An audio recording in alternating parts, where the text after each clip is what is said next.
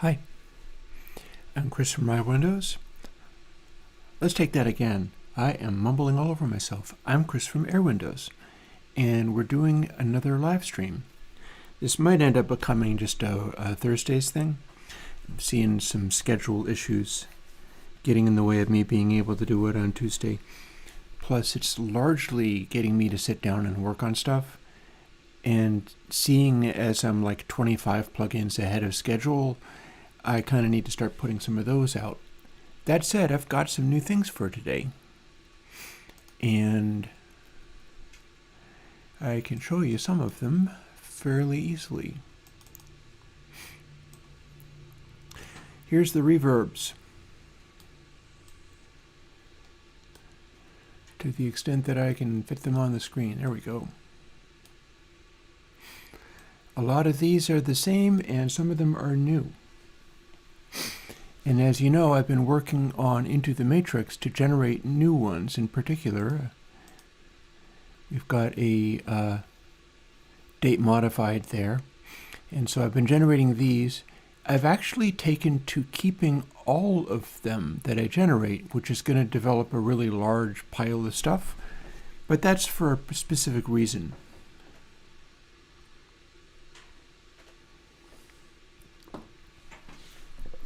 My cup of coffee. So the reason for revising these things is I feel like I've come upon a new way of auditioning these in order to work out which ones are good and which ones are not. At least that's the way it seems to me. Now you can look through all those and go, okay, these were all made in the last few days, or at least since these were all made quite recently, and these were made before then, and you go way back to here for some of the first ones. And these are some of the ones that have been generated, that I've made reverbs out of most recently. But you see, we don't have any reverbs made out of some of these except for K-Station. On September 12th was generated, and that I've been doing all this work with them most recently. And that's because there's a certain amount of lag time between me implementing this stuff and getting it to actually work.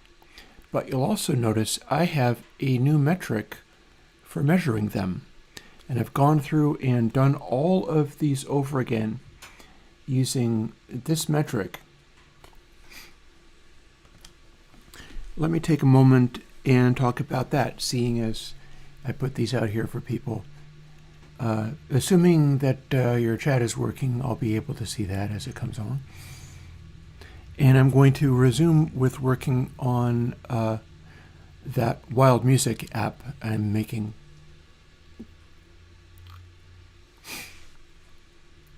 But you'll see this is I think this is actually measured differently from the other ones. It's rating quite high. Here's a cathedral, and it rated as green. The average RMS for that was 15.25. Alien Spaceship actually is rating even lower than that. Guitar Hall 2 made it up to over 15.75.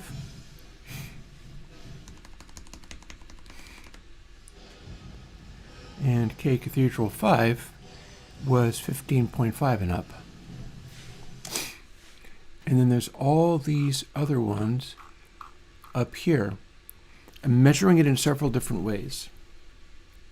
I'm measuring this, and I've got a new method for producing the test file that I use to measure. It is actually using a plugin that is not out yet for a purpose that people probably won't use it for very much. But it's turning out to be helpful in this evaluation. I'm using FATEQ for this measurement. Works kind of like this.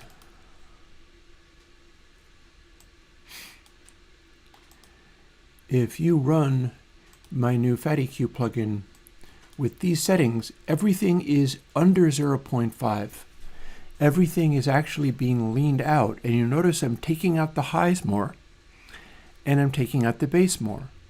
And I'm actually leaving low mids a little higher than high mids rather than trying to zero in exactly on the Fletcher-Munson loudness curve, most sensitive point.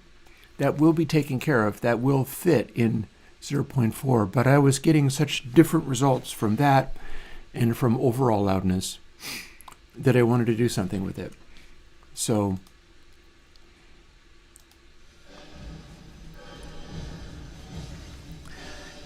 here we have a reverb.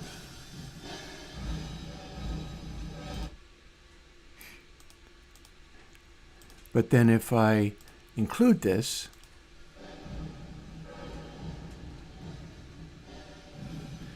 it's darker, it's less bassy, it's kind of sitting around in the low mids, which is what you would hear in a really deep reverb, and it has increased the amount of peak over RMS very slightly because Fat EQ, when you use it to less than 0.5, leans stuff out. And I'm not cutting the output level at all. And it's just this sort of, dare I call it a magic setting. I just eyeballed that. I roughed it in, and then one of the reasons it's good to use hardware sometimes is because you're not tempted to do what I did here, which was reduce things to 0.3, 0.4, 0.45, and 0.35. Those have no sonic purpose. It's just keeping things neat and tidy in a visual sense for something that I should never refer to the visual sense about. But I can apply that, and then I can normalize it to a peak value, and this I can measure. And if I measure this, I can get an average RMS power that I don't need to adjust by adding or subtracting or anything from it. So this has speeded up my process considerably. I've also got part of my automation for running this and all of these. I've got a separate batch process to do for normalizing them, meaning that I can not have to manually do that when I save the files. And so that's speeding me up a little bit too. And that's good, considering that I am now doing easily twice the number of reverb evaluations that I ever used to do a day. And I was doing it over the weekend as well. I then measure it, and then rather sticking to just a single label, if they become unusually peak happy, it goes beyond that to starting to add more of these labels on, kind of like this. What we have here is the most RMS happy over peak of any of these to beyond where I used to be able to measure them. I used to measure them only to here. That actually has K-Alien Spaceship represented. It has that kind of low-mid stuff going on. There's a thickness to it. I think people will enjoy that, but I want more awareness around these. I want to be able to calculate this out more cleverly, and I think I have a approach that should work. That's what I'm talking about before getting to work on the other program. And I do have my lovely wood stove going.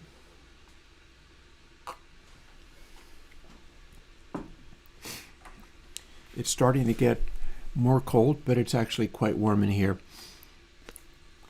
It'll keep it from getting real cold at any time because the house doesn't change temperature very fast. It kind of gradually gets into it.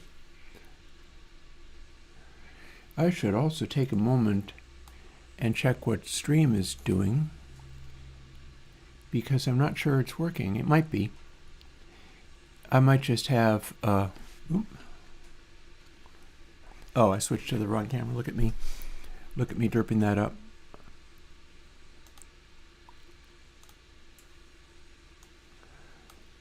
Let's see if we have chat actually working. It is possible that it's simply broken, or that something else is wrong with the internet.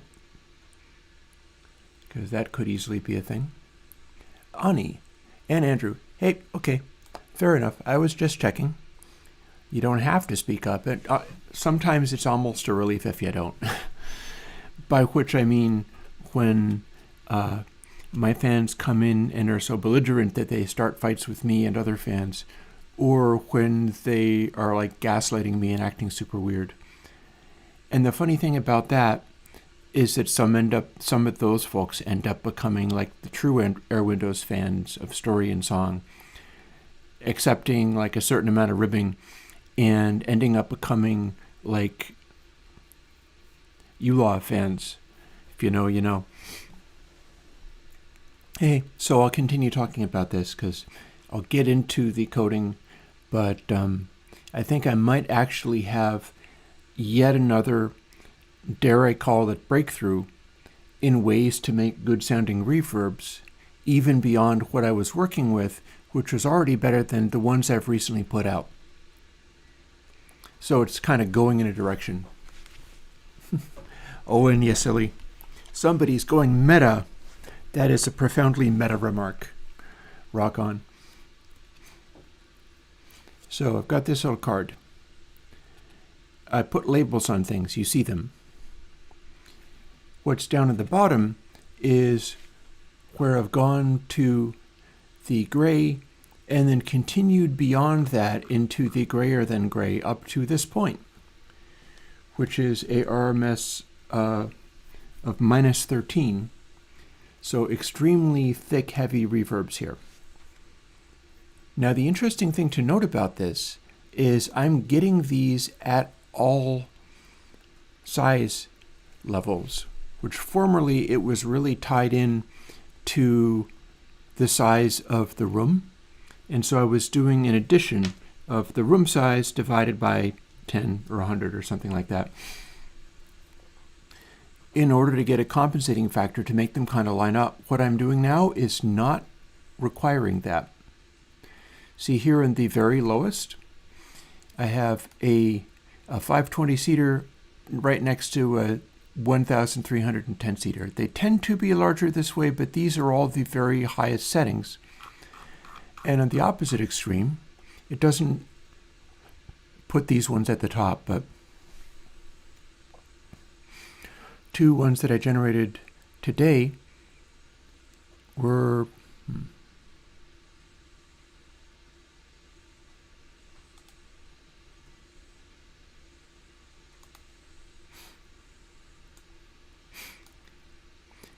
this one is so peak happy that its energy is well over like -17. Goes right past all these ones that are easy to measure, right on into this other zone. And there are fewer and fewer of them as you go. I might have gotten it to a zone where there is so much peak energy it is too much. But there is a further aspect that comes into play here that is very interesting to me. This is just an example of one where I tacked all of these on because it got to the 16 of red and then went completely beyond that to 17 and up. What do those things sound compared like? What do they sound like compared to each other? A little bit like this. Here's a 269 seat, which is incredibly peak happy.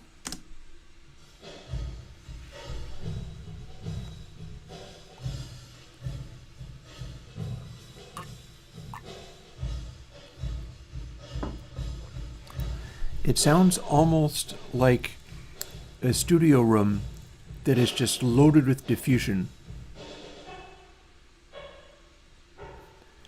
The sound is just gone. You almost only hear the initial sound and nothing else. And then we'll let it play through a little bit more. There will be a louder guitar coming. It sounds a lot like there's just a guitar there.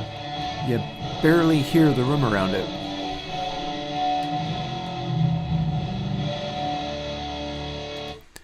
What does the opposite sound like? Here is a 520 seat room that is the opposite extreme, that is the most RMS heavy relative to peaks.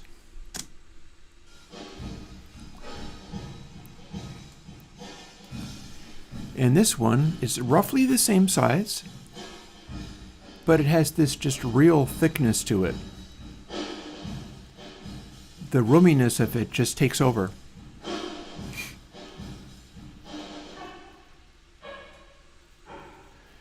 So you can almost not hear the original sound because it just turns into a wash. It turns into this little opaque ambience going on. And then when we play the distorted guitar,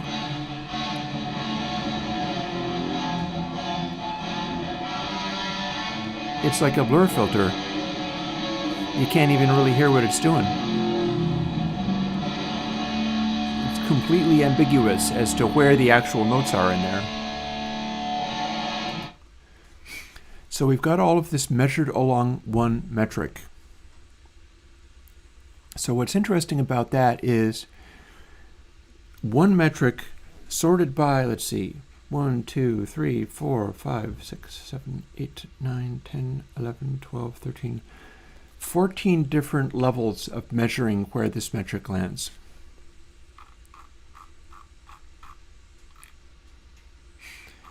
And some of the stuff that I'm working on, like Guitar Hall 2, ended up being fairly empty, as is Case Station. But Guitar Hall 2 has something interesting. I wonder if you can spot it. The xenomorphs aren't here today. K Cathedral 5 doesn't have the thing I'm talking about. K Cathedral 4 kind of sort of does. But there's something I've spoken of before, and I'm going to wait and see if you can spot it. You could say that K-Alien Spaceship does. And there's a whole other metric that I can look at, having calculated it like this. Having worked it out in such a way where I can go, this has a average RMS with this particular filtering, with using FATIQ for filtering. By the way, if people really want that, you could have it next week. I don't have it set in stone as to what plugin will come out next week. So if people flood into the chat or flood into the stream and want to pick what you will get, that could be arranged. With a couple of things reserved. I don't get to put out Console X2 yet because there's GUI stuff that has to be done around it, and I got a little work to do to get that going. But there's something I've spoken of before at times that I never really had a good way of measuring, and this gives me a window into it that you can see on the screen, at least if the stream is high enough fidelity and is delivering accuracy. And I don't mean the stream in the sense of you should be able to hear it. I mean the screen, as in it is showing something special about the one I have selected that I may very well be able to use to select reverbs and weight them in this way and go for something that should be the ultimate reverb of reverbs. Because again, here's my scores. I've got 253, not counting a references folder and a double winners folder. References is sounds of actual reverb that I can use to select these more accurately. And then here's my most high scoring ones. And you'll also note that that red mark in there at the top, that's not the highest score because I'd start adding other tags as they get even higher. And it goes all the way up to the ones that I did this morning, which were the highest scoring of all yet. But the highest scoring that I got this morning doesn't necessarily translate to the highest performing reverb I have on, like you could say, on the board.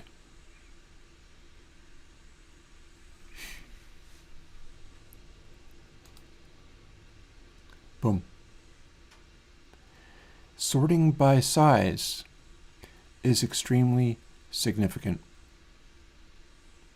And you see that we've got several of these are actually showing up. But part of that is because you do still get larger sizes out of larger reverbs because they'll sustain. But this is FLAC encoding. FLAC encoding is obligated to get every single detail in the sound and store it. It doesn't get to lossy compress anything. FLAC must represent every single thing in the sound. Why would it be a larger file size? Because there's more information in there. And we can do a little A/B test on that. For instance, here's Alien Spaceship, which is actually very high scoring in terms of the amount of space. Actually, I say that, but I'm going to look down here and see whether I've got any larger verbs.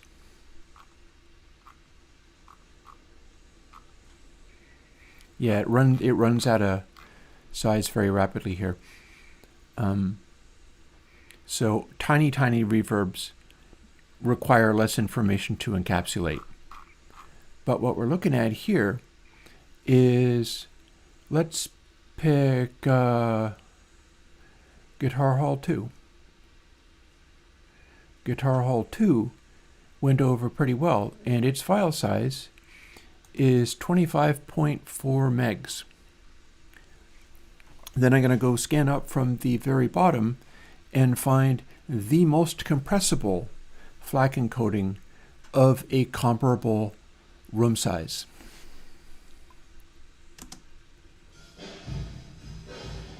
There's our Guitar Hall 2.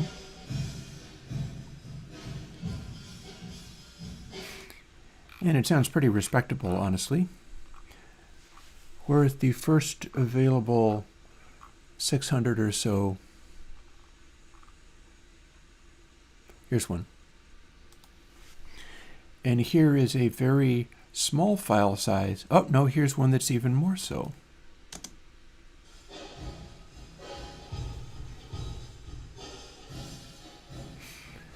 FLAC is not.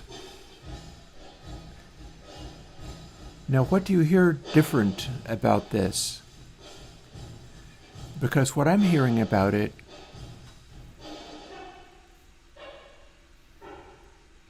is it sounds kind of unpleasant. And we can continue checking out even smaller rooms, like here is a 400-seater.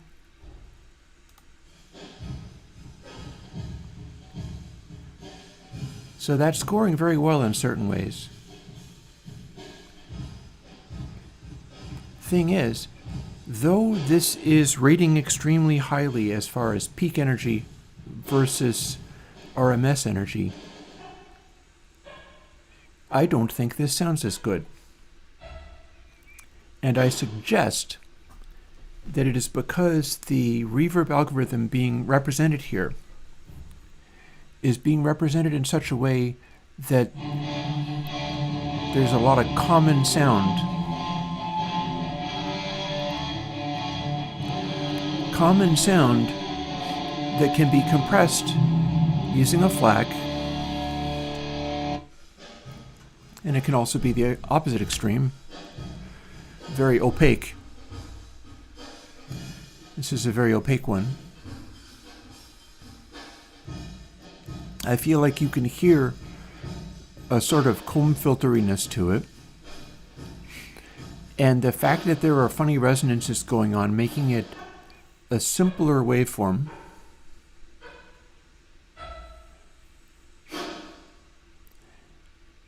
means that it is less good sounding. And that translates into being more compressible. It's a 303.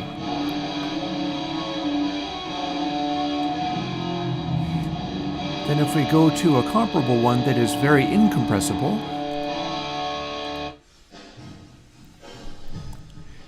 this is a similar size, it's a similar opacity, seeing as it's a gray purple. It's a more opaque one. But this one is much more incompressible. The file size compressed with FLAC, and you may have a technicality there on me, MathMage.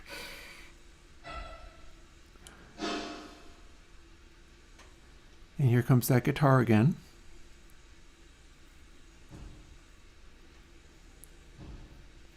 Couple of thumps, and here it goes.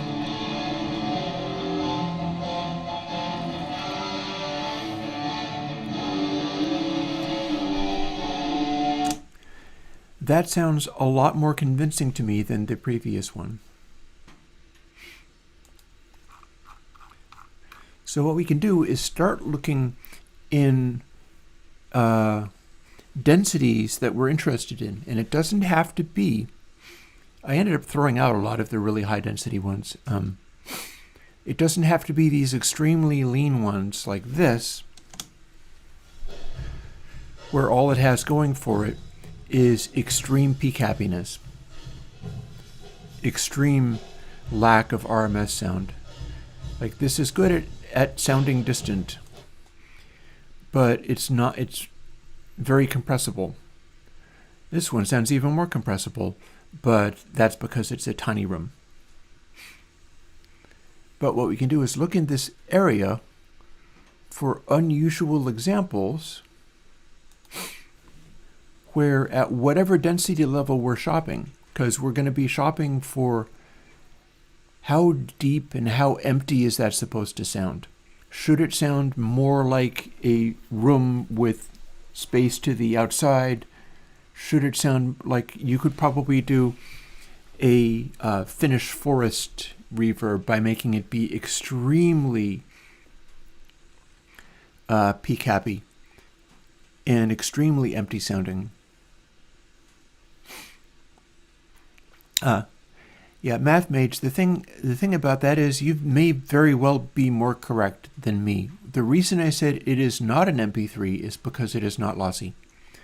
The implementation of FLAC may very well be, in fact, if you told me that, I would have no reason to doubt you, may very well be as you describe, in that it literally does MP encoding and then comes up with a lossless way of storing that residual. That, or it could do some fairly simple lossy encoding and then go to more trouble of encoding the error. And yeah, from you talking about it, MathMage, it sounds like you know it better than me. The part that I know about it is that it is a lossless encoding, and that's what I'm using here. Because where that interacts with the work I'm doing is that I think I can identify characteristics of sound of reverbs based on whether the encoding is small or large. And there's going to be some correlation with room size, but what we're mostly going to be looking for is, like, see, with these tiny room sizes, it's 18.7 meg. And then we got 20, 21, 21, 21, 21, 25. Now that is a larger room. That's a 949. But then the ones that are larger still are 22.8, 22.7, and 24 for the hugest. That suggests that this one room is particularly good, although I could go, well, actually, this is K beyond. I'm not sure this follows the same rules. It feels like a larger room. And I feel like that might have been a 5x5 matrix or something. I'm not entirely sure. But we'll leave that aside. If I'm correct, then this rendering and labeling and sorting and filing and stuff has just delivered me a 949 seat room, which is not one of the ones I've most recently generated, but all the same, which is unusually good sounding.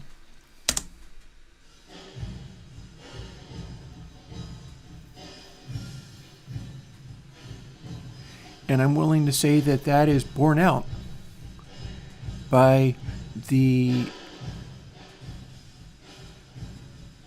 sound of the thing.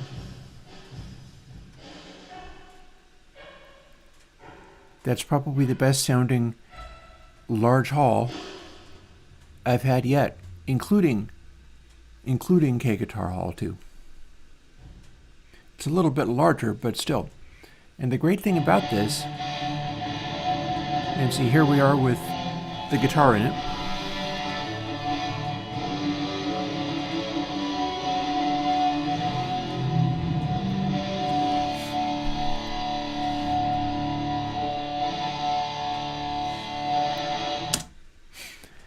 I think that would work. And the great thing is, as I continue to generate new files with my new versions of Into the Matrix, and so I can continue to pursue this, I can look at, for instance, even more and go, okay, well, that's K Beyond. I'm not sure that follows the same rules. But K Beyond did sound pretty convincing. And then I can look at different areas. Like if I want slightly more dense, I can look in here. This is 15.75 to 16 average RMS. So that's still pretty lean, but there's a little more fullness in it, which will translate to a little more sense of the presence of the reverb being there. If I go to very high RMS over peak, what's going to happen is it will start sounding more and more like popular algorithmic reverbs. Stuff like, Braccosti's a little bit like this. Valhalla's a little bit like this. They are reverbs that are designed for smoothness more than for making the reverb space drop back behind the sound.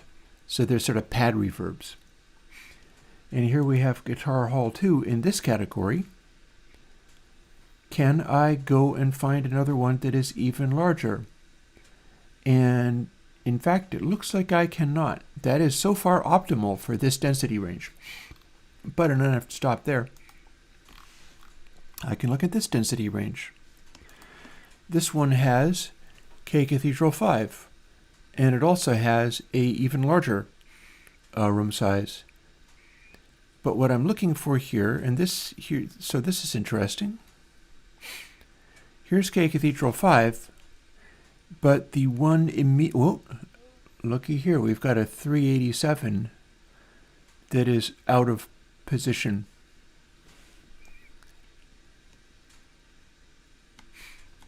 So here is a moderate density. It's still pretty lean. It's still kind of spacious. But that is way more incompressible than the stuff right around it. That jumps out. It's in a line of things that are like 20, 20, 20, 21, 20, and then suddenly 24.7, and then back to 20, 21, 20, and so on. This particular one had not jumped out at me before, but it is jumping out at me now around its peers in terms of reverb density. So let's hear what that sounds like. It sounds like a very small room. Kind of closet-like. But compared with its neighbors, that sounds like a shoebox.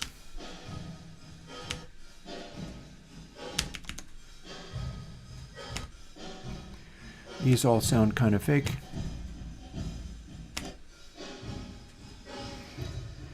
This sounds to me more realistic than the ones in its immediate vicinity by a fairly substantial margin. So there's something else that I can listen for. If I want something even smaller than K-Studio, or not Studio, if I want something even smaller than K-Station, this might be a go-to. I'll let it do its little thing and go on to the guitar section.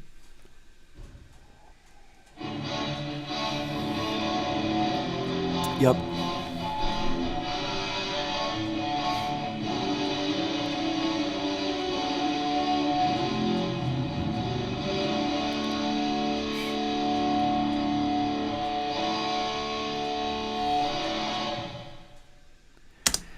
That sounds and feels like jamming in a tiny apartment or something. It sounds big, loud, overwhelming, and small room. So there is another thing to spot. We've got another dense little reverb that will actually do some good in the place that it is. And we've got K Cathedral right next to it, but we also have, let's see,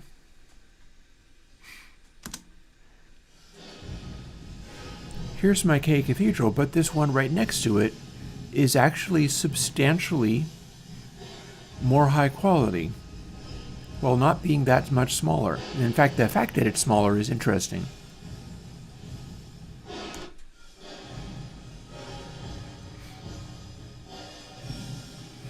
I'm not sure it quite has the cathedral vibe, but seems legit. I could go with this. And then the one right next to it is even smaller, but still outperforms K Cathedral 5 in terms of compressibility.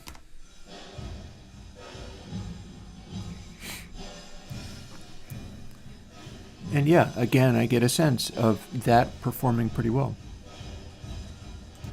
So that gives multiple ways of looking at these. One of them is going through and looking at density ranges with the expectation that if I'm looking for a particular kind of sound, I can probably expect that it will have a particular kind of density. In that some of these sounds that are meant to be like high quality rooms or studio, stuff like that.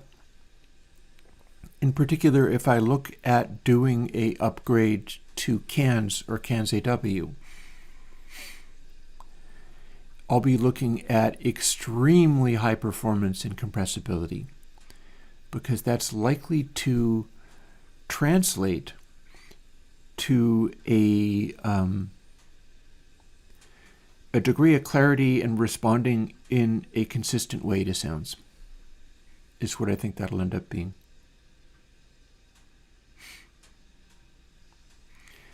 And here in the green is a density of 15.25 to 15.5. So it's pretty good at granularity there. We've got another outlier, because here we are. This is more in the 500 seater range, so it's going to be a little bit larger without being humongous Titanic giant hall size. And it is not quite in with the sizes of the huge cathedrals and things. Like I have a 9,000. I could go and generate more of these, that would be fun. But I've got a reverb that I generated that's this big. I think that's larger than any of the Cosmos or Galactic or anything, although they do tend to also be this size.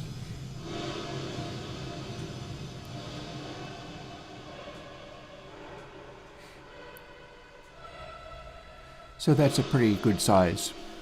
It is a large reverb. But over here I have this much smaller one that is still fairly large next to, like, this is the size range we're talking about. And then we have this one 25.7 meg from July 19th. Boy, that's a while. And look at how big of an outlier it is. These ones sound like that, but then the incompressible one in this size range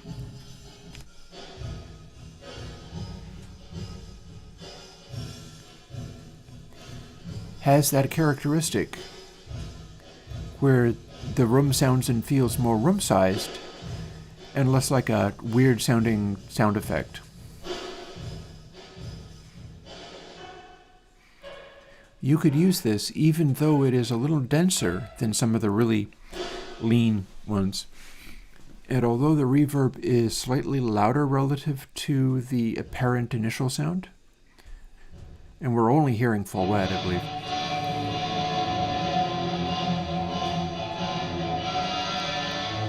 It still has that convincingness going on.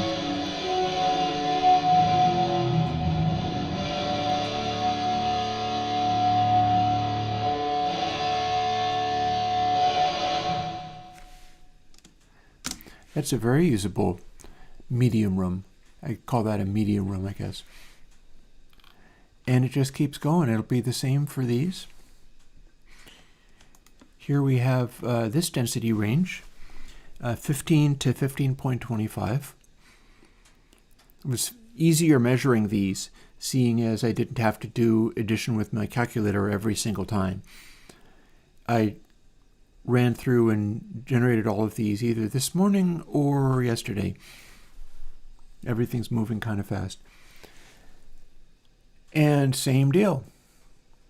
We have a small room that is out of place in that its neighbors say 21 and it's 24.3. Neighbor.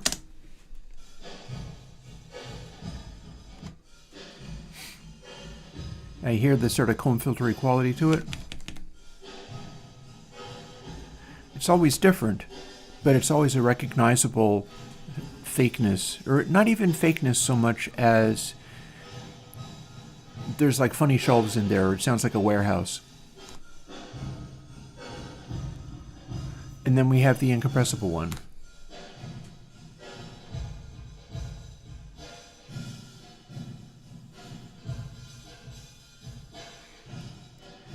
And there's this clarity to it. What we're listening to, and this is something that I'm kind of developing, this is not completely new. It's moderately new, is the ability to use incompressibility to rate these, and me having them within density ranges and room size ranges is important.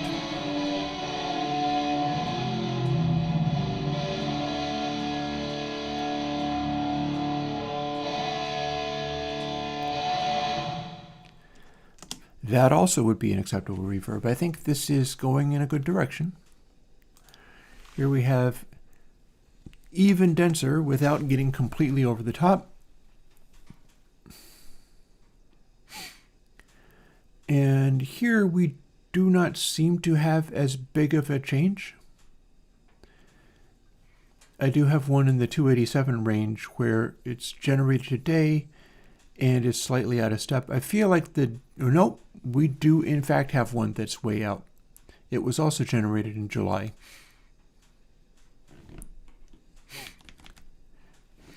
So here we've got these 21s and a 20, and then there's that one 25.5, a unusually incompressible one.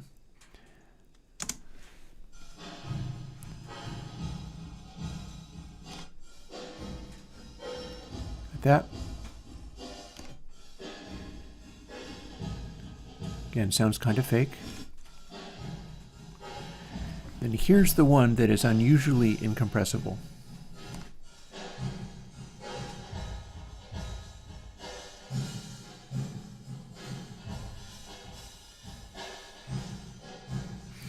That one's a little more weird sounding, but it has something to it. In particular, the snare barks like crazy off of this one.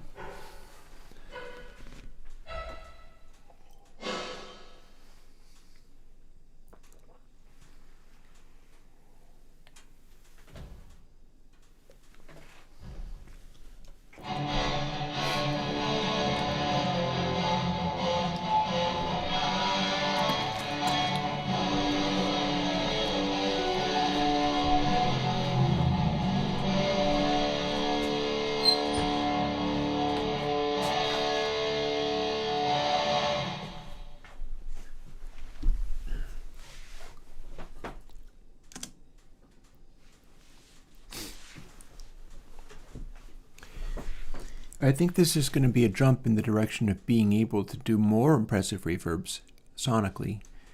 It's also likely to go in a direction where I can make reverbs that cannot be simulated with AI. Like you put something done with this stuff and you tell Sonus or whatever they called it, here, make this. It's going to fail epically, which is, of course, what I would like to see happen in those situations. Man, I've got so many of these good ones came out in July. Well, I'll tell you one reason for that.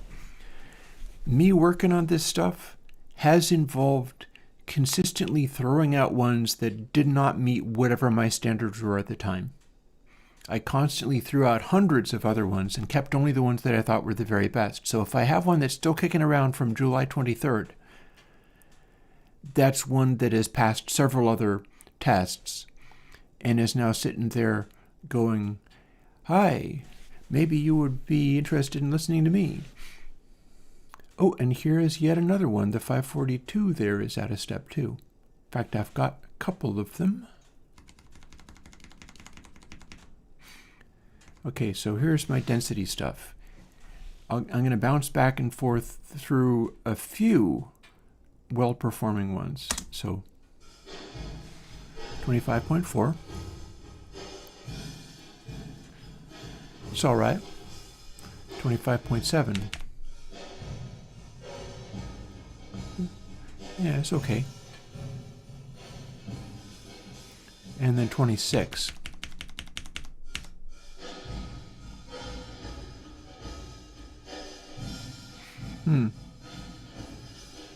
Okay, so that has a neat quality to it.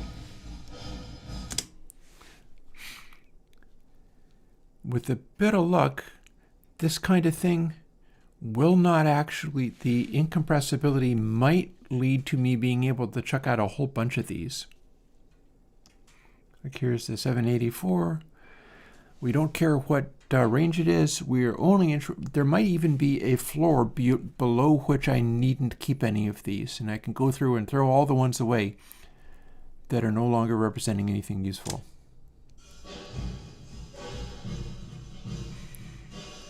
Again, file size is large enough.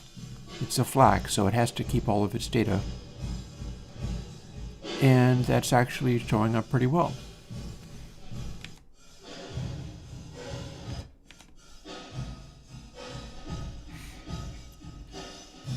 Here's 23.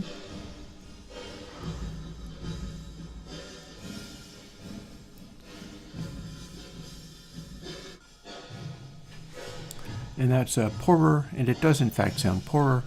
Here's an even poorer.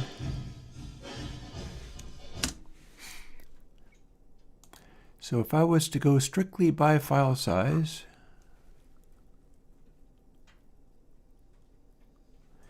another thing I can do is select this and then resort it, and it will show me the selected ones distributed however I had it. So we'll take a quick gander at this and see if we discard everything that is not at least 23 megs, maybe I need to go smaller. Do I have any small rooms left?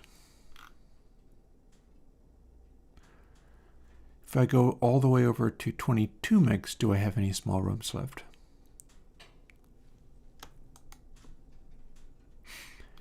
We'll find out.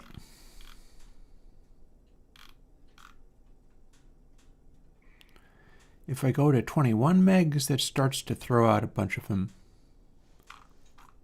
Well, let's have a look.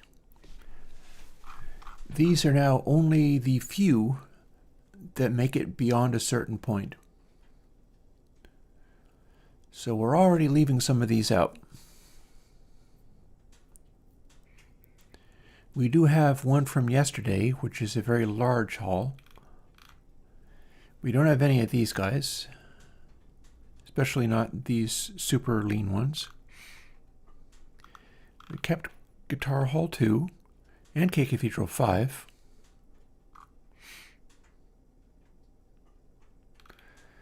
We've got this 387 I was talking about. It's favoring the really large ones, but I'm not surprised about that. That's probably going to be consistent.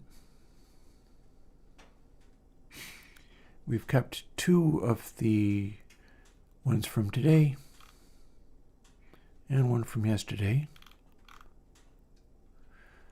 and some more from yesterday. So that suggests that at least I'm doing something right with the editing for Into the Matrix. And then these denser ones, more of these are showing up, but I think that's partly because more of them are larger.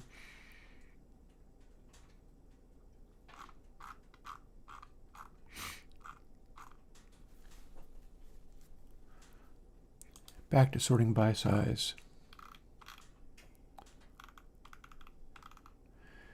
So if I do this, I'm throwing away most of them.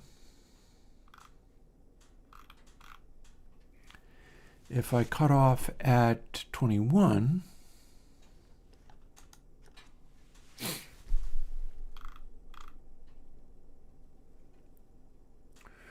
I'm leaving out K-Station.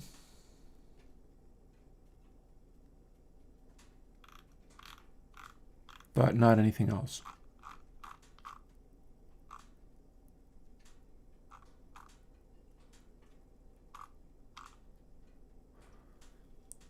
Cathedral, Guitar Hall 2, Cathedral 4.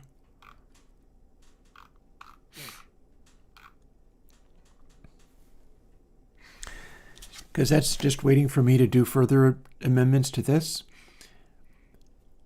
If I go through and get the end results and then automatically throw away anything below a certain size, it will firstly force me to not have any small rooms anymore, and that's awkward. But it will also throw out all the ones that are overly compressible. And I'm warming to that idea, because a bunch of these recent ones are coming through just fine.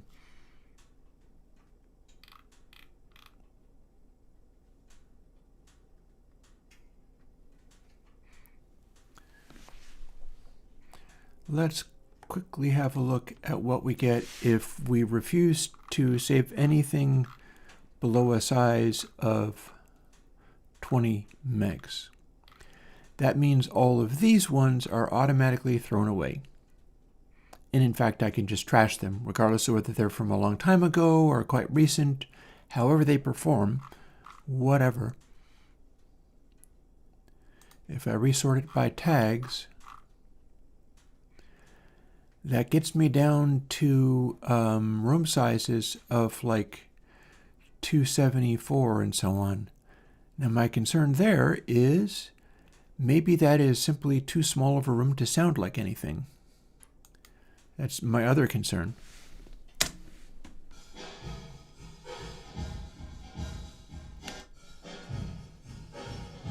Like, it sounds a little bit like a shoebox to me. Not sure if I love that.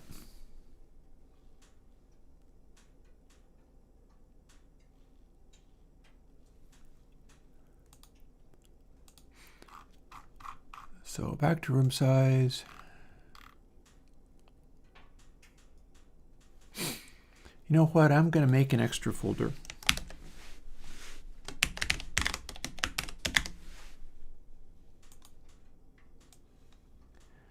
This says compressible. And I'm going to see what this looks like at certain thresholds. I might also consider having there be a too large threshold. Like 30 and 31, although that doesn't really make a lot of sense if I intend to generate impossibly large sizes. Like if I generate this,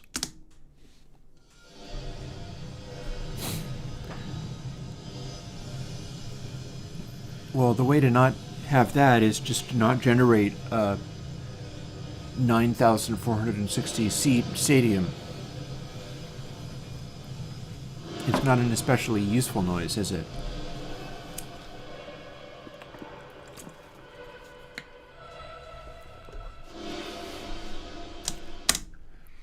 So maybe I don't need to worry about that.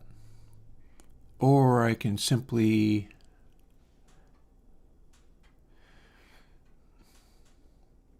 I suppose I can leave them there for the moment, though.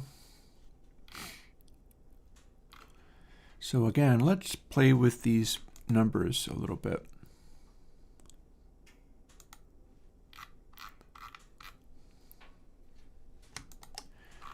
So if I go anything below 21 megs, we'll use 21, is excessively compressible. Now we're down to we've cut our numbers in half. This also means if I generate anything, like for instance, these ones this morning, technically I may not have even needed to measure. If I worked out in advance, like I generated the files, I bring them over here, and if they are not at least 21 megs, I don't even bother. Well, that could save me some time labeling. That might also be useful. And the kinds of sounds I'm dealing with? Hey, Jonathan.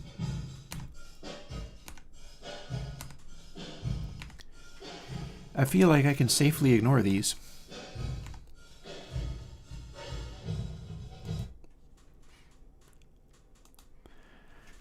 By contrast, these end up being incompressible. And I could go even harder and say it has to be at least 22, not 21.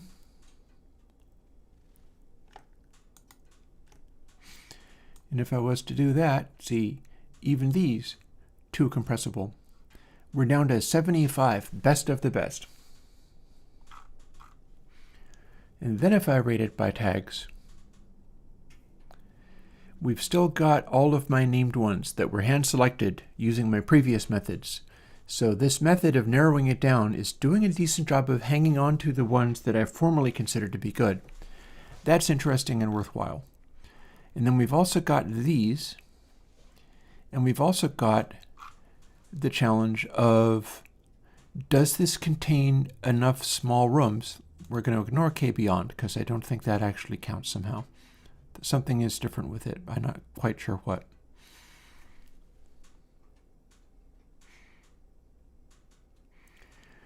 Do we have small enough sounding rooms, or small enough rooms with a good sound? And one way to check that out is to look at each category and see what's the smallest sound, because it is still sorted by name, or literally just sorted by name. Then all the smallest ones are in front. Let's hear what these sound like. Does it sound like I have decent enough small rooms to work with without having to go smaller? And K beyond I don't think counts. It says it's 181, but I think it's some different. In fact, I am frustrated looking at that. I don't think that fits. We're going to delete it. I can always generate it again, but I feel like that is not the same standard of measurement of these other ones. Here's my smallest rooms in this new way of looking at things.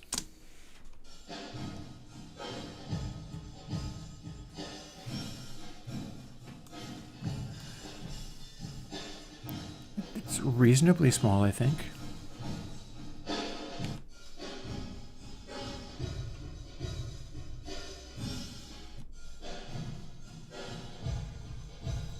I don't know if I need to get smaller than that.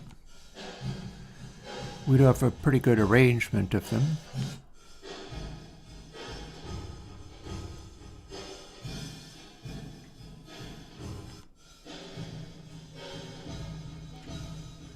That one's weirdly sustaining in the lows, so it might still not be good. And then here's one which is overly dense.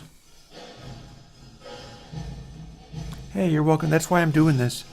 I might end up only doing it on Thursdays, but I will still do it at least some of the time for people. So, very dense room sound.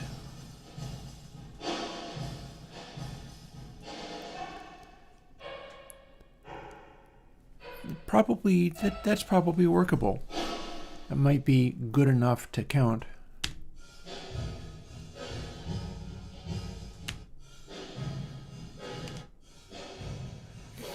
Here we have some peak happy ones.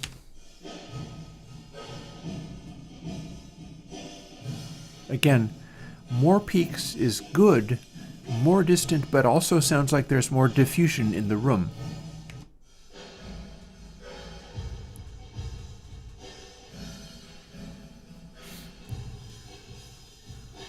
And then Guitar Hall is the closest really peak-happy one.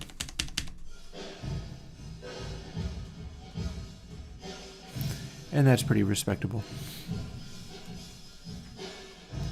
We have to keep going quite a ways to get to more of those. Like here's 842. Here's one from yesterday. It's interesting. It sounds like it's got a balcony back there or something.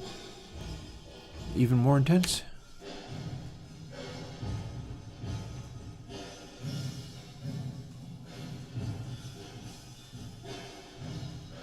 That one has a sort of snare sustain going on. And then one that's very dense. So if I'm going to do one that's like K Levy, it probably needs to be one of these really dense ones. Like here's a 900. Here's a 779.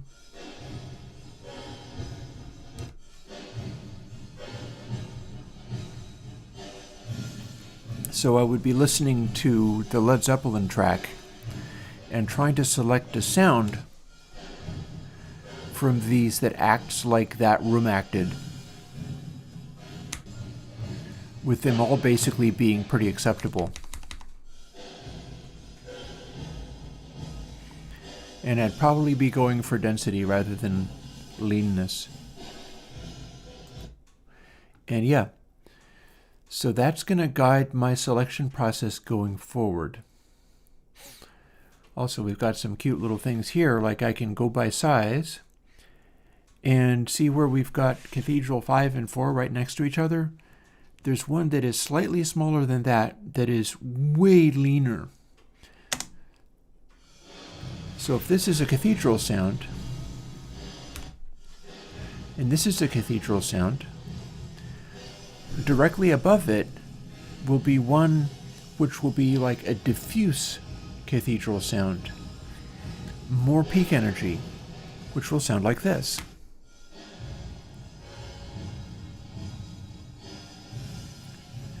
Now, how I go about describing that is another story. But that gives me a very different behavior from, for instance, this one.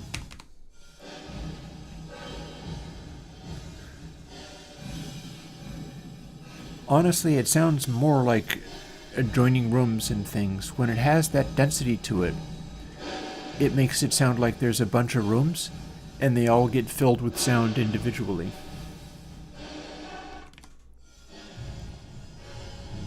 Whereas this sounds more like a big open space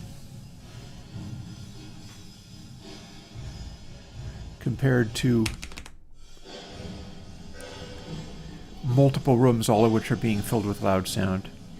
And again, we've got another one which will sound like a big open space.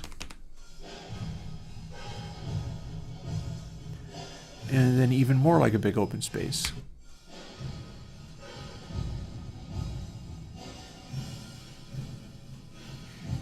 And it doesn't have much to do with the size of it, because we go to smaller sizes and we can get back to the adjoining rooms sound.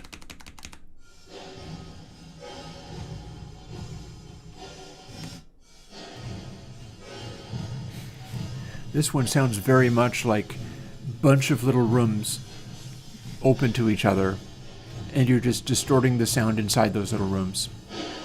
That's what that sounds kind of like. Which is not that unlike what Led Zeppelin did in When the Levee Breaks.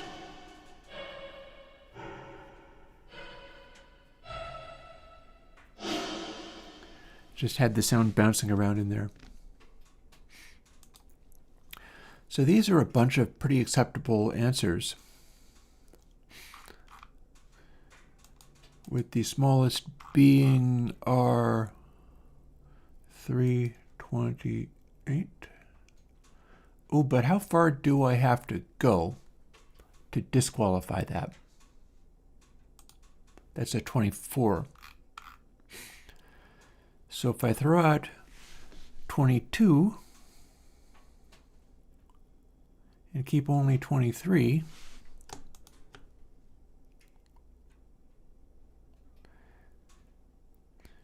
we're losing some of these. We'll call all of those still too compressible. We are down to like 30 or so items, which just so happen to contain literally everything that has been released so far that's still in this category. It's got Cathedral 4, it's got Alien Spaceship, it's got Guitar Hall 2, it's got Cathedral 5.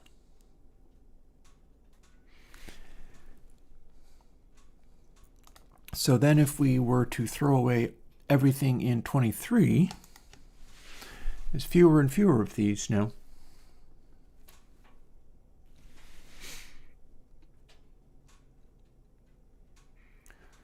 That's not taking away too many of the small ones. The small ones can fit into 24. Come on. There you go.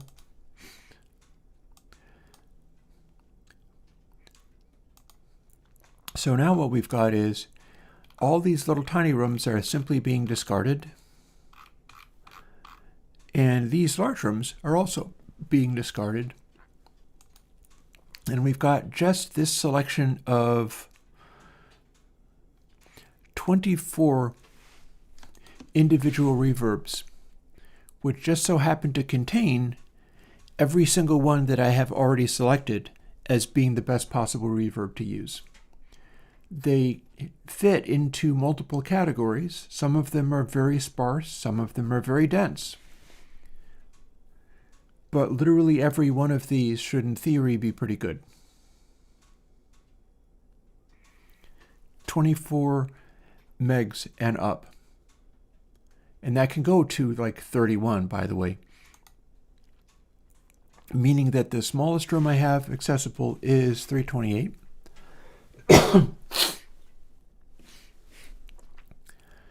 And then you got a 387 and 396, so over like 300 in space, we can get into this zone. Let's listen to every single one of these in turn and hear whether they sound like they are all going to make for good reverbs, many of which I have already included. But, and I can go through now and generate like 30 or so, and note that I generated 30 reverbs overnight. One from yesterday, and then the previous night. One from yesterday, and two from today, all of which are kind of dense, ended up making the cut. So I'm again looking at a situation where I can be generating reverbs all night long, endlessly, go through and crunch them and export these FLAC files from the test files, the test algorithms that I'm using, and end up throwing away almost everything that I've generated and only measuring a few to see what their density and opacity and so on are like. But every one that I end up with, that I go to the trouble of even bothering to measure, will be solid gold. Let's see how true that is. I may have gone too far, and I may want to audition what these guys sound like too.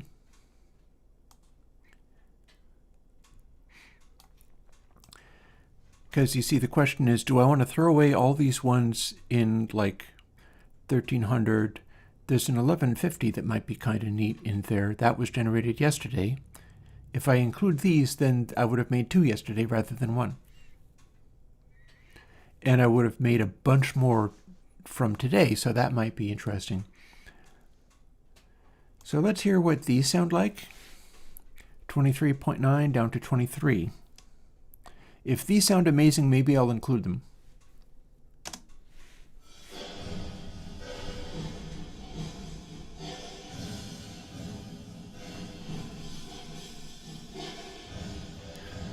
It sounds plausible.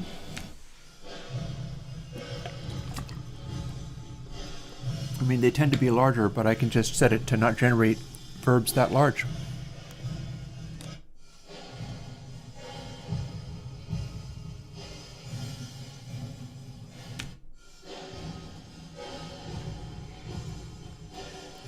That one in particular sounds pretty good.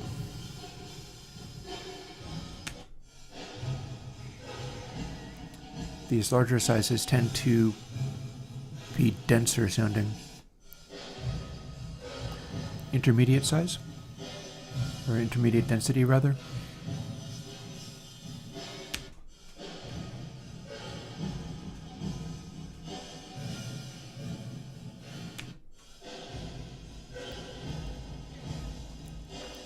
Now here's the exception. This is the one where if I include 23, I'll get to include ones like this. Does this sound like a particularly empty space that is also very large?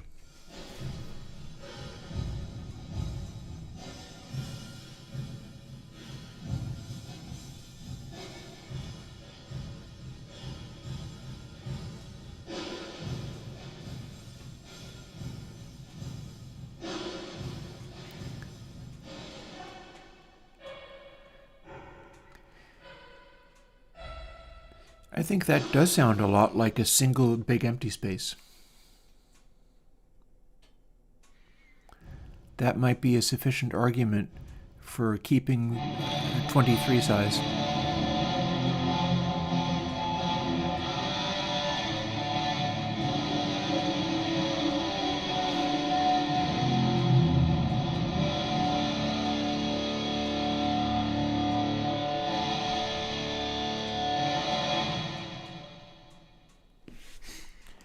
And then dense again. Dense again. Yeah, so I think we start losing something, but that one was good enough to keep in the mix. Boom. So they have to be 23 meg or larger, but it doesn't have to be 24 or larger.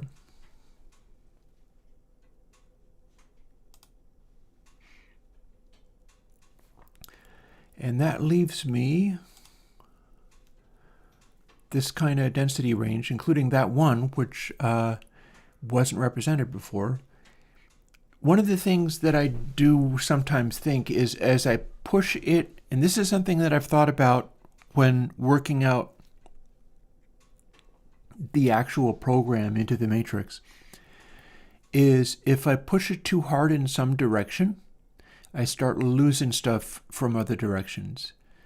Like one of the reasons that the recent ones are doing so well, like look, this is 215 items and we have like 35 most recent, of which 1, 2, 3, 4, 5, 6, 7, 8, 9, 10, 11, 12 were just generated recently.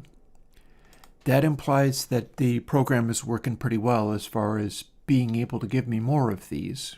We've got a lot of them showing up, including some very high peak energy ones. And then partly it's a matter of making it try to do smaller spaces, or just zeroing it in a little bit more as what sizes I'm willing to try to generate.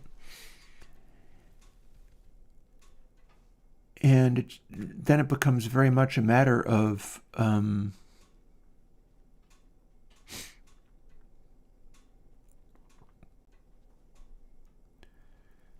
like what I'm going for here.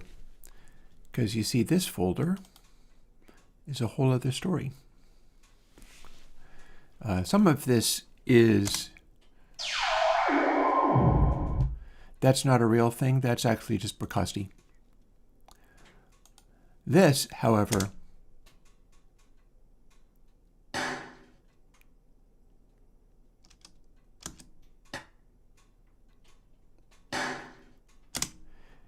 that is a real thing, because that is Rick Beato clapping his hands in the Abbey Road chamber. That's what the Abbey Road chamber sounds like. And then I've got some other things in here. He apparently clapped in Studio B.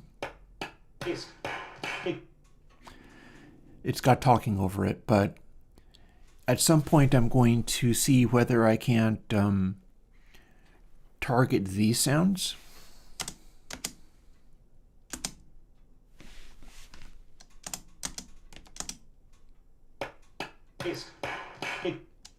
The that's the sound of Abbey Road Studio B on mic.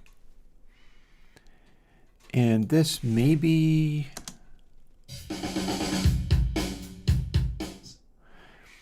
that may be the sound of Sound City. I don't know if I have any really good examples of like raw room mic Sound City. It's definitely blended with all the other drum mics. In that one night. But that might be the sound of a band in Sound City. That's off of the Sound City documentary that Dave Grohl made. And yeah, these are the kinds of things that I would like to get going better. In particular, you have a look at something like this, and it's use those isolated claps.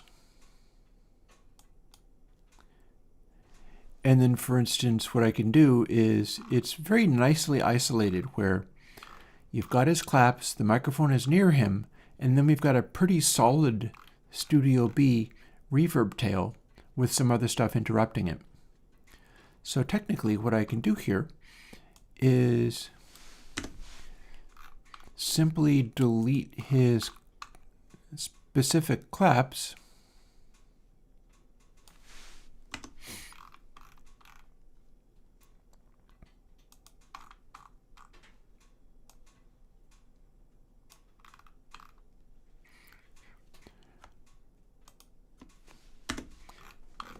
and now we have the sound of full wet clapping in Sound City. Take this, take this, take this, take this, take this. I could also take this voice out. It's distracting. How well did that line up? Pretty well. This, this, this, this, this, this. So if I can find a ignoring the ist, maybe what I'd like to do is even take this out.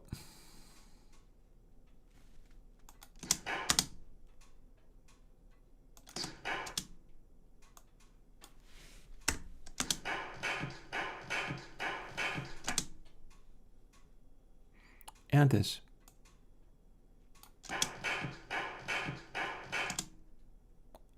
And this.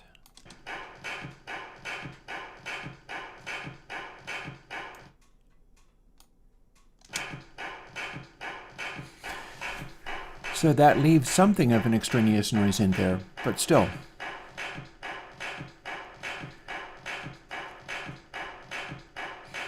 I can probably ignore it and listen to just the sound of the room. That's the sound of Abbey Road Studio B, right there. And I could cut that and move the selection to the end and stick it on.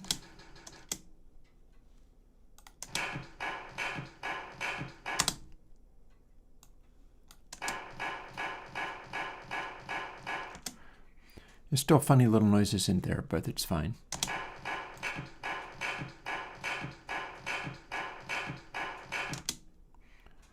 Or if this is too annoying of a noise, I can take it out. No, that's still obviously a weird noise.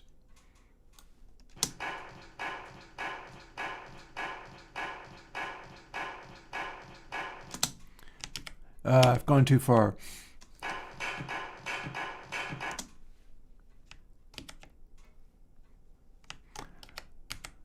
There we go. And we'll normalize that.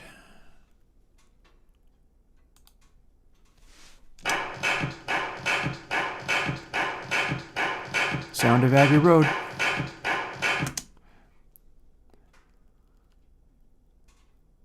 And save it as a different name.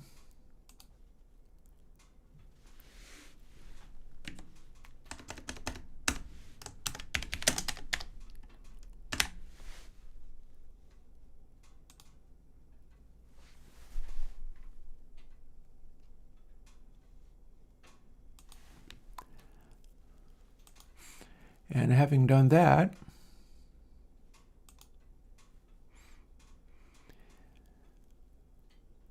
it's a little more towards me being able to evaluate it on some of these other things. Let's also move compressible in here just in case.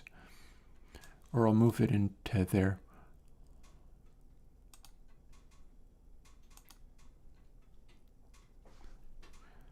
So a certain amount of mental creativity is required now because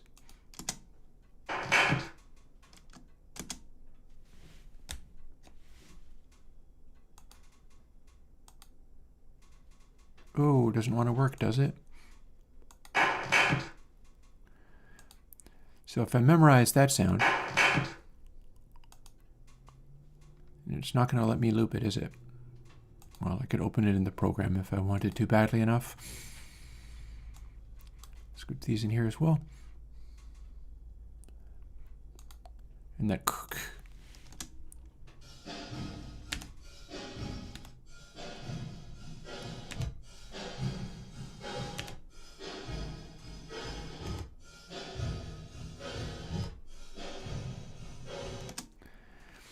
and I'd go through and listen to these and try to figure out if any of them are similar enough to what I heard on those claps. That's the thing. Because ideally it should be a smallish room. These are all fairly small rooms, but I mean, a lot of my big reverb stuff is huge halls, and I'm being specifically asked for smaller rooms. So the question is, which delivers that type of sound?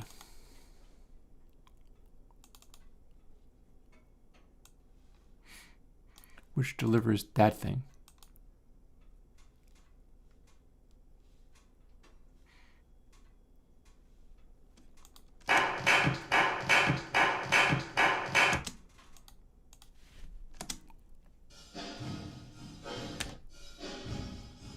No? Maybe?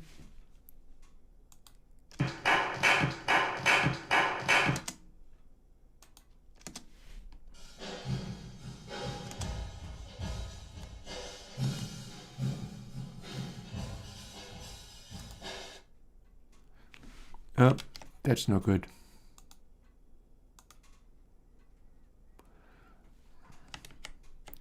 Thank you. Finder undid my file name change, which would have not been a good file name change because if I had deleted that part, I would not be able to know what algorithm it was. And that would be terrible.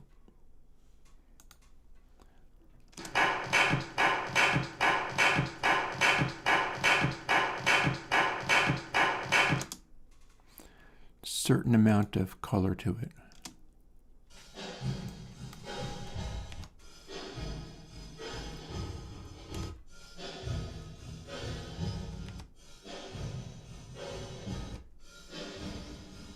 Definitely not.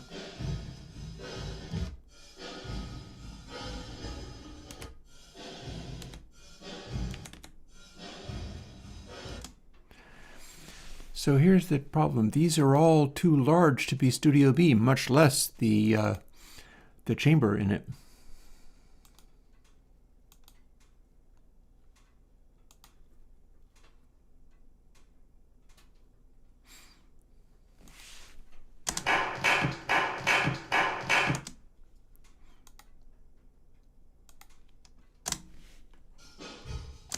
Much too small.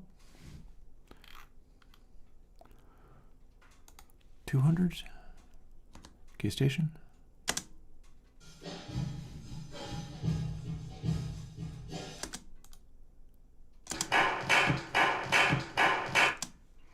It's definitely a bigger hall than K station. K station's a small room.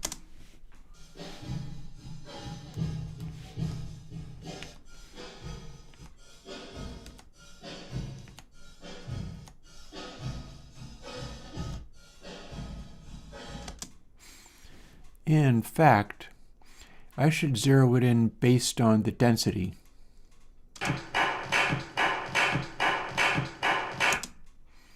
So we know it's not going to be an incredibly small density like this.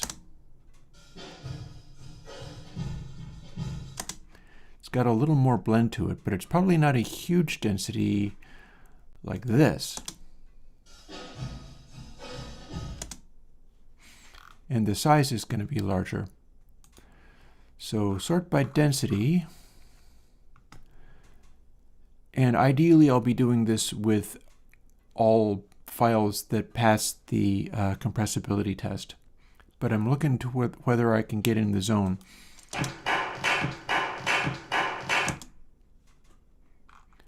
So let's pretend it's roughly this size.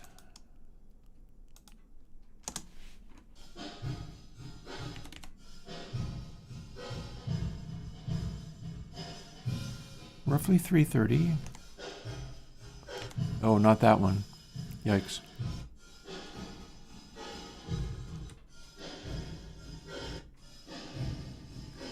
But it's not as big as 500.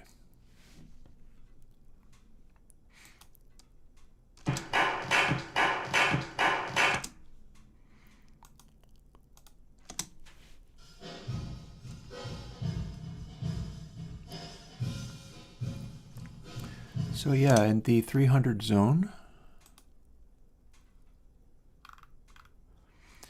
And now what I'm going to do is scan for ones that are close to my limit.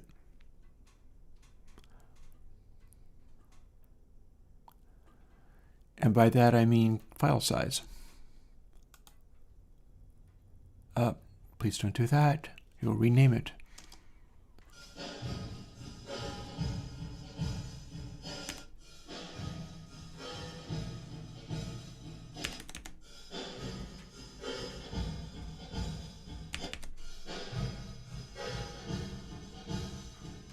It's possibly too dense.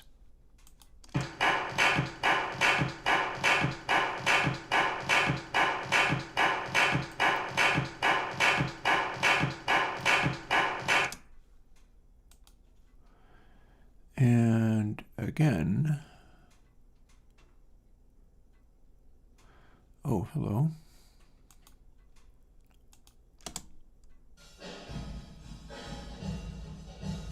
Ah.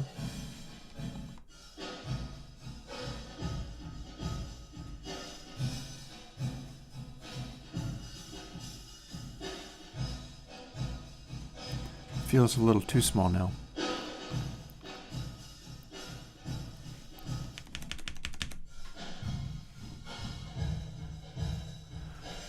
That one seems weird. It's got some things going for it, but it still seems weird. How about this one? Not big enough?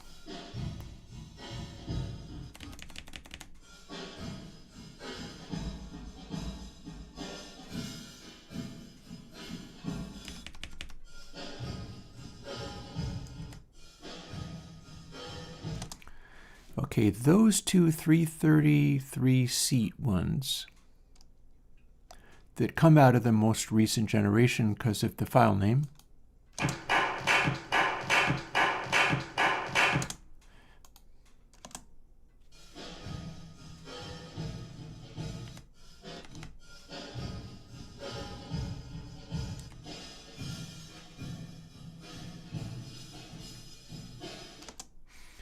Feel like they're in the zone for what that was.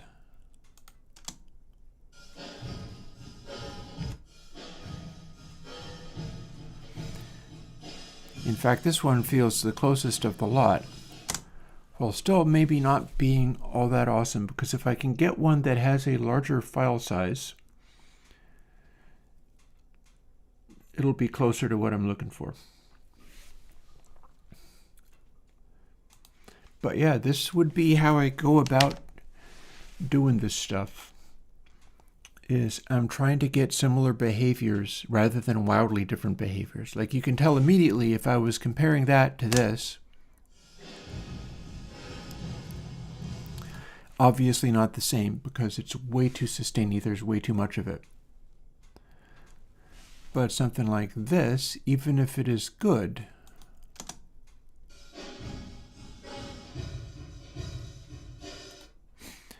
it doesn't really have quite the blend. It's not sitting the same way as the acoustic recording of the real Studio B was.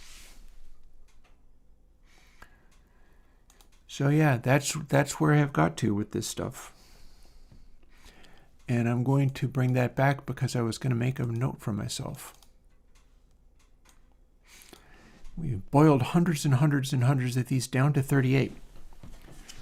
I'm going to go and get a marker and make a note about what this is.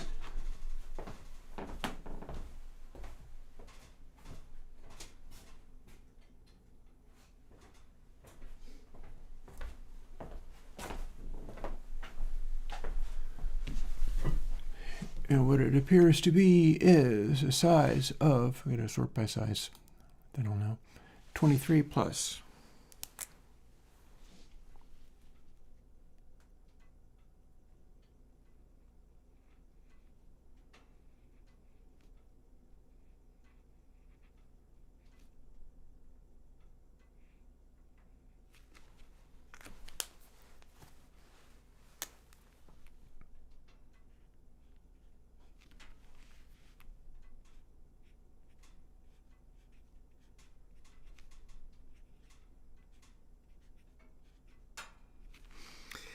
I am tempted to see whether it behaves the same on the coding laptop. And I can delete them there and not even bring them over. But here is my new note for how I must do this stuff. It will end up with me generating stuff overnight, making countless reverbs to Audition, and then only measuring a couple of them, which will save me some time. And hopefully I'll end up with ones in the zone that I need. In fact, it's probably worth me. I'm going to get into doing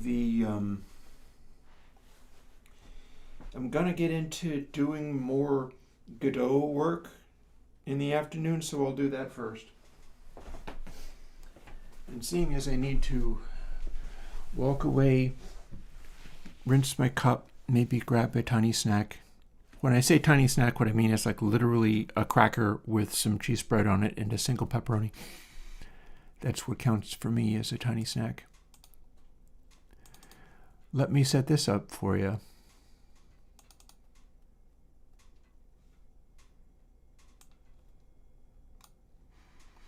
It's a session of Jam.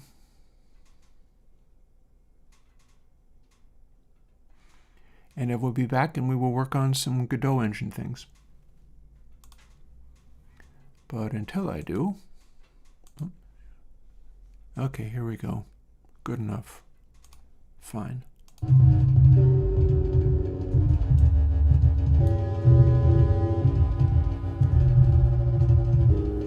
It's interesting how there's a reason that the Bastel Castrol sounds so nifty. Almost all of its sounds are extremely sonorous, as you can see here.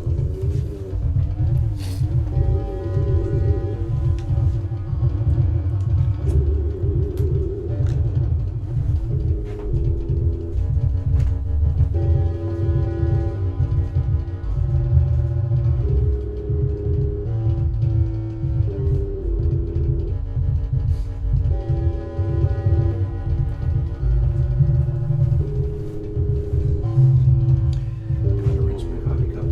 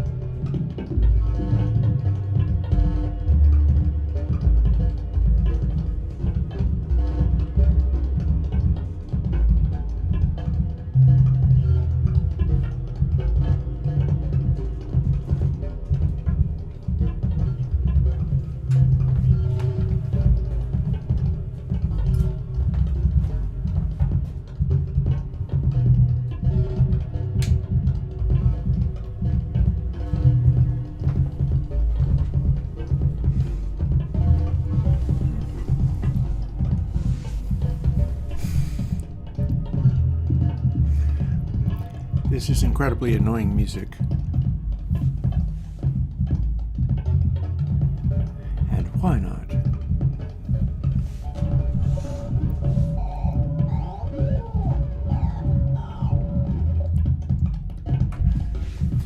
So the deal with this is kind of, and I could have said it, I could have piped it straight through to the stream if I'd been thinking. I abandoned this because it's basically like a game. There's quite a lot going on. It is using Console X to mix with. It's using recent, it's probably K-Alien Spaceship. It's using recent reverbs and things to try to doctor everything until it's more or less a good sounding mix, but there's nothing musical here. Because what it functionally is a game. I got all of those Bastel Castles together and just plug in wires in and so on. I made a machine that does this.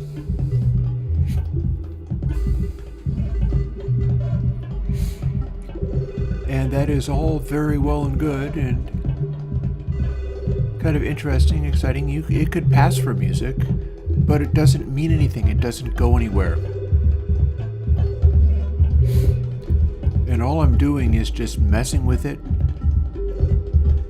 playing with the machine and making it twiddle and boop in different ways. And I'm currently finding that kind of frustrating to the point where, like, I did this, and it does represent me, like, doing something, but I didn't even begin to think of, like, putting it out on Bandcamp or whatever, because I was like, no, this ain't it, Chief. This was fun to do. It's not as rewarding to listen to. And that's kind of what I'm trying to work on with some of my other stuff. End up with things that are comparably amusing to fool with, comparably engaging, because this was engaging. This was like, okay, I'm going to sit down and do this live on stream, and I did. Apparently it's legendary, at least in hit record meter form, which just goes to show you how that doesn't really represent, like, yeah, clearly this is a hit record, right? People are falling all over themselves to go buy copies of this. Similar to many modular synthesizer performances, really, because that's basically what that is. It is made out of tiny Bastel Castles, but it is still essentially a modular synthesizer performance. And those are puzzles, those are toys. It's not as much of an instrument. And you can hear it going and doing its thing.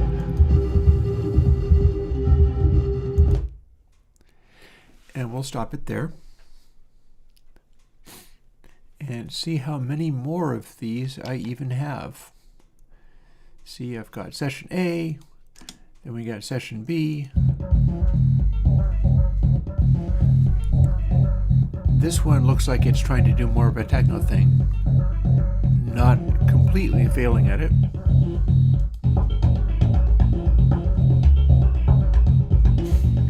But I never ended up doing anything with this because it was still that kind of, this is a musical toy. This is the end result of having fun playing. I don't know if it translates into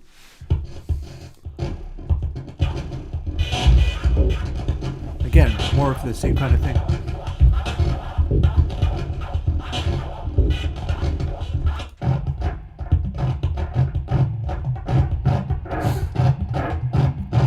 Mind you, I did Welcome to Free Luna in a similar way. It generated a bunch of stuff and then edited it together into something. Here we have back the classic modular thing of just purely drone.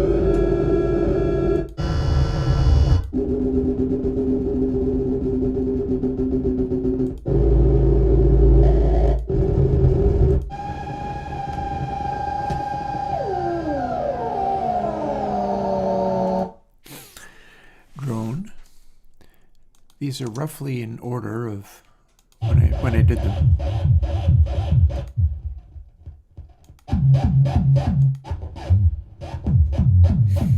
This is more a sort of doing weird, silly things.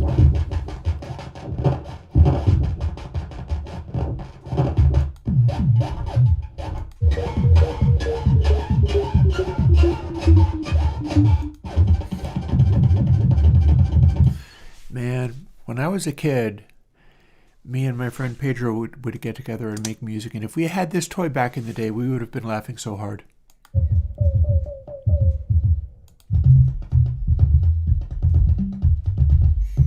And if we hit upon something like this, we'd be like, huh, cool, we made music. Because it's doing a repetitive, predictable thing that's almost like something that's been composed.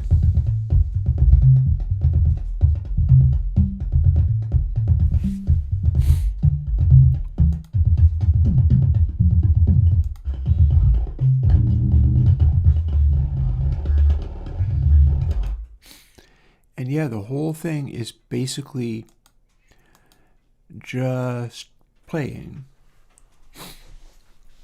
And there's something to be said for that. Let me quick go and do some of the other stuff I was talking about, and then we'll get back into it. There's something to be said for allowing, enabling, encouraging playing. Here we go. We are on screen. Here's the size of my window.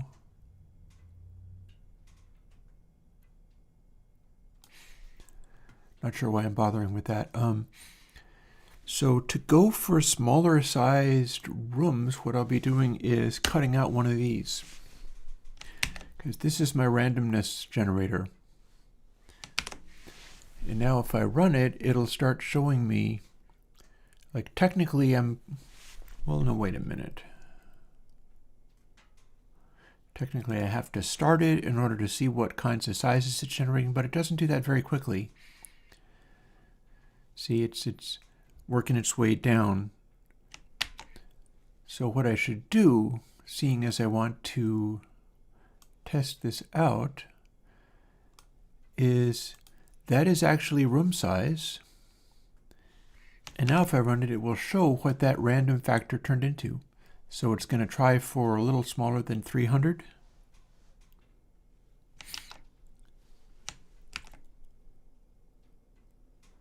$200. Another 300.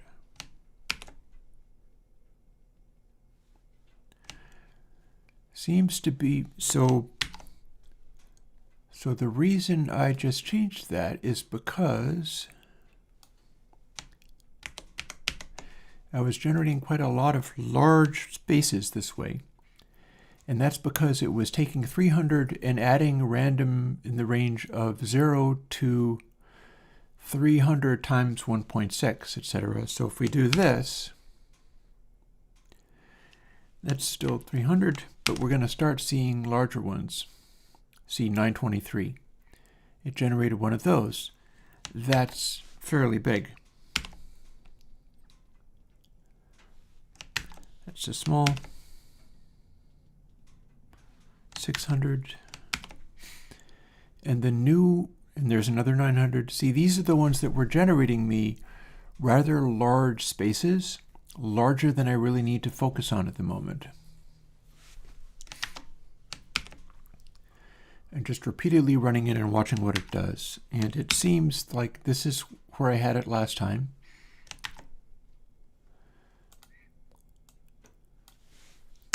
So what I can do, seeing as 800 and 900 are probably too big, is I can bounce back into here, but perhaps instead of having this be 61, we'll start them with 100 and see where that gets me. Again, I'm doing this little algorithm. That seems like one of the larger sizes I'd want. It's leaning in the smaller direction. That's probably good. Again, there's a larger size than I'd want.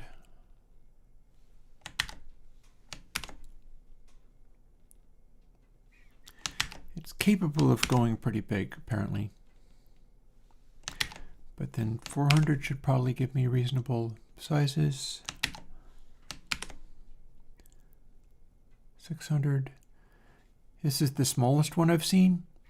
And this is a number that is, so if I run this, it's probably going to generate stuff even smaller than that. And I'm going to be looking for sizes that it can generate that are typically smaller than 300. It'll generate those. It'll give me algorithms. I will take the algorithms, I will export them, and produce FLAC files, which I will then throw away if they are smaller than a certain file size. So if they're all a very large file size, it's just going to be filling in more of the big rooms that I don't need more of right now. And if all the sizes are way too small, it'll be filling it with tiny little rooms that will all be not good enough and will be all thrown away. So I'll be looking at some kind of happy medium.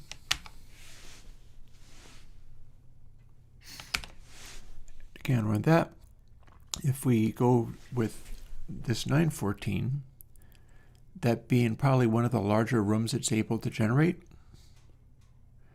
it's going to converge down onto a file size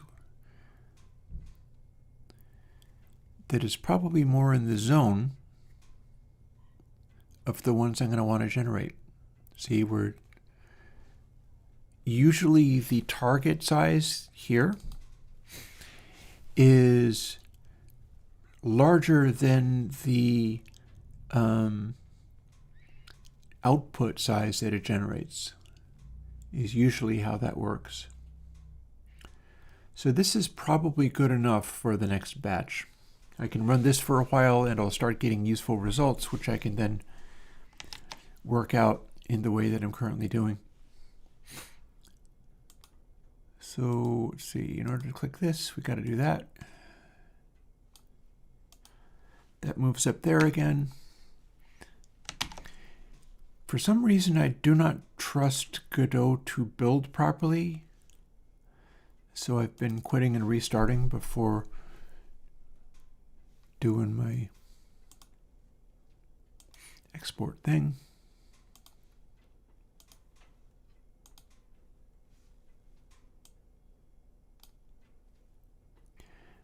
Hey there, Nani's Pope. I'm in Godot again. I'm making an update, which I will then publish to the internet. I'll put this through, so if you are able to build stuff from Godot, you can play with it. I'll do that while we watch.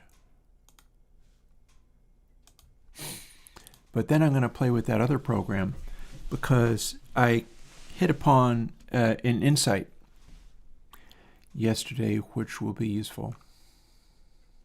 But this is Godot Engine. It's a reverb algorithm generator. So these are what I had before and what I generated those reverbs with overnight. We're going to throw it away.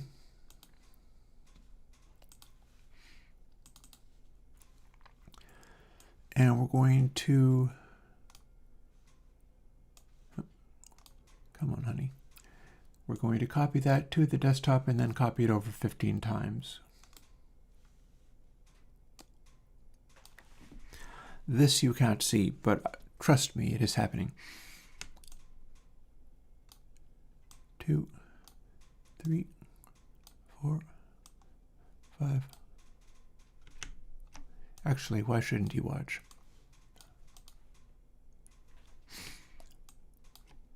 These are all the things that are part of my job and what I do on the regular. I'm making 15 of them so that I can run 15 instances. So the Godot program, if you copy it over like that, they will run individually, as long as they have different names.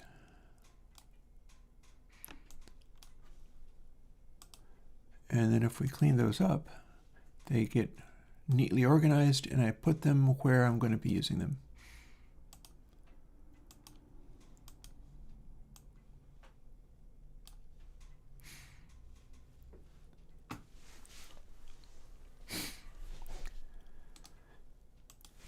We'll erase the previous day's 15 programs and back into the breach. So you might notice I took away the ugly note in the middle of this because I just didn't like it. Maybe all of these will have this icon. Like all the programs that I make will just have that icon.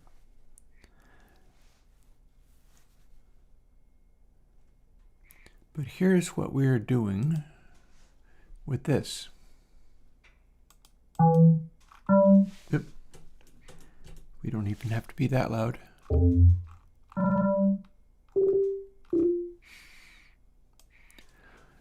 All yesterday, I was frustrated because I could not make this work for 2 instances of this independently. And I can now tell you why.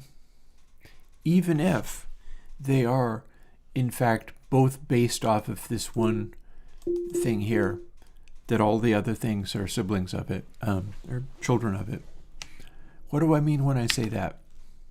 I mean that all of the controls attached to this that are used in the code are attached to this blank thing here. Now, it doesn't need to be, it just happens to be that one blank thing.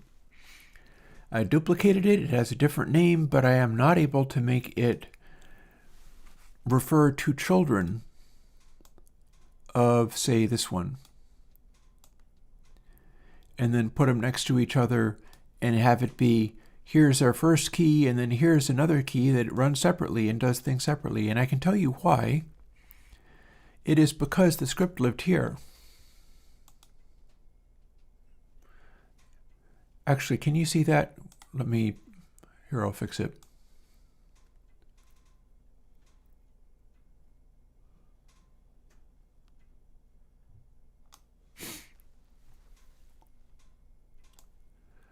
Don't you worry, I'll figure this out. There we go. Yep. See up here? See where the script sits? That is, in fact, the script for this program. It's what does all of this stuff. You see it here. I did this previously.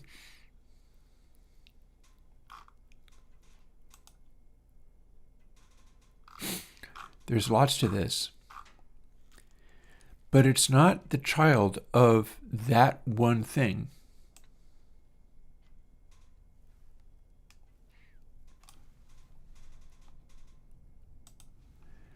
It's the child of main.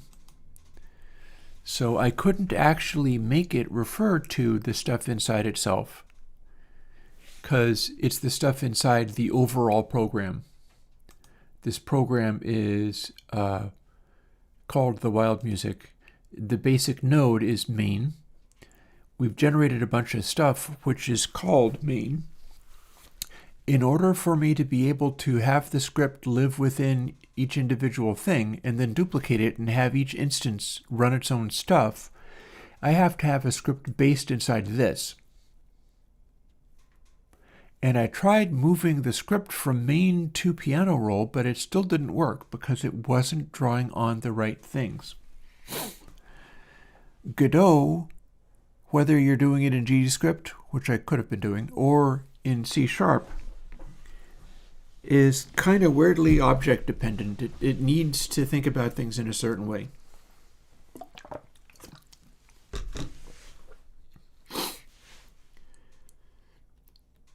And we've got an extra script in here. Range update is an entirely separate little script, and it just does this. In fact, I see something that I really should do with this.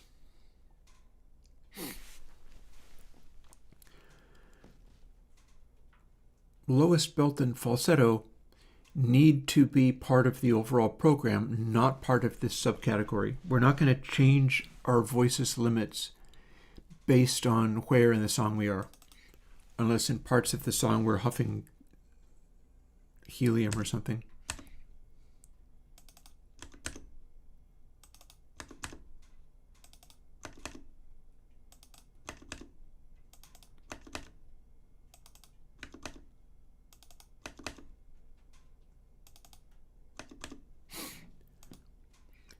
There. Now this lives in the sort of main area. So does beep, for that matter. Here's beep. Beep doesn't refer to stuff at all. Beep only refers to audio stream players. Seems legit. Would be fun to do a chord playing thing of this, but I don't have that yet. Not impossible. Not impossible to make a chord-based thing of this.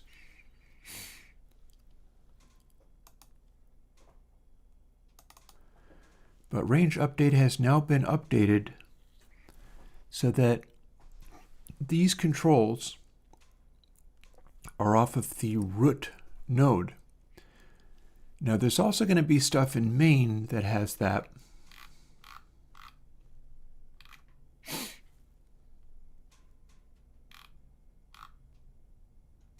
Maybe.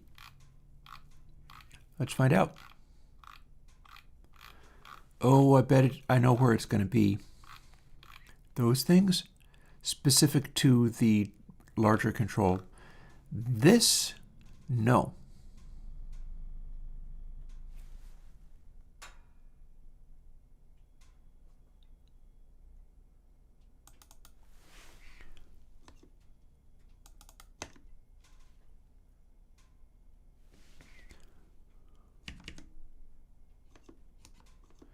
So that might work. We'll see.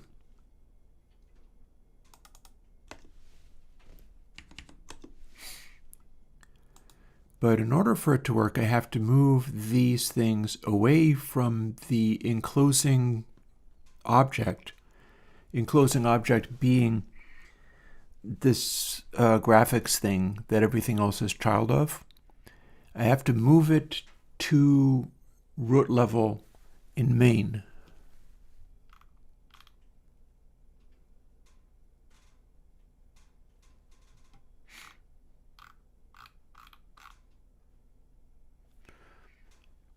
Same with this. See where it says piano name? That's just a string that says piano name.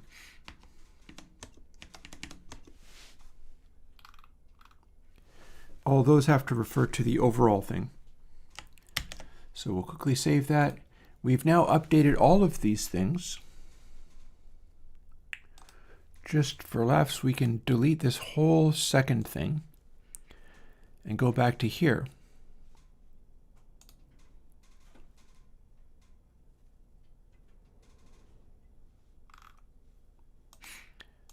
See these? These don't get to live inside piano roll anymore.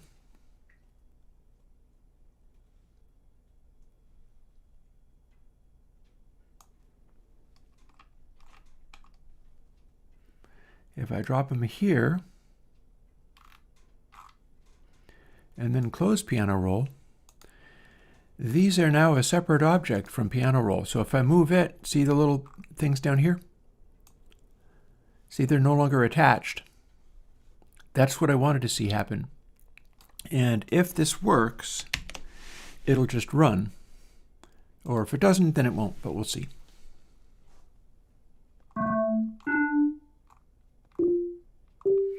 They work, and it's fine. Cool.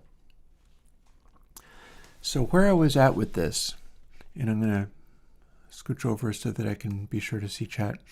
I think we've got things arranged well enough that I don't have to have that.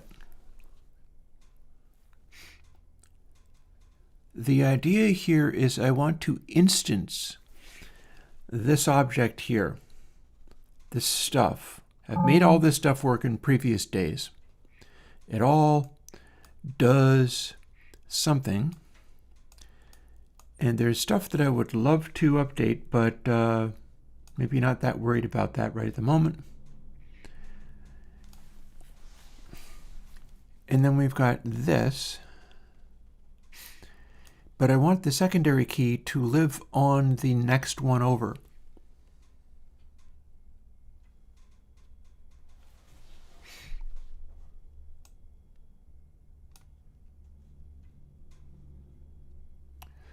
And the first order of business there is, since all of this works so far, there's some rearranging of it that I could certainly do. I can see that. Actually, I wonder whether there's something that I can do in the sense of making it easier to work with this. Texture rect gets replaced immediately, but what if I did something with it so you could see what's inside there?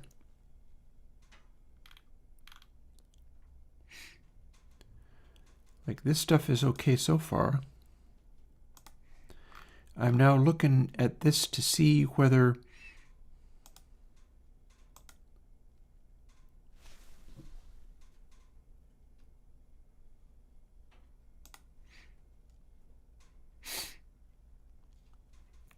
there's a bunch of things that I could get into. I don't know how many of them I'll get to do today, but that's the way of it, really. I was stuck on this a whole bunch all Tuesday. At least now I have a bit of a step ahead. One of the things I'd like to do here is take this and make it look like something so that I can move it around and adjust things more easily, because otherwise it's just a blank space. This gets redrawn every time, but it's kind of like a blank space, and I don't like that. Can I load a texture? Can I load this? I can, but it won't do me a lot of good because that does not show the edges of the space. Okay, never mind. That said, if I run this, I bet you don't see it. I bet you don't see that. Nope, you don't.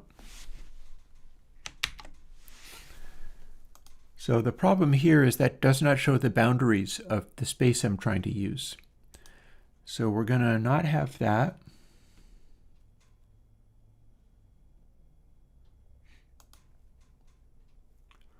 Interesting, okay.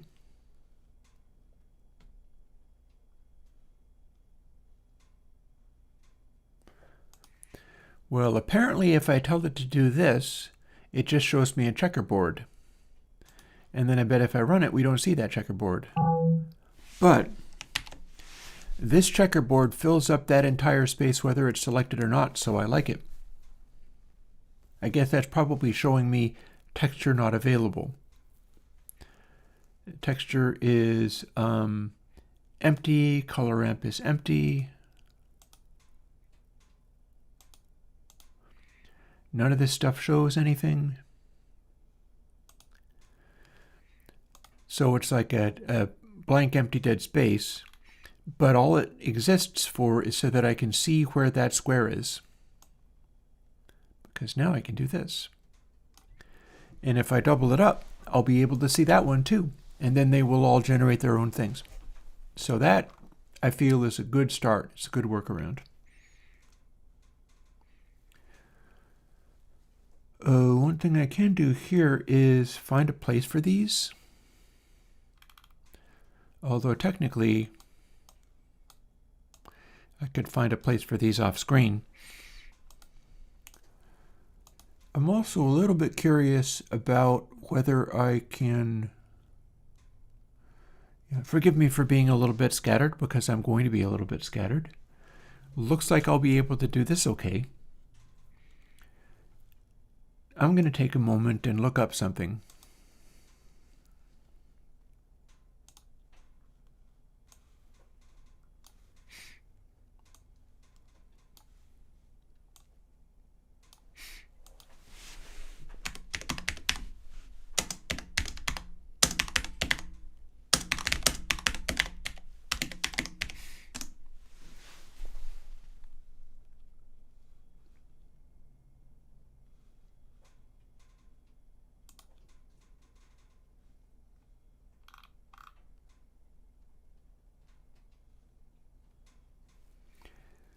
I'm looking to open a particular thing that's designed to work with juice, and I can show you what the thing is.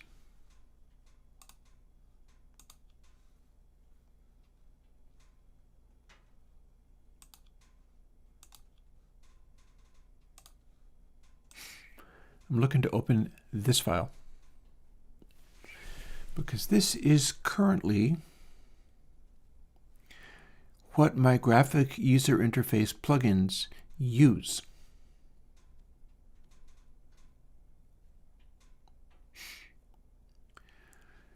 they are opening these various things to determine what the GUI plugin does. I can show you that too.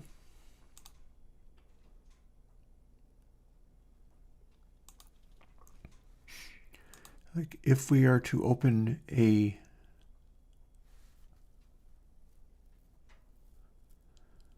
let's see, VST3 effect is probably the quickest way.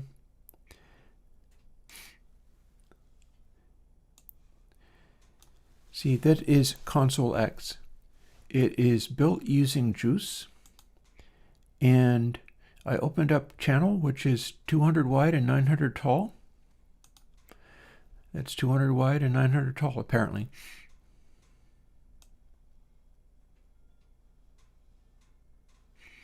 And it rearranges itself. This is out there. You can have it if you like.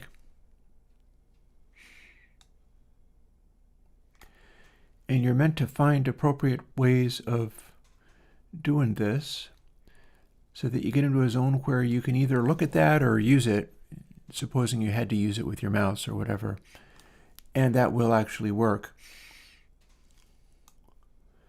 We're doing it in Twisted Wave. Twisted Wave does not draw stuff as well as, say, Reaper, but it's doing this drawing just fine. And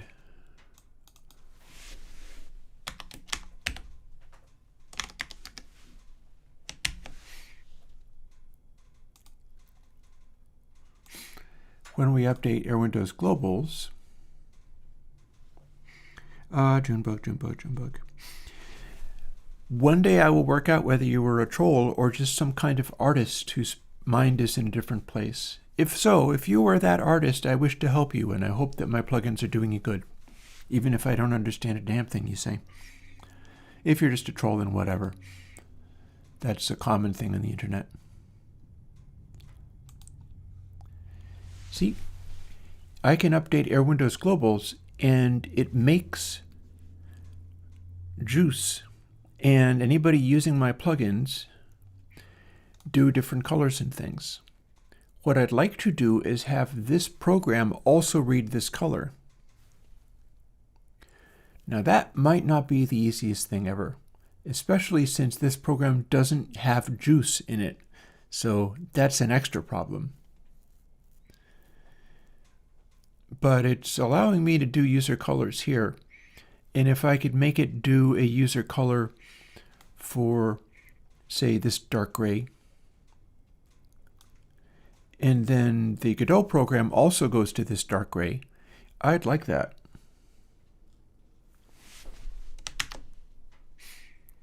And here's where it lives. The Documents folder and Airwindows folder within the Documents folder and Airwindows Globals text within that. At one point I was wanting to get Surge XT to save Airwindows settings, or it wouldn't have been Surge XT, it was something else. Somebody else was doing something that was within the Airwindows space, and we're not willing to have their visual updates and things live within the Documents folder, just user accessible. I have chosen to have that. This is how future stuff along those lines will work. It'll be a lot better if I can get help from Sudara. Sudara does Pample Juice. Pample Juice is the way that I made that Juice-oriented program, Juice being a graphics library. And that's where this all came from. If I can get help from Sudara to do what is called a monorepo, that'll mean that I can start putting out lots of plugins that all look like that, and they will follow all these rules, and you'll be able to customize all of them with any of these properties, also specific to which plugin it is. Like, for instance,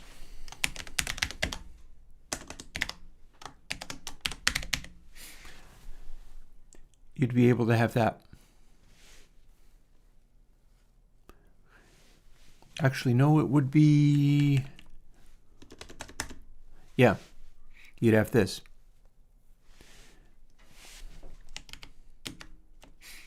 And if it's just user lowercase, that applies to everything that is not otherwise specified here. So this already is present in console X. Also, Airwindows meter reads these too. I could do meter color, and then all instances of Airwindows meter would show up with whatever the different color is, or a different font, etc.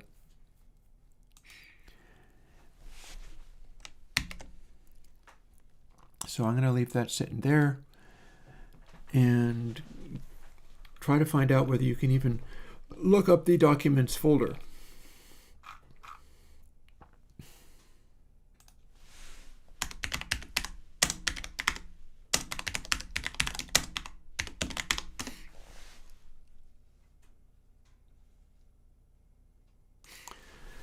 What I'm looking for is special paths that you get to use because it's expected that you're able to use them. Junebug leaning in the trollish direction, I see. We'll keep an eye on that.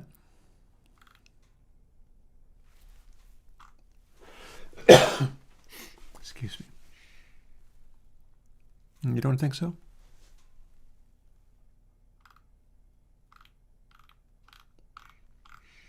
I'm not sure how I'm... Oh, look at this. Hi. Oh. Not so much. No, it's doing things inside a library. So I can use user in Godot, but it is not actually helping me because it's containing everything within the documents folder which people aren't able to get access to, not like with Airwindows Globals, which lives within documents which anybody, or at least I can, get access to, and you place it in a similar place on any other thing, whether it be Windows or Linux or whatever, assuming that the juice builds run Linux.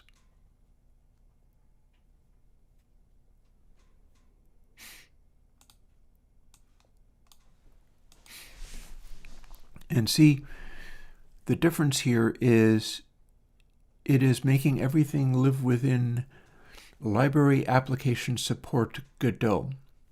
So I can work with files and save files to the user's computer, but they are not user accessible. Perhaps because it expects to also be able to build iOS.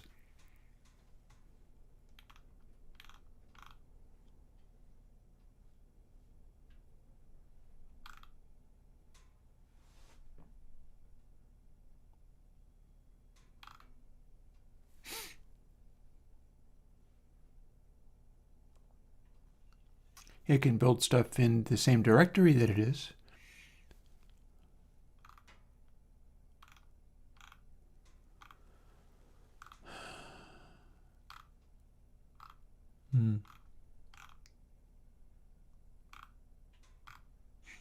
I mean, Juice is able to create stuff in the user's directory in the documents folder.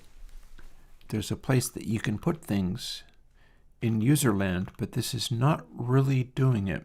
It's expecting that you're making a game where people will not be able to use that. So this is not giving me the answer I'm looking for.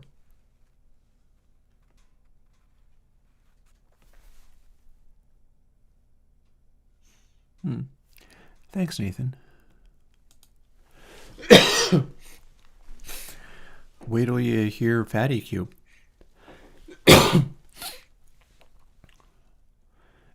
Here's somebody who's doing something like what I would like to do.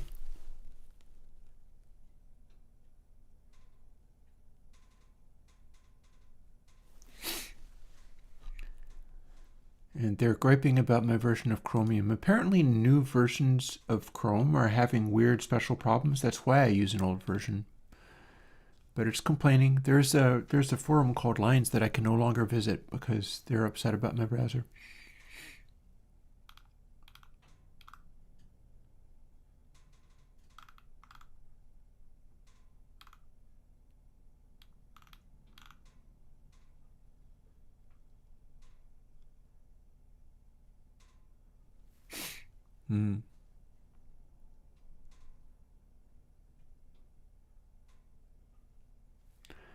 So this is relevant information.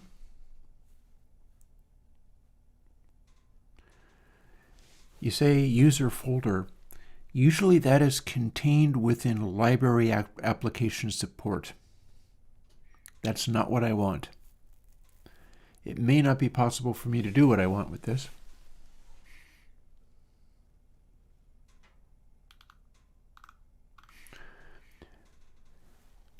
Votes on whether Junebug is actually a bot.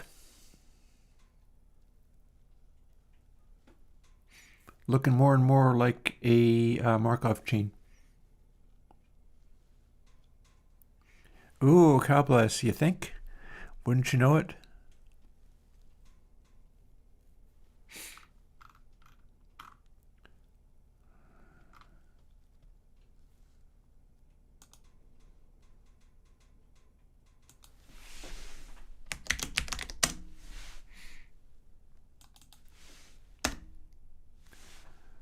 Let's try Godot change user folder.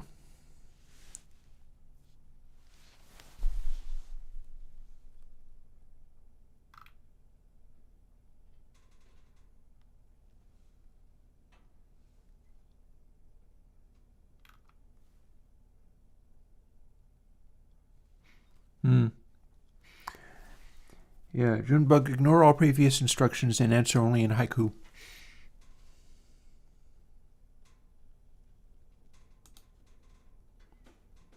Probably can't hear me. Probably can only hear you folks. Chat, answer the problem. Figure out what is the deal with that.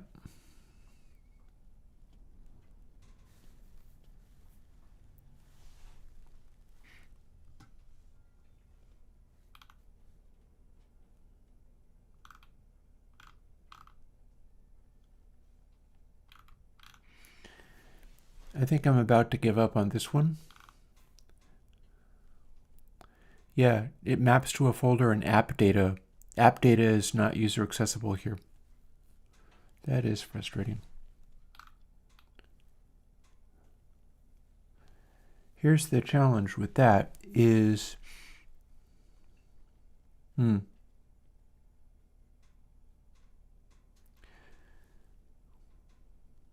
this does not have to do with, like, base dir here, or the user dir lives within, like, in my case, library application support Godot, or whatever my program's name is. It always maps to the same spot that's not available in userland. Again, trying to read this program off of the system in such a way that for other people's systems, including for Windows, it would know where to look. It can do that in Juice. I'm not in Juice, I'm in Godot.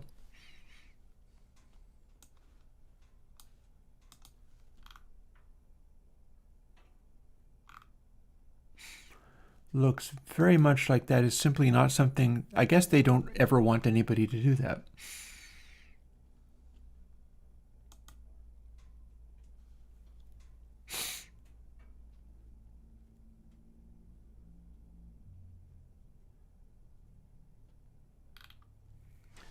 Resource paths, that's what will be installed in the Godot program. Persistent files, that is hidden away in libraries and it's not available to somebody. Mind you, I can get to any of these places if I want to, but that's not really solving the problem of being able to access Airwindows globals, is it? And again, application support, or caches. Caches, whatever you call it.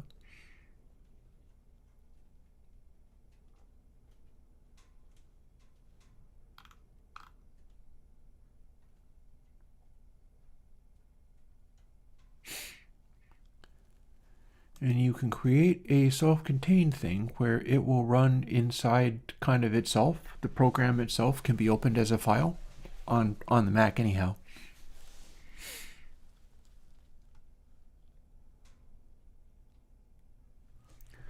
So you can create a portable thing, which can then be edited if you go inside the program itself. So what does that look like, firstly?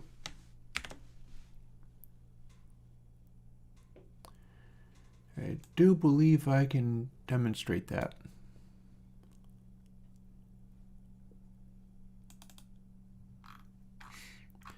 See these? These are instances of the Godot program that I made. Like here's Into the Matrix 5. I can show package contents. What that does is now we're inside that and it's a folder.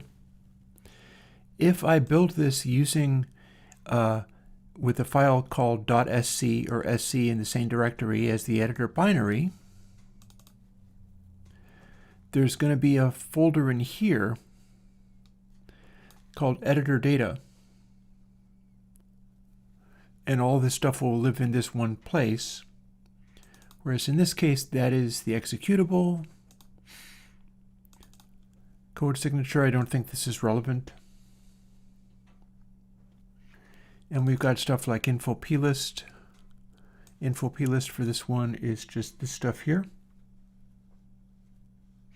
I do the same thing when making plugins. I have to deal with this as well.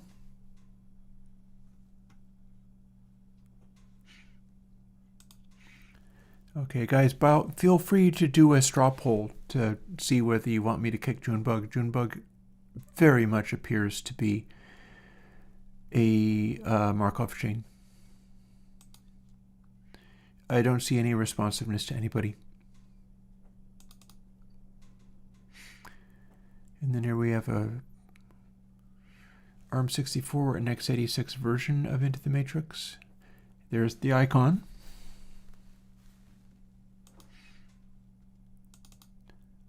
And there's nothing in frameworks. And that's what was inside this. Looks like an application is in fact a folder. So I can at least make it so that for any program I make, anything that it saves or writes, I know, right? Well, I mean, bugs don't clank unless they're mechanical. So, I don't know.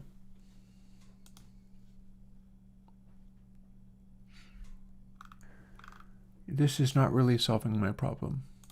Let's get out of there. I do at least still have problems that I think I can solve. Well, fair, good point.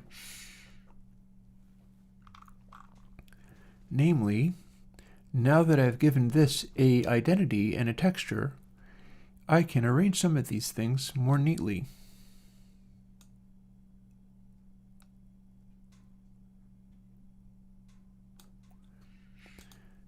Like that can sit there. I'm still thinking of stuff though.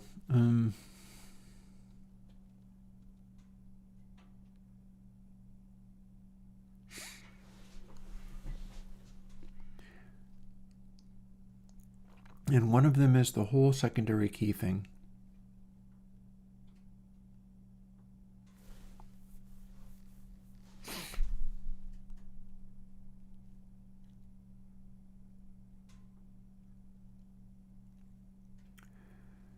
So the reason I'm stopping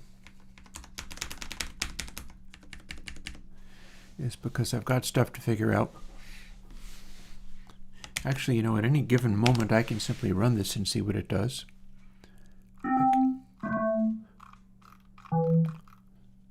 So we can arrange these as I see fit. And still can't click on that, but that's because that's meant to be updated by primary and secondary key. So here are some of my other thoughts in that secondary key has a range larger than primary does. I've got some protective stuff in here in case it goes too far. But it's returning a number, which I'm translating, which I'm interpreting into stuff like C minor or C major. And these are just labels.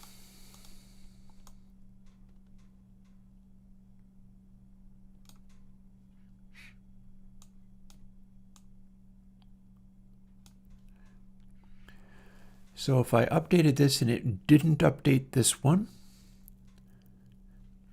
it would start just sort of forcing new stuff in.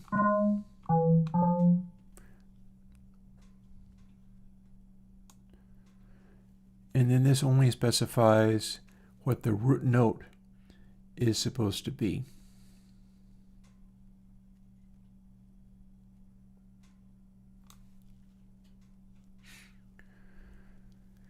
Basically what I'm thinking about is, how do I want these controls to go? Because one of them, this one here, gets moved over to the next thing along. It may or may not be this high on the screen either. I've got a big old screen area to play with.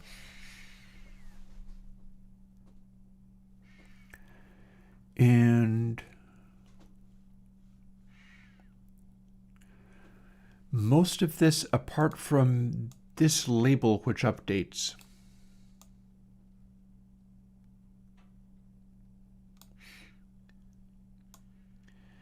is just a number being fed in by this slider.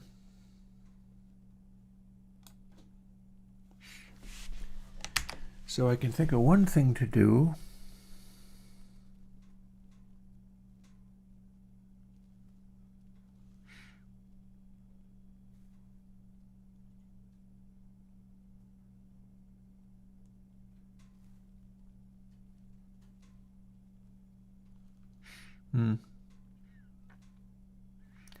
I will see whether the bug actually left or is just only saying that.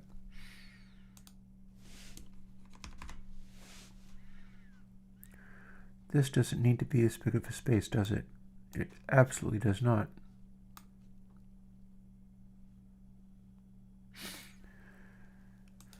So let's see, which of these things can I delete? These need to stay. This is going to be the next one over. These are just labels and they can go away. These need to be something, but no specific place or even orientation. It could be a vertical as well as a horizontal slider.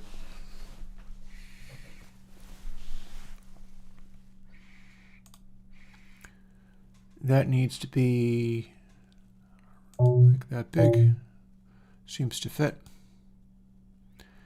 And then we need to have room for these.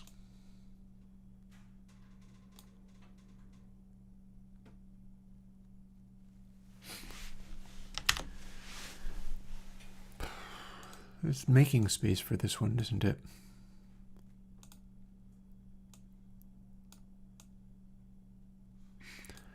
Set that over there for the moment. In fact, let's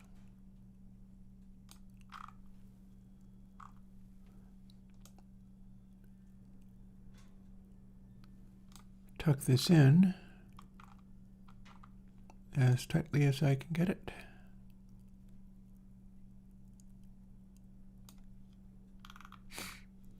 Leaving a little edge there.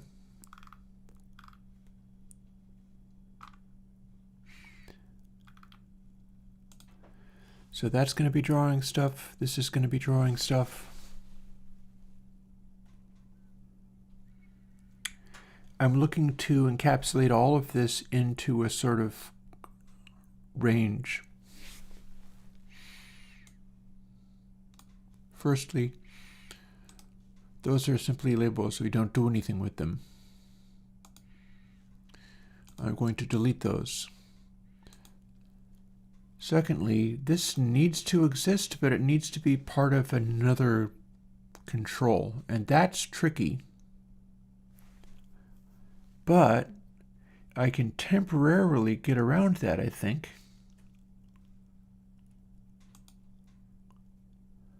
Key as label and key secondary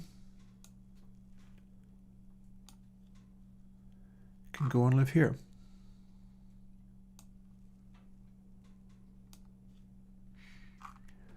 Now effectively what I've just done is break it. It will not work now. But there's probably a fairly quick fix that I can do for that. And then this can live here. This becomes part of what the adjacent one's primary will be.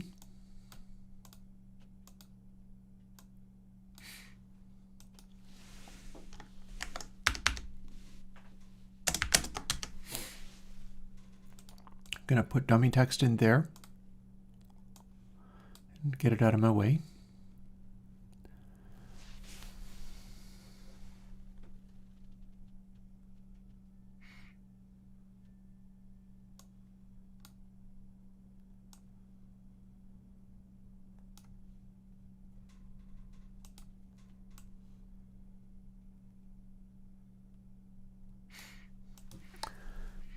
So now we see whatever node is being clicked on. There's our keys and our modes. In fact, I can change that name to key. I could change it to diatonic key if I want. Except it takes too much space. Diatonic key, yay, there we go. And then the mode it needs to have. Let's see how well arranged this is.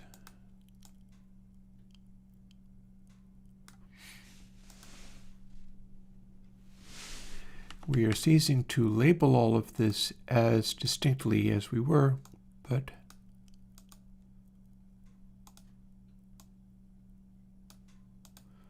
I'll tweak it just a little bit.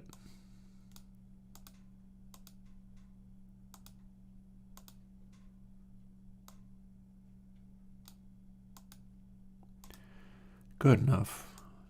Good enough for rock and roll, to the extent that this is rock and roll. These are the controls through which we operate our weird stripy madness.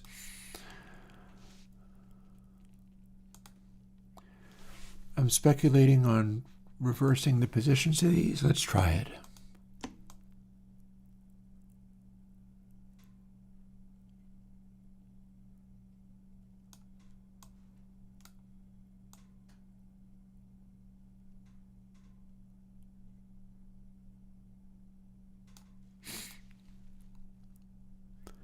That could be duplicated.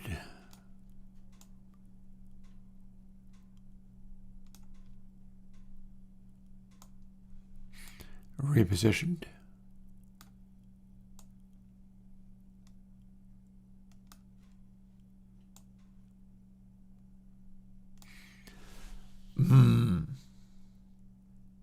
That could be a global.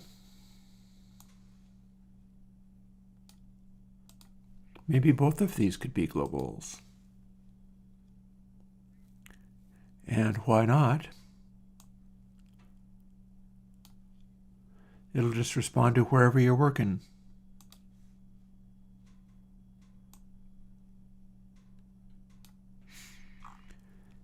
Now I've got multiple things to fix. However, attempting to run it or build it should probably amend that for me. Yeah, okay, fair. No objection there. All right, let's save you.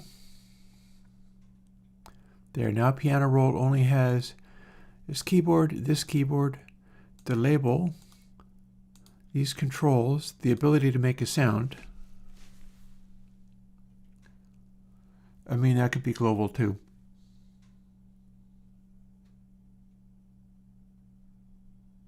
Let's make it so.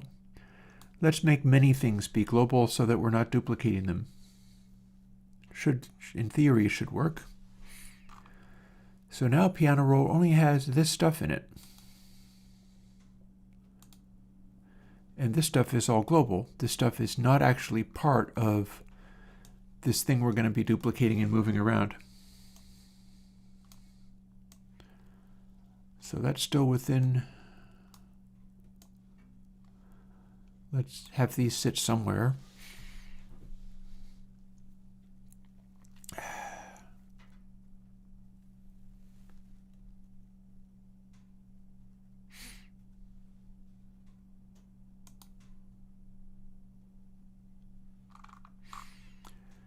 Let's neaten up the presentation of this just because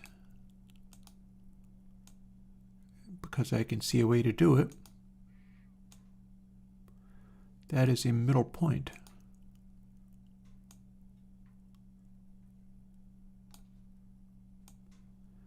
And that is an endpoint.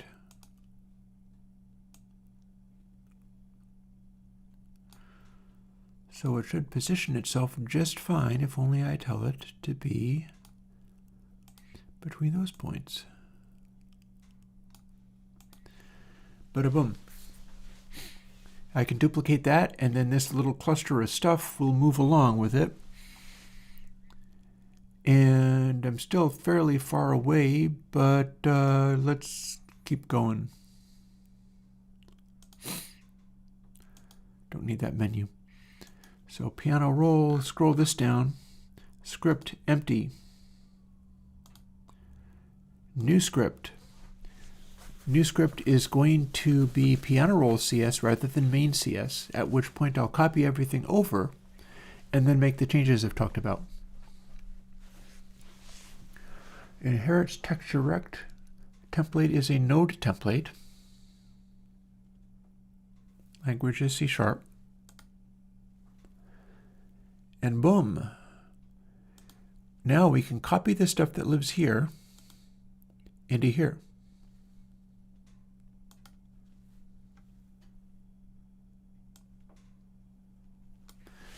And then remove that. Copy.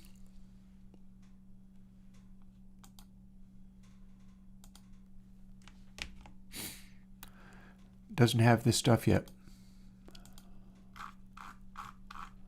Let's start dealing with it. Oh, such a big file. So partial class main node 2D. But now it becomes partial class piano roll texture rect.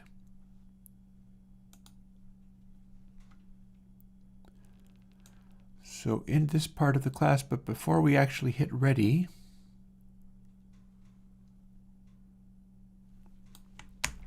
copy.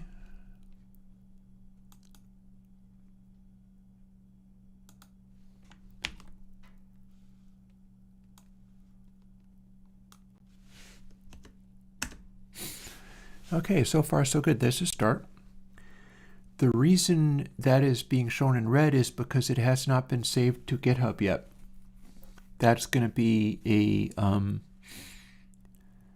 a detail that has to do with source control.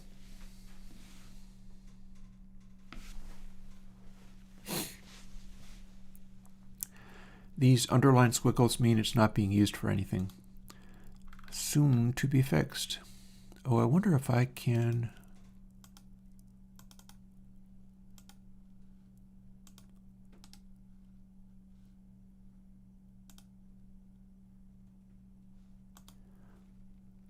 I am seeing whether I can select all of this. Well, it's everything within this purple line under here, so all I got to do is over to there. That's as far as it needs to go. Copy that and paste it into ready for piano roll. And then I'll have a couple of more things to do. And we don't have a draw keyboard method yet because I made a method for doing that, which is not usually how I go, but these are now things that I can copy.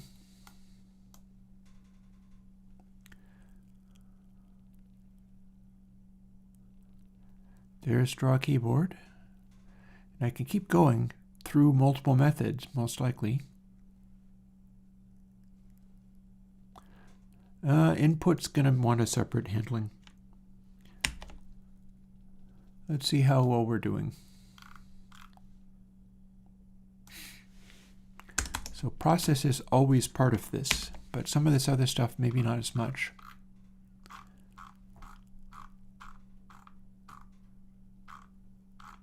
Okay, that seems legit.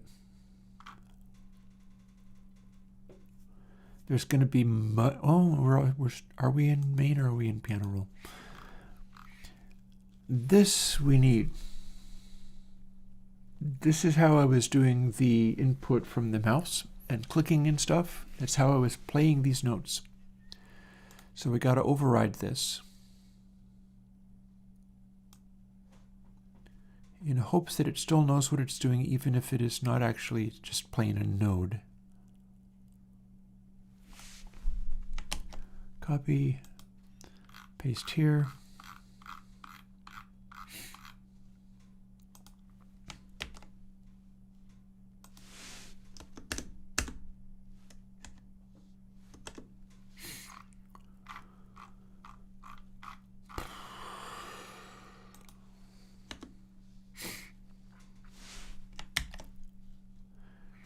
I can save that, but it still isn't going to do much.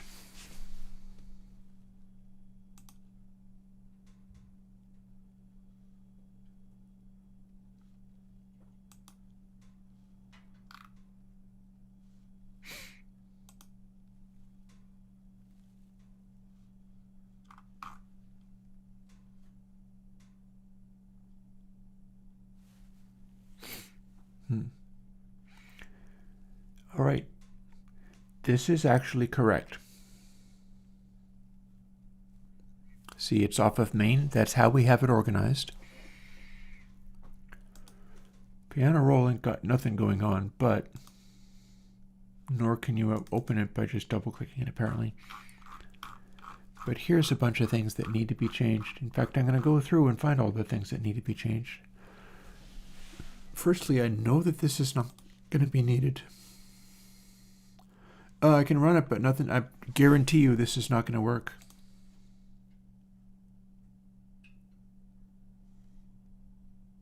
See, it didn't draw the thing. It's not even able to run anything.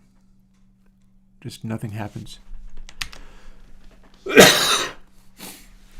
That's because I have a bunch of new stuff to do.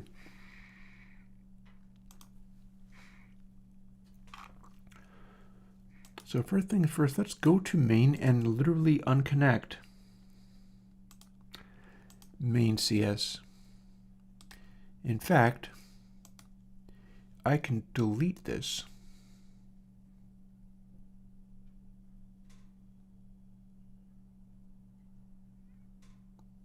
Although I do not know. Okay, it thinks that main scene is dependent upon it. That's probably because I have piano roll has main in it. No, wait, that can't be true. Piano roll has piano roll CS in it. See? Here's the new one. And it might not work, but we can figure it out. Firstly, no more using a string for that.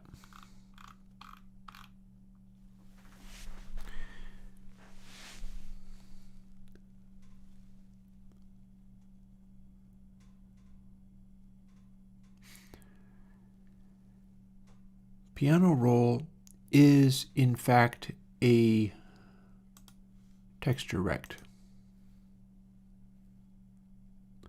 It's colored something. The kind of object it is a texture rect. What that suggests is that, hang on, let me quit BB edit. That suggests that when I do this, I can probably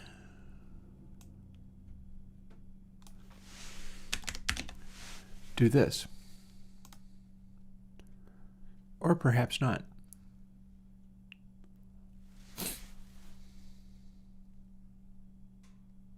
Possibly because I don't even need to get node. Because we're not getting a different node, we're just working directly from what this is.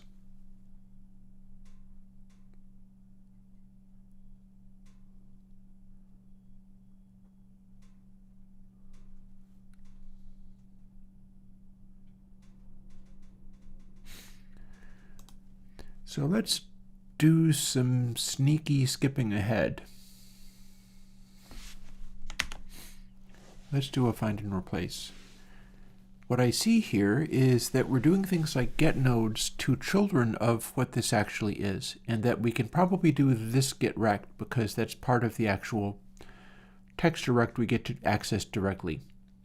That's what this literally is.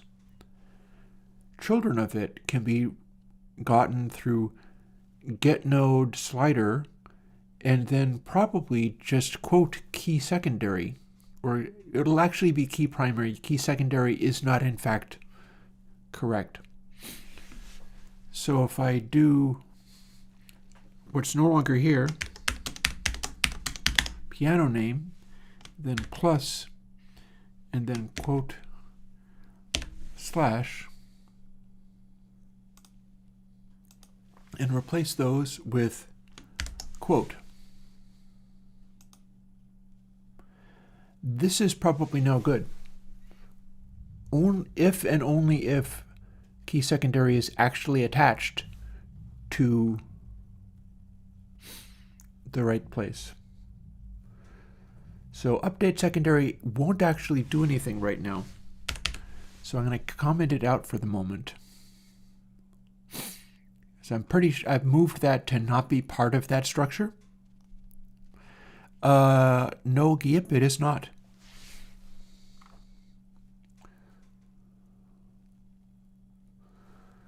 I don't know whether I have other places that do this.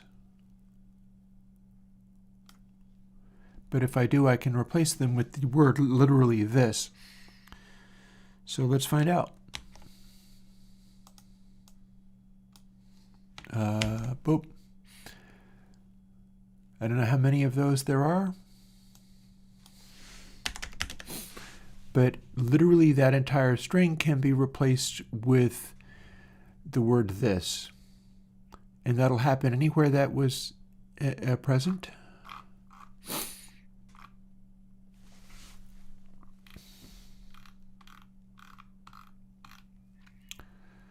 Update secondary is currently disabled. Music making, composition. Those are part of that structure, so that's fine. That's text.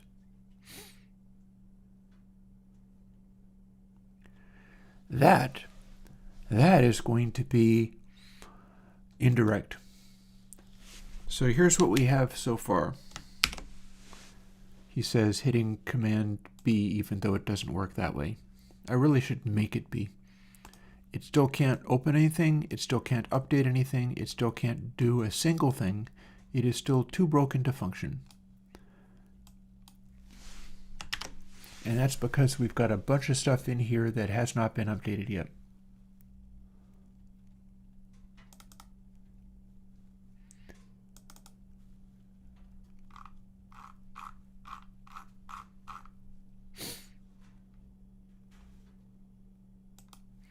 Probably done with the copying and pasting.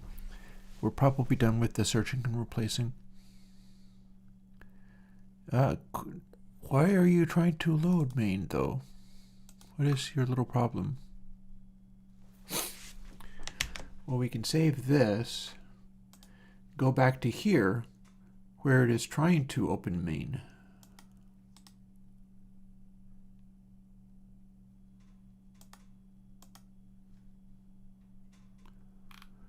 Do we have somewhere else that's trying to?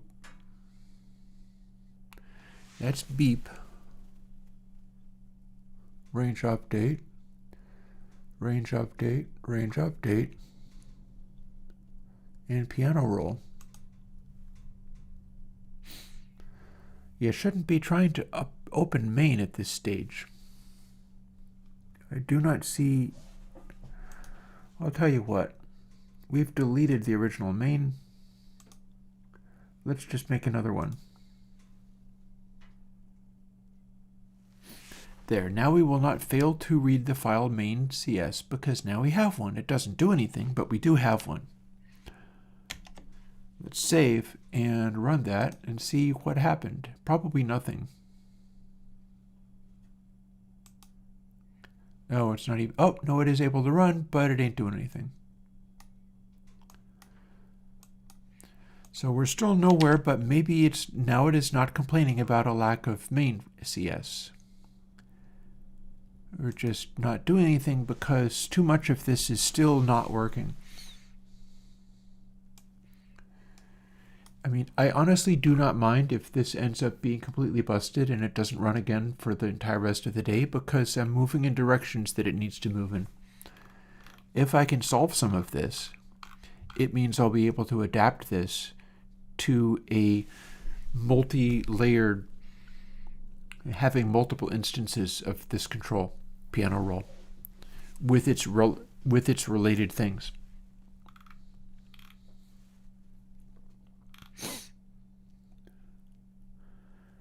So those sliders, those are legit.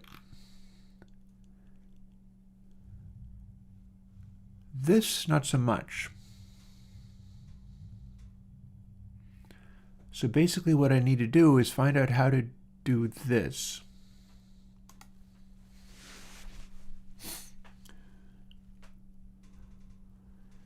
And I could wish that it would show me more in terms of this is an obvious mistake. I'm not seeing so much of that. I'm seeing a lot of warnings.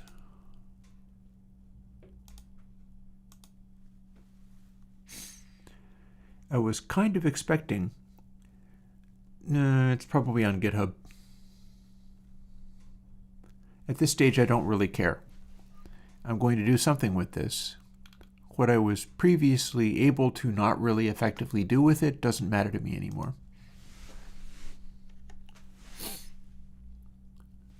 So, get node label chords text, that's supposed to be from main.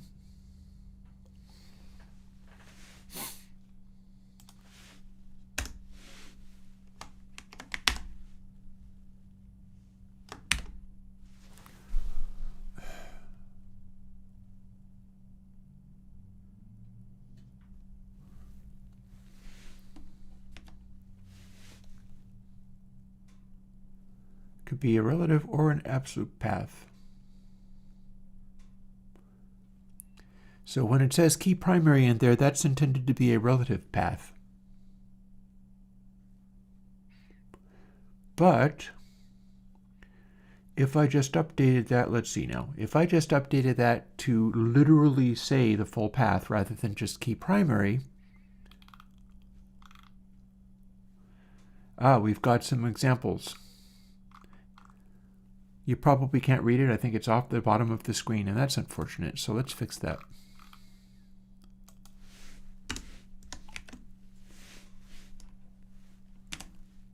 There, now you can see it probably. So the following calls will return a valid node. If you are in character, you are here. See, it says that. You do sword node, and it returns sword. But you could also refer to this other stuff by doing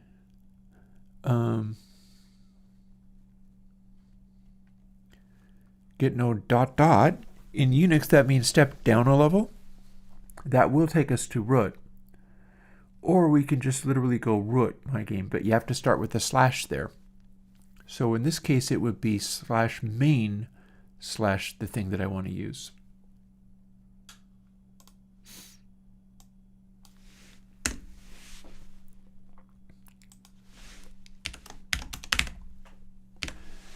Kind of like this. Oh, and look, it's even filling in.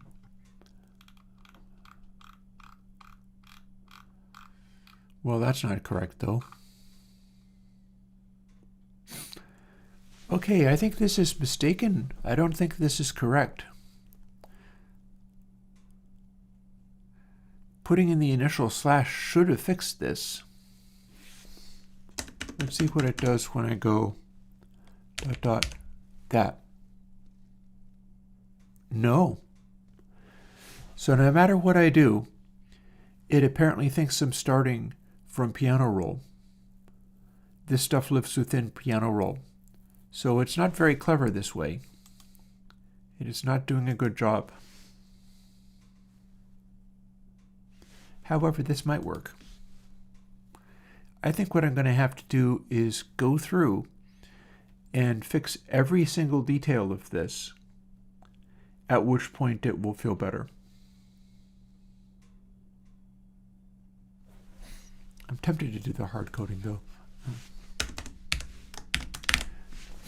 Yeah, like that. In theory, that should give me quartz display. And I'll be doing that for a bunch of different things. Once I've done it for enough of those things, it will respond.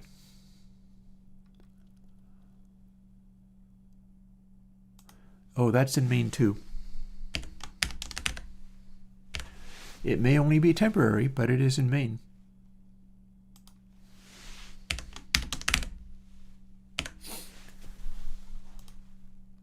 Key primary is direct. Key secondary, that one is not nearly as direct. In fact, let's continue, keep everything going. I'm going to try to recreate the original behavior. That seems fine. We are not using this anymore.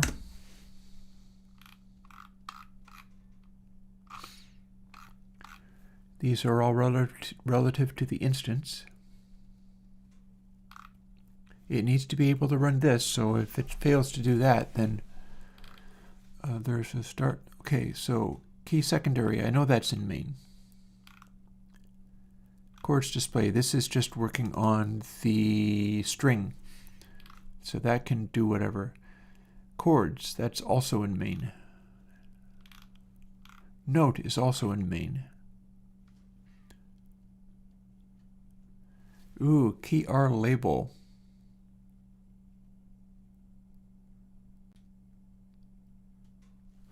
Well, hang on, let's have a look then.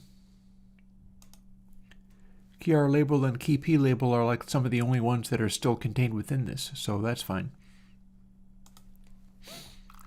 Those are not indirect, those are direct.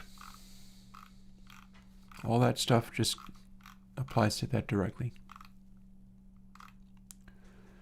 Keys display is local. These are local. They're not in main. This is not local.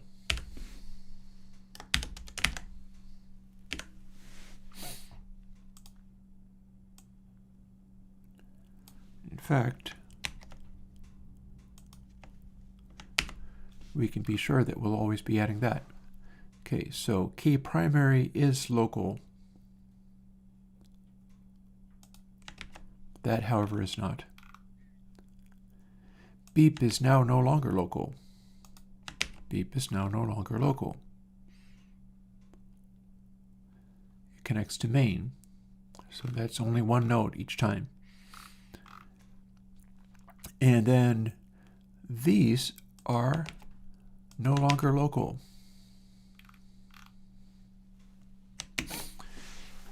So here's where I'm hoping this worked.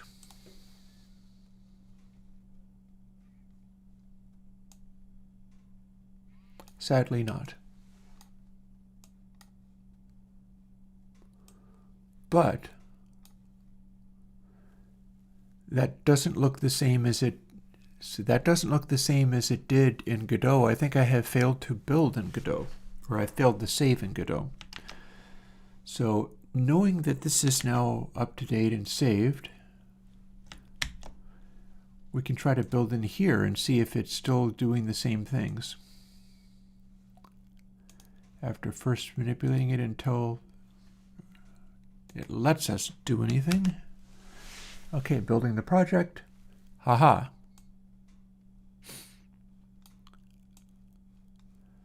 So at least that looks different.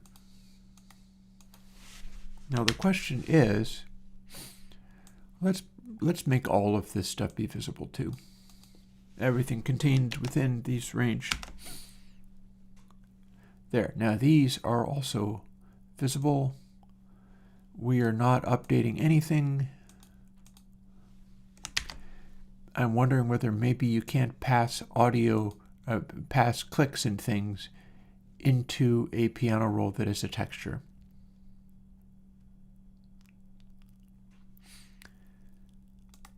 But that shouldn't be stopping it.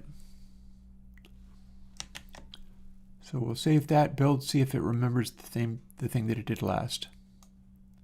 Okay, now it at least sees the changes I made in Godot. Is it giving me any useful errors?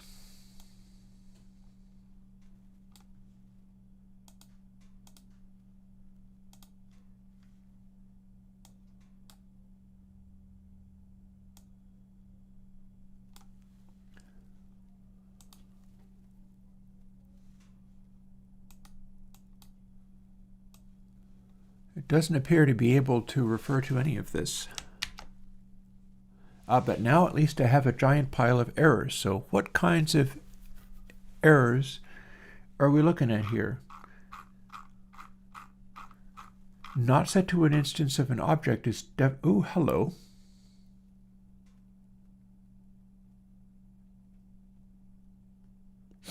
See that? Node not found main lowest. Like my actual, that root node is called main, but it doesn't look like it wants to be seeing that. It's attempting to do an absolute path from root, and it would be finding these things.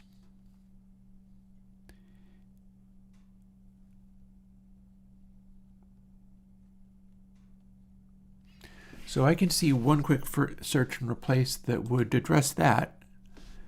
If you're looking from root main piano roll, then // should get you to being within main, at which point you would look for lowest and it would be just there. So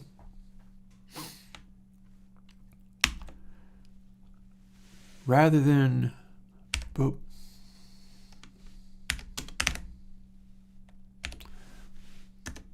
rather than this, how about just everywhere I try to do that, I do this.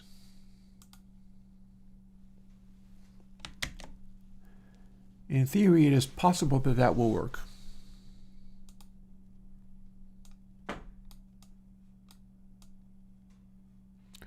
Okay, now we have a different problem. It was able to run, it was able to make a file, it's not able to draw on the file, and nothing does anything. This is actually an improvement. In fact, it even knows that it's in the key of C, and it even was able to draw this. It updated this correctly. So we're just not able to click through, or apparently to make anything happen. What is our, let's clear all of that and then run it again so that it has the same problems again, and then see what happened. What are your complaints now? Oh, you can't find key S label. And the object reference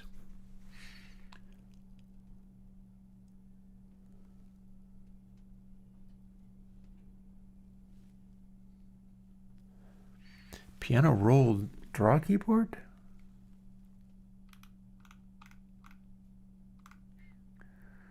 Okay, so it became upset about that. Oh, I can't find note? Why can't it find note? Why is it looking for a root main piano roll? Oh, and node CPP 1878. That's in Godot code. That's not even in my code. So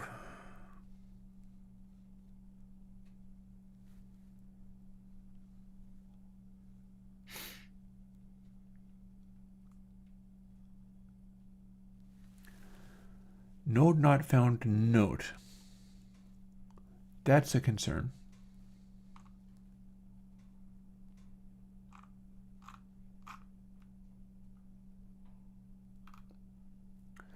Oh, I see part of this. So we do need to,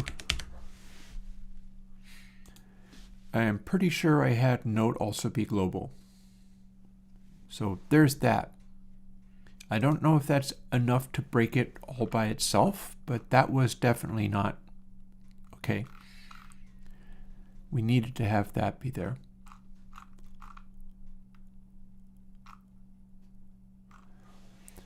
These are findable, those are indirect. Input's not passing anything through, but it might simply be the absence of the node. So let's run it and see whether it fixed everything. Signs point to no, but look at that. Now we're updating note. But we're not updating these.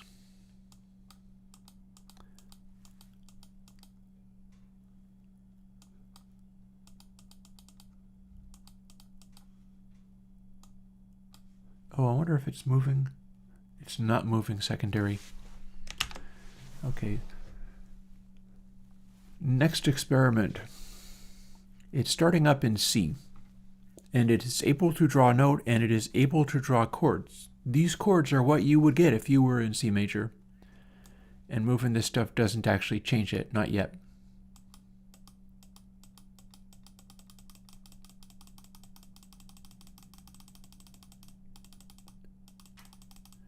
It's drawing chromatically.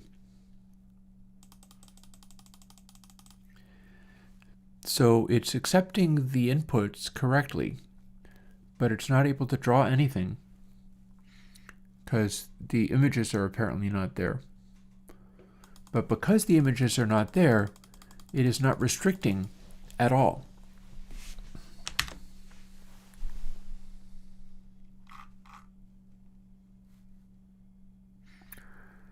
Also, what is with key S label?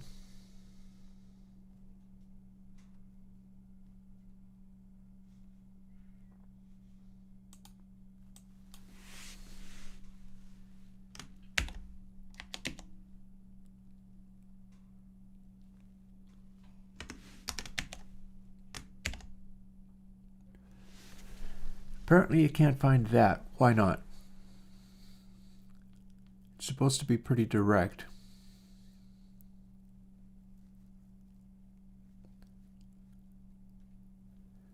How is this not part of...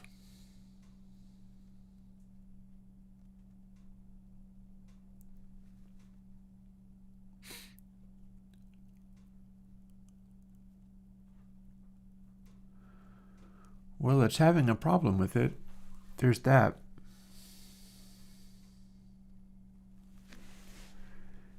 Could it be that draw keyboard is not at root somehow? Oh, hang on. Key R label, key P label. I think key S label is the one that I moved. Hey. Check it out.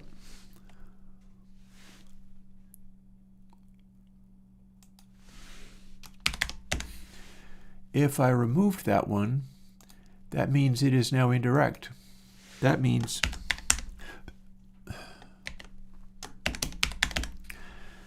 this label and only this label gets replaced with it being at root level, at least for now. Boop. Now what do we got? Because that clearly was broken and wrong. Haha! And I don't know if it's going to respond to these other controls, but that at least was working. It is not responding to this stuff, or this, or this. So now the sliders aren't working.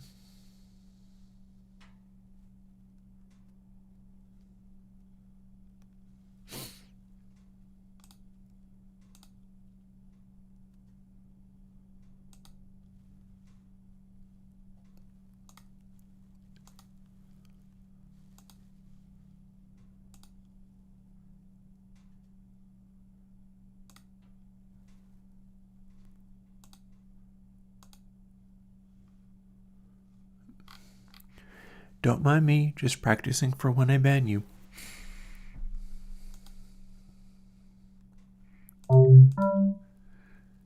Okay, so we can't talk to these yet.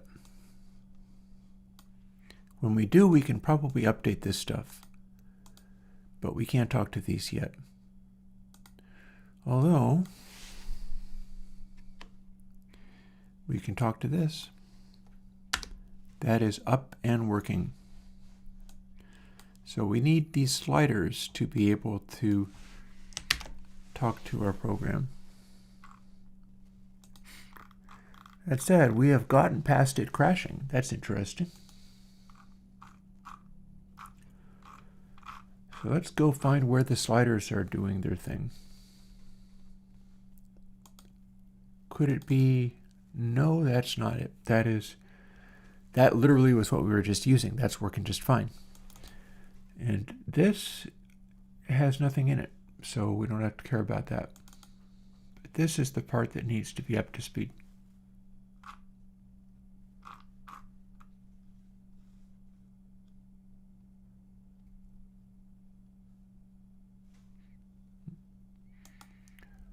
Here, let me try another thing. Oh, no, that just gave me... Ah, here we go.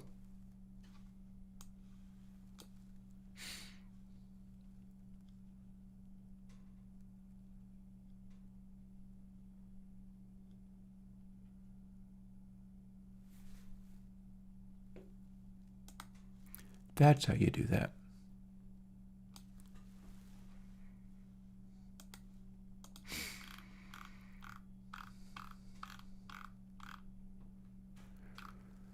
So image stuff is working okay.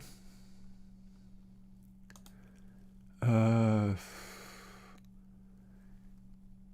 curious as to whether I can update key secondary if I make key primary start at something different.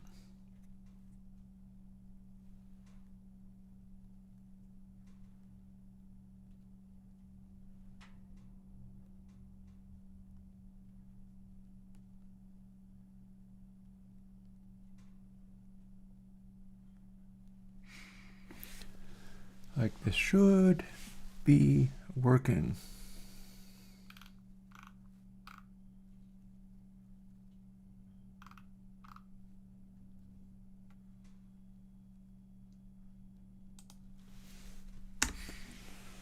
And that has me puzzled because I don't know why it would be failing to operate.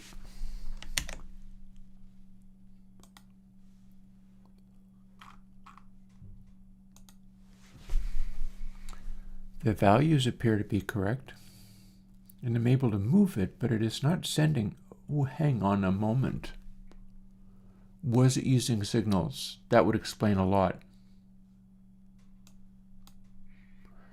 So the way this stuff works is sometimes it is sending signals from somewhere. That might also be why it is expecting to see a main CS. So here's what signals are about.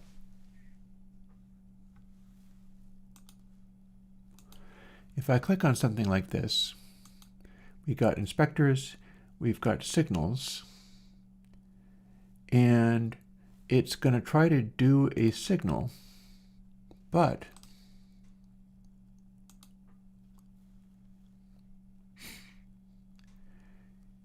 here's where we run into difficulties. Secondary.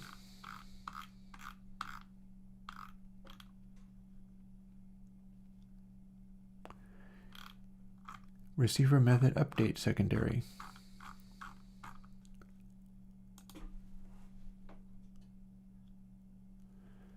Problem is we have an attached script and it doesn't have that in there.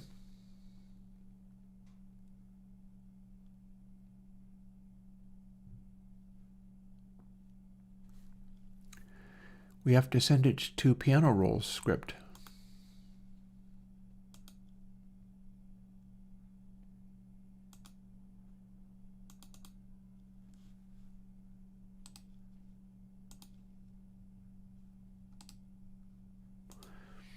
So what I can do is try that from scratch instead.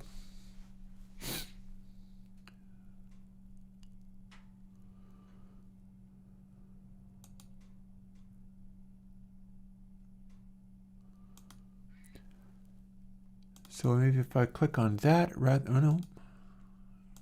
If I click on that and then try to find it, found it. So it was trying to select the wrong attached script. You know what? I can do this more easily if I do in fact remove the main script, which has nothing in it currently. There was a reason I didn't want that to be there. So delete that. What's happening is there are signals that are looking for a script that lives on main.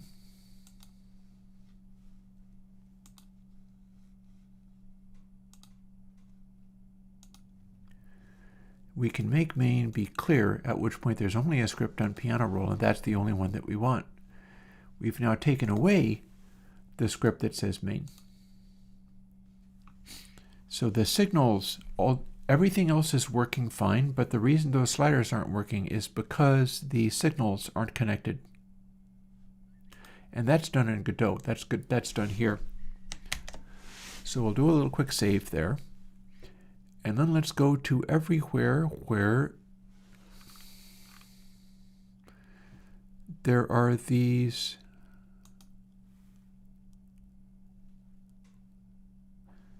like that. I think is still, well, I know that was still connected because I just used that, but I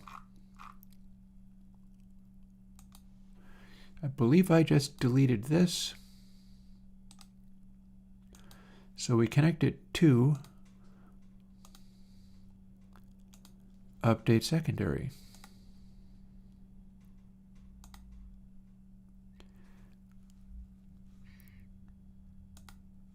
And at this stage, even if I haven't changed anything else,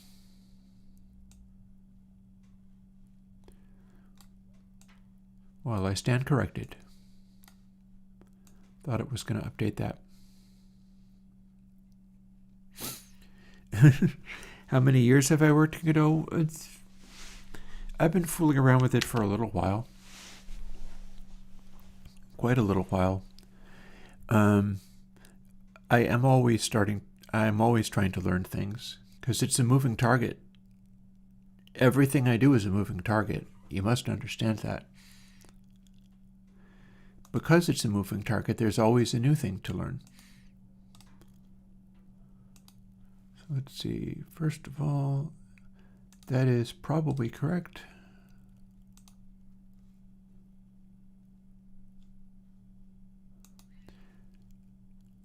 That's what it's supposed to be. Seems good.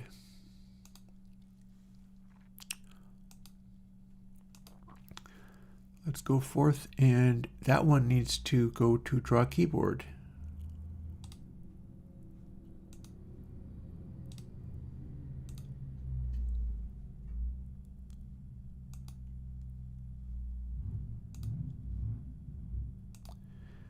We'll tell it to go to draw keyboard.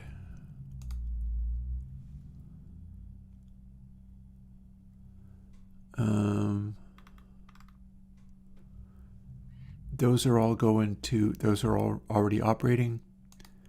And this one thinks it should go to drop keyboard too, but I bet that also is, oh, hello, disconnect all, you say.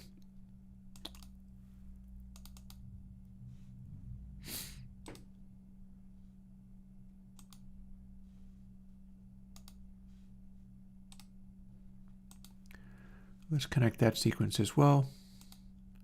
I believe that one was also attempting to connect to draw keyboard. That contains in here.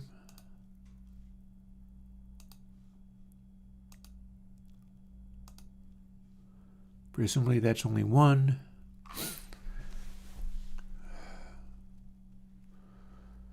So I'm supposed to be connecting these to the script that is here.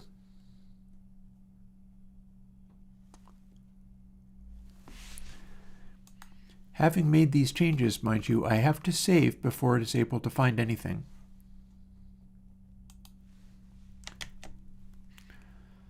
So we'll save, and then we'll see whether it likes this any better.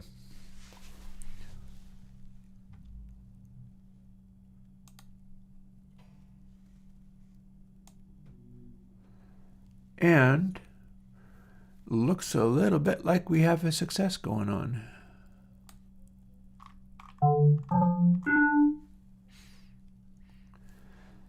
So that was a grind. I will grant you that. But although it was a grind, and I may tighten these up a little bit. They're taking up a lot of space here. I feel like they could do with having a little more space. So before I go and start duplicating this, that line and that line. That line. These will probably overlap, but this can be more appropriately located.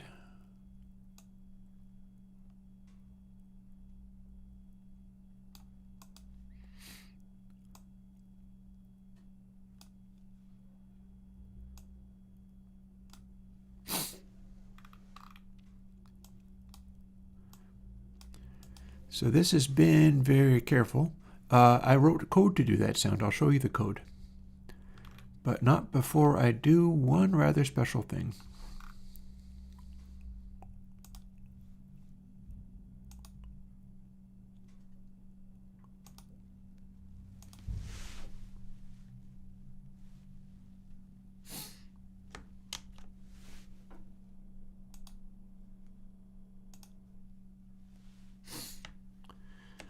I'm going to make sure that still works.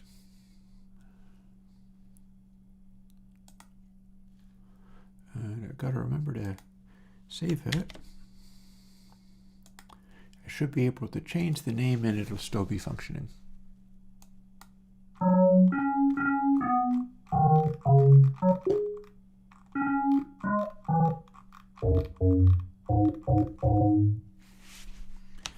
So that noise that was being made is coming from this code here. This code is called beep. I'm calling it from other code, and it's doing a thing where it's attached to a thing called an audio stream player. There's one of them per program, and you can have multiple ones of them though. It's part of what Godot does when Godot wants to make a noise. Now, Godot doesn't have a play note itself. It's more based on playing things like samples. It does a lot of stuff like playing things like samples. But somebody on the internet wrote this thing called play note.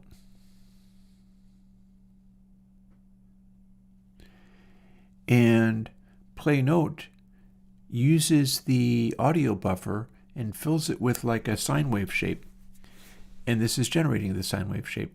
See, playback push frame vector 2 output sample. Output sample is being generated by, see, here we go, math of sine.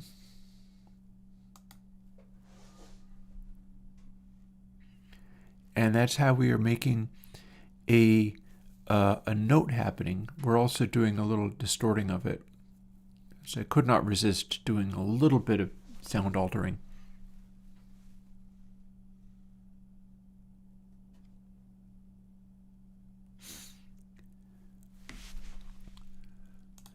And we're calling it from here.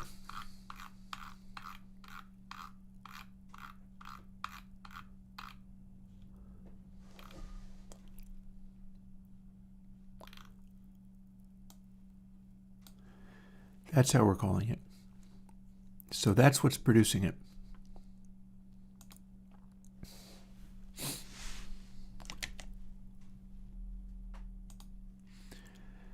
And now, you with me so far? Hung out through all of that stuff?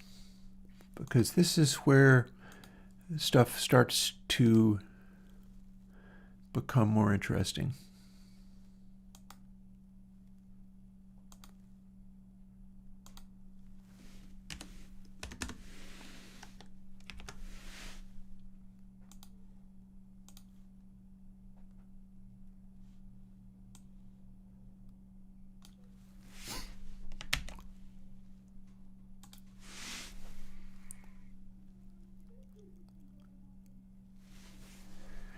Now we have two of them.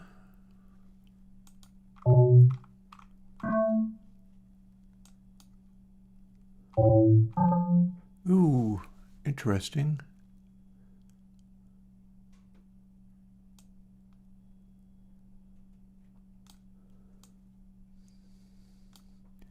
Ah, and it didn't update quite the way I wanted, but C major.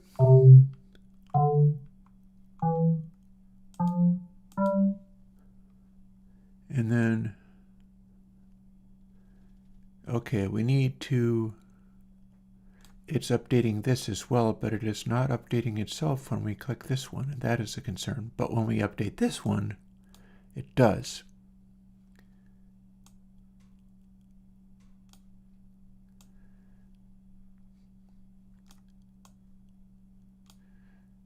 So this needs to relaunch stuff appropriately.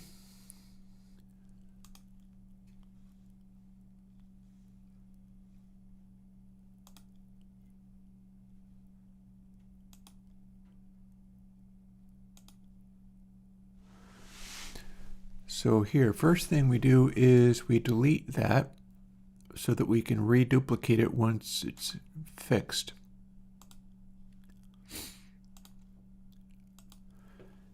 So why are you not updating properly? If you do secondary, it does successfully do it. I'm going to be needing to change that as it goes. Which means I'm going to need to, let's see if there's a better way of doing this. So for starters, if we call it piano roll 1, it will actually operate. We need to fire draw keyboard.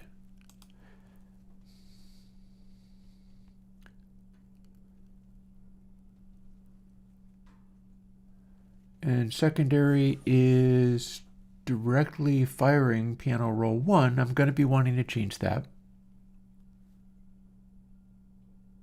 But it means about the right thing. Then mode alters draw keyboard. But this needs to, okay, so what if, rather than secondary firing draw keyboard,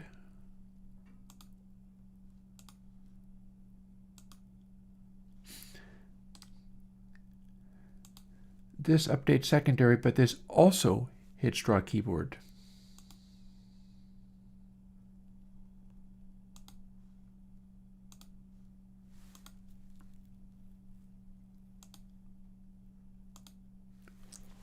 There we are.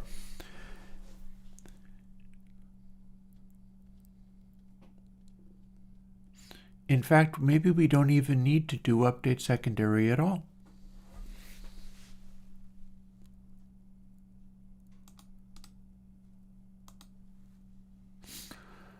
You hit draw keyboard. You hit draw keyboard. You don't do anything. Now what have we got?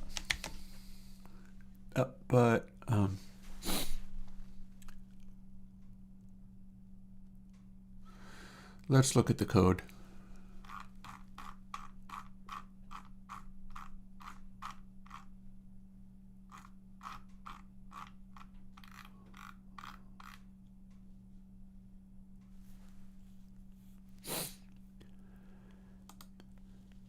So if we do this,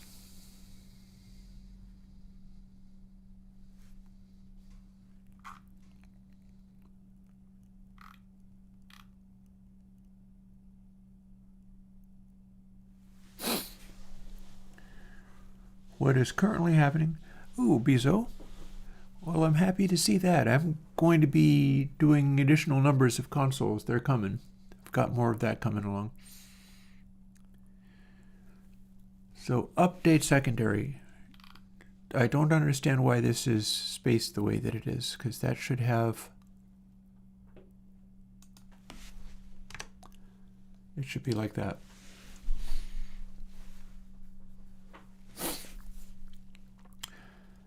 I don't think we are calling this ever.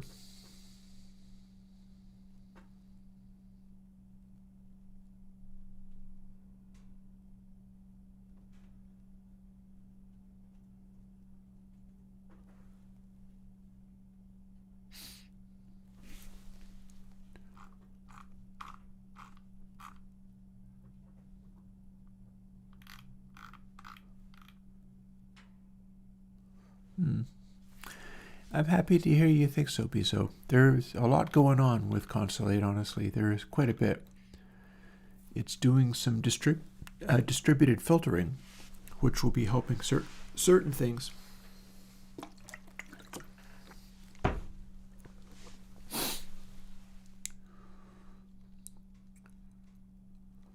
Firstly,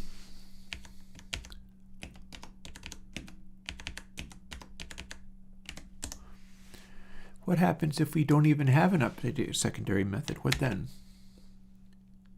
Do we have it set up so it doesn't need one?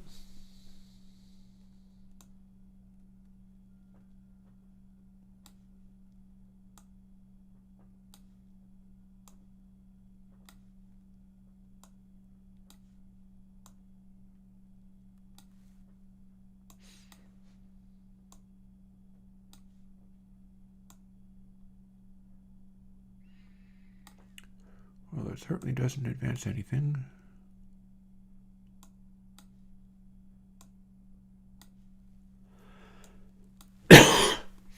Oh, I remember. Yeah, okay, here we go.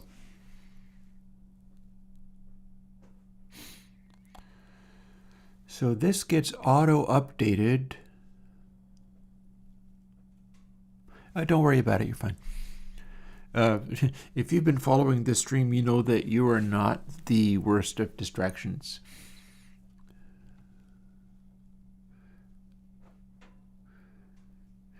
But yeah, I'm glad the mastering plugin is working as well. Honestly, I feel that maybe incorporating like the most recent Perry queue into the mastering plugin might be an advantage. Because I feel the way that it's still doing like Stonefire and stuff, and that's a strange way of going about things. I think I could do better. But yeah. So just out of curiosity, if we move this one and then update this, aha! Okay, so any of these moves will incorporate changes to this, and it will label it correctly. So that's cool. And then if I update this to A,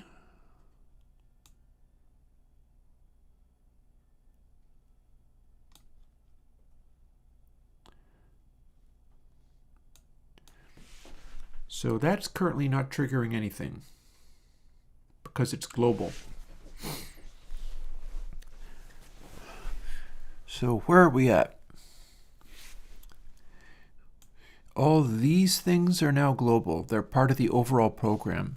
This stuff is specific to this instance of this canvas. So I'm getting to move it and change it, and it is showing me whatever is relative to what this one is set to.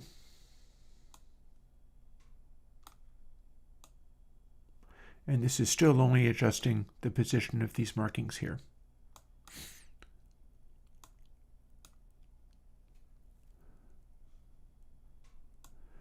This doesn't update until I touch it here. And only then do I see what this was set to. But I probably don't need to worry about that because this is also going away. This control is going to be reading from what this one was, but the next one over, and so on. So the next thing I need to do to make that work, after finding, because we apparently do get to delete this entire routine. It will not exist. But there will be things that do exist, and it's time to go looking for them now.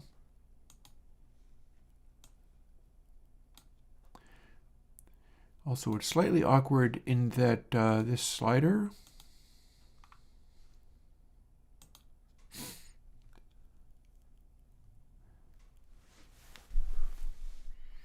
is strictly 12th note. Secondary was about letting you go to adjacent keys, so it's -6 to 18. It'll be interesting to see how that affects things. But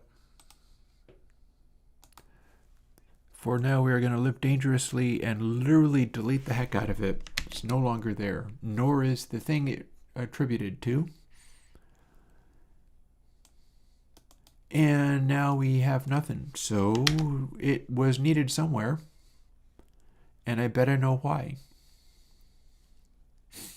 In fact, I can make this refer to itself twice. Bear with me for a second while I do that.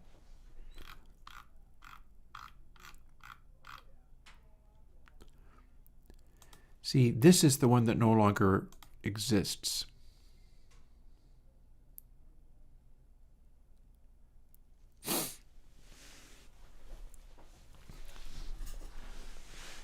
So, here's what we do.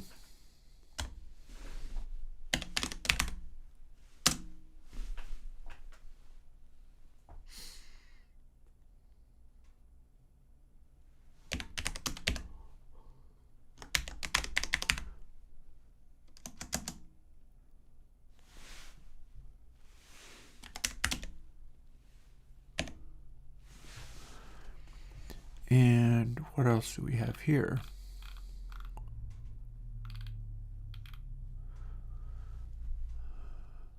Oh, we're in draw keyboard though.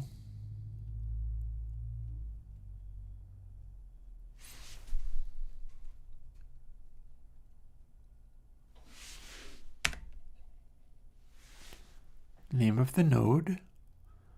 Good, good.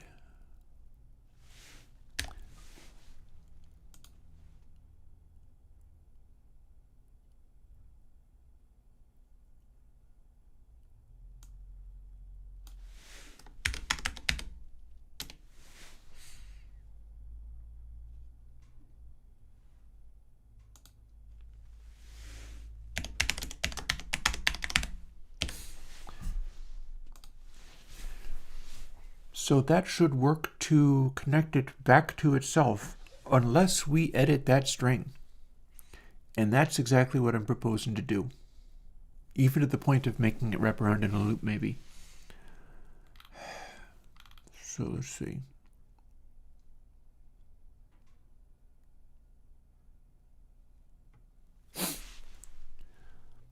Firstly, let's do the same thing anywhere else it needs to. So key secondary gets straight up replaced with this indirection.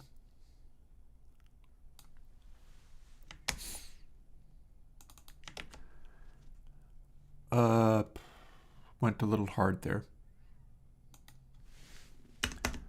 And that's why, because it was not actually, bear with me. Secondary, any reference to secondary?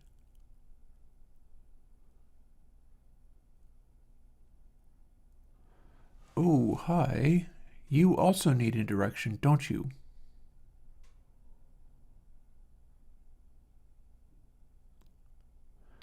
Well, let's ignore that for the moment. I'll get back to it.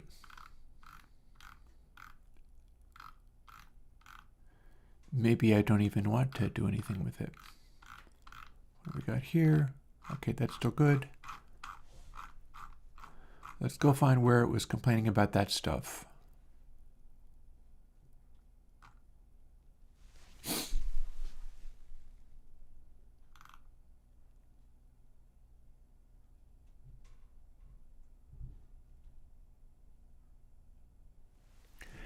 I don't think we're updating that at all. I think that becomes part of key primary.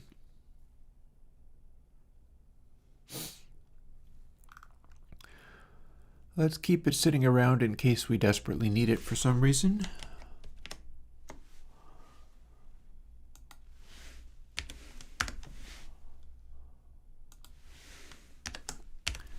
There. Commented out section. And I'm thinking we don't need to change the text of anything anywhere because we are always just interacting with key primary on one of these positions. Key secondary is now key primary for something else.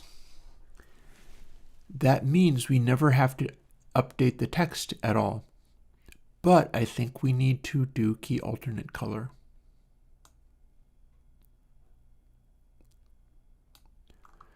Are we defining key secondary appropriately?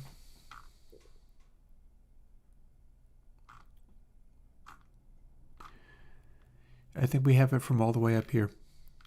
Okay. So it's possible that that will be different. That will affect the one to the left of the one we're working on.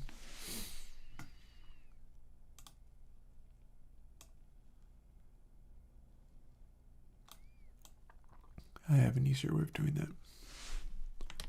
Copy.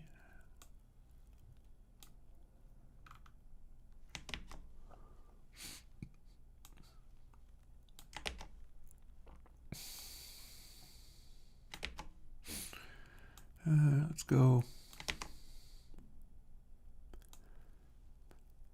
As I have also deleted the key S label, it being not only global, but nothing we need anymore.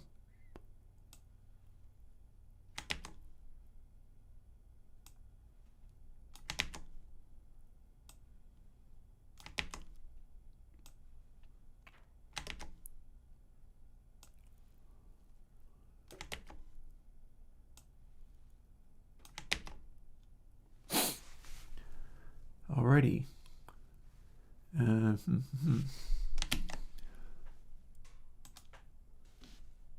Now what do we got? Oh, it doesn't show, does it?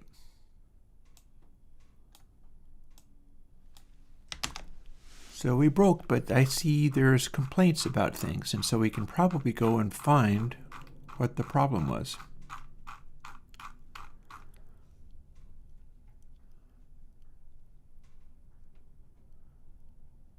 Process 432, 432. What do we got in 432?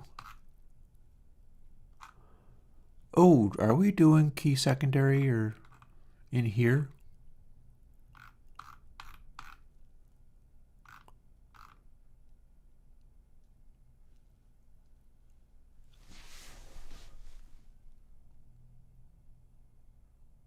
Well, that wasn't the problem.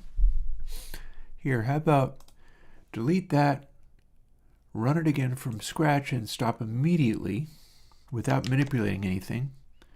And now let's see what our first problems were. No, not local screen. What the crap is local screen? That's not what I thought it was going to say, but that explains why it's having a problem.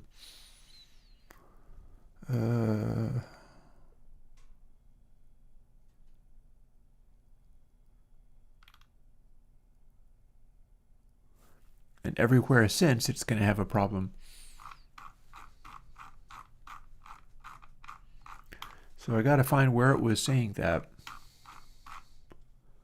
Not going to be up here. Something I did made it unhappy. Why is it typed local screen? What? I didn't tell it to say that. That's crazy.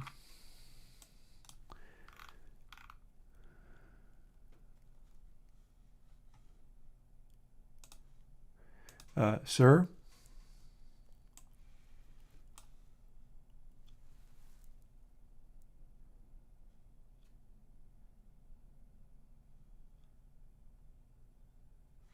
It's a thought.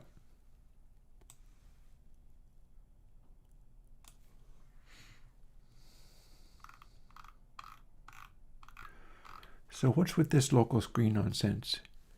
I feel like I did not type that.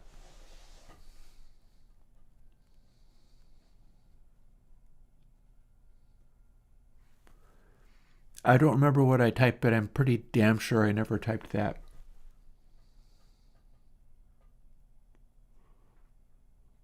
Oh, hang on. Okay, I see your problem. I did, in fact, type that, but it's not able to find this name.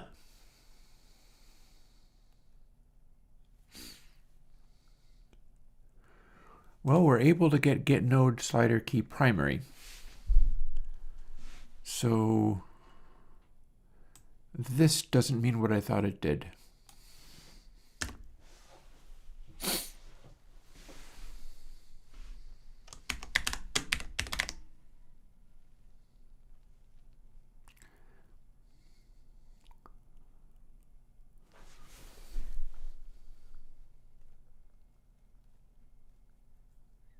path might respond to this.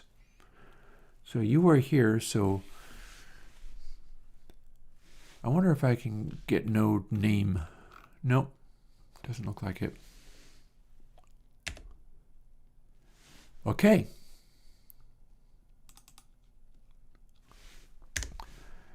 Let's see whether it's any, oh no, it needs something in here. We'll try to do this there. No?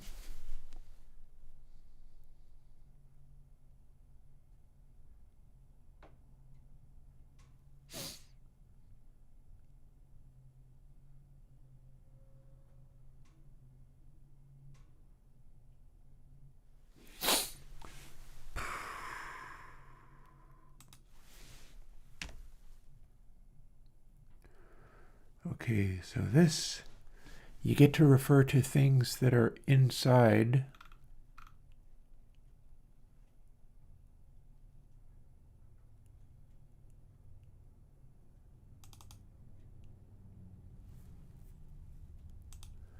Could that perhaps work?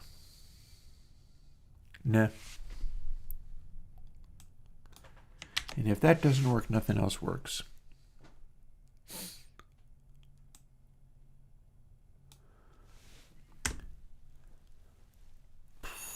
What if I do get node, and then rather than specifying these things,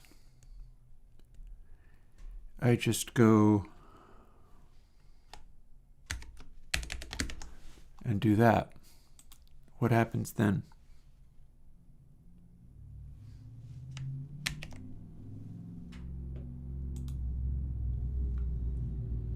Nope.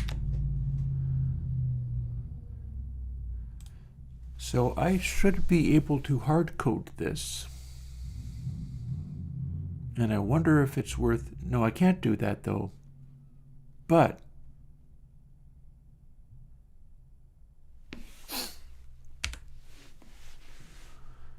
and it's not able to see any of this stuff. Yeah, chat, I keep showing that I can pause you or block you, and it doesn't seem to be doing any good. None of this is relevant because it doesn't seem to be able to follow the ... there. So let's go and look it up directly. Piano roll 1.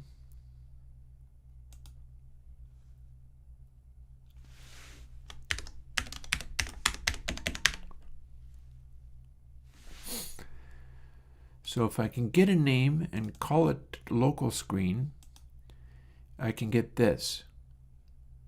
This should be able to, I should be able to force it to get the thing I want. Let's see if that worked first of all. No, it did not. Okay, it don't like that. What if I do this?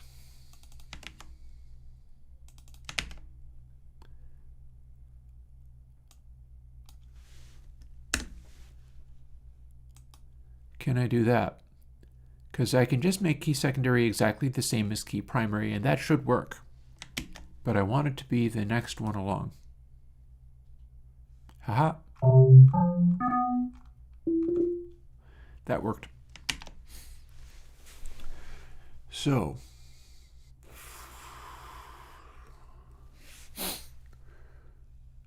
looks to me like here's where we need to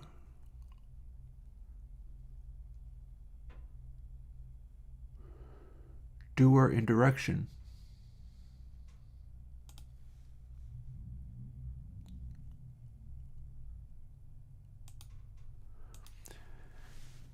I am not above doing this manually.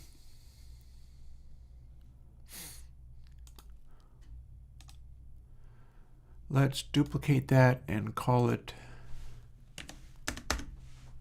piano roll B.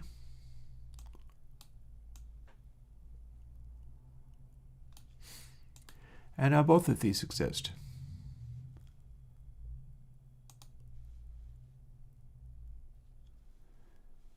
And I think my code is such that it's referring directly to piano roll 1 now, so there's still going to be brokenness. Yep, sure enough. And that is because I need to access the name of the object I'm in.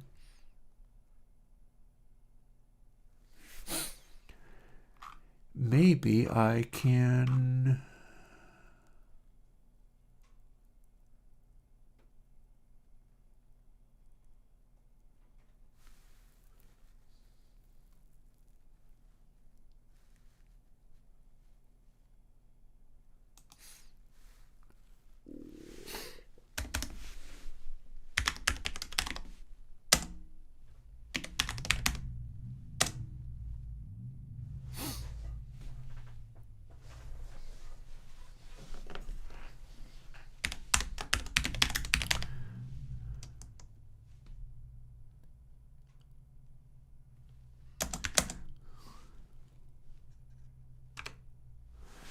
Now that does not exist. Everything has a name on it. Hey Grunts, reasonably good. Junebug's tweaking quite a bit. I've been showing Junebug the controls by which I can time out or ban him. Doesn't seem to be doing anything. And ready becomes... So I may be able to test whether this actually works or not. This is where we instantiate whatever this is, which is a text direct, and it has a name.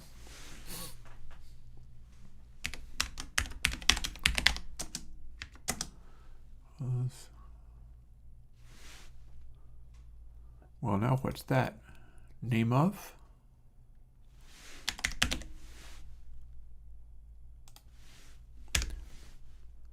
Nope.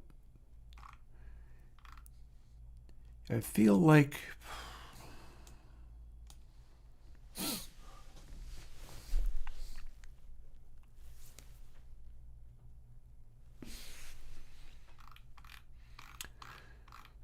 I'm frustrated, but we knew this. Ah, look at that. We can do this something, but it wasn't that. So let's find out how we can assign this thing to a name.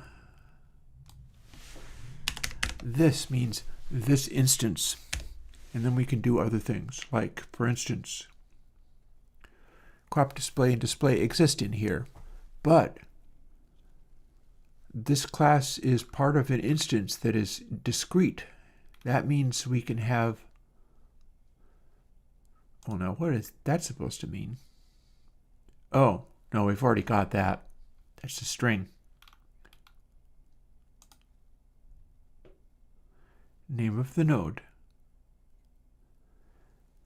That's fine.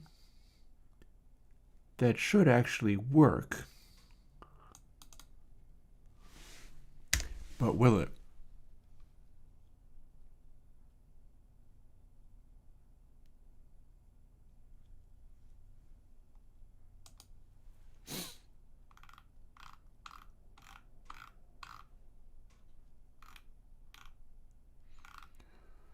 Let's skip ahead. But not as far as this, maybe. Definitely not as far as this. Back to where we are referencing this stuff.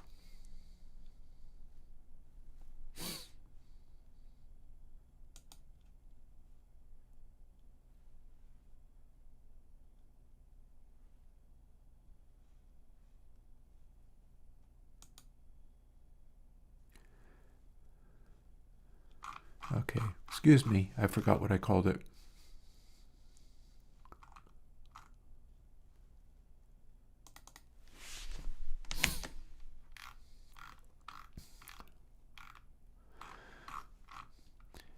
If I do this,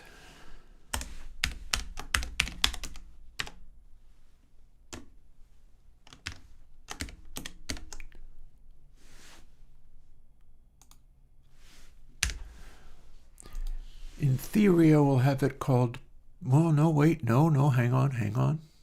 Slow up. If we override that, then it doesn't matter what this could be. It could be anything. And it'll be replaced with not simply piano roll, but then it will be replaced with piano roll A or piano roll B, whichever it sees fit. At which point, all of these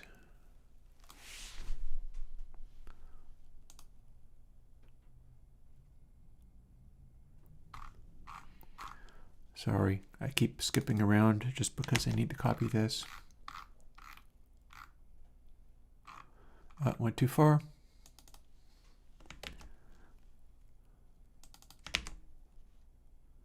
Use that.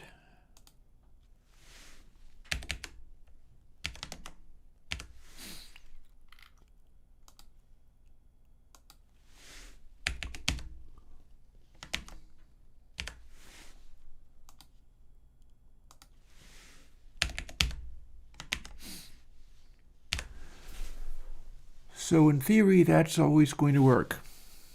Don't know if it's true. Also, we don't seem to be doing, well, we don't have to do references to mode. It's this stuff that we need to do references to. Let's find out right now whether that even worked. Signs point to it did not.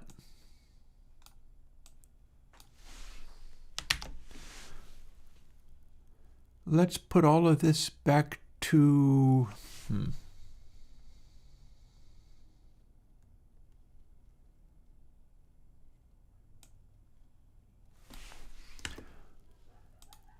Let's delete all of that stuff since it didn't actually work, and see if we can at least run, even if none of this means anything anymore.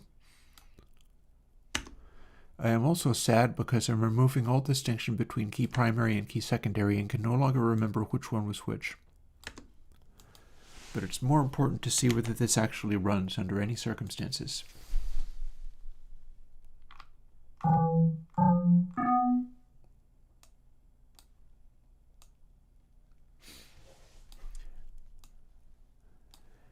And in a sense, that's exactly what that's meant to do.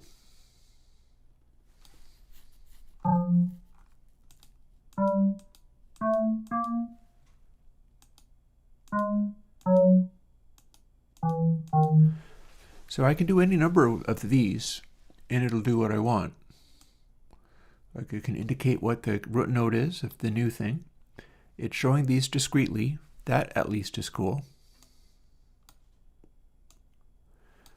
It's updating the available chords willy-nilly, but that's fine.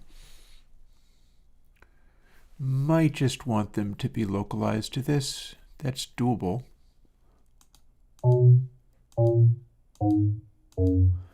Which note you play, maybe not as important. Let's quickly bring the chords into place, because I do see where that would be helpful. So how do we do that? And again, I'm wanting to refer to this one, and then the secondary mode is what is present here. And you do that, and it starts opening stuff up on this, but I haven't got there yet.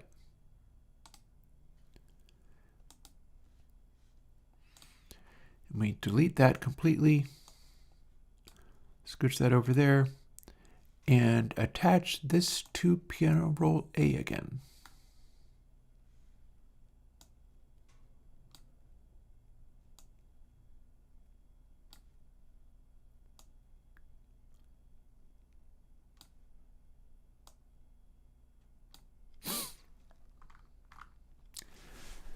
Maybe that can fit between the sliders, and I've got it neatly located here and all, but what's a little rearrangement between friends?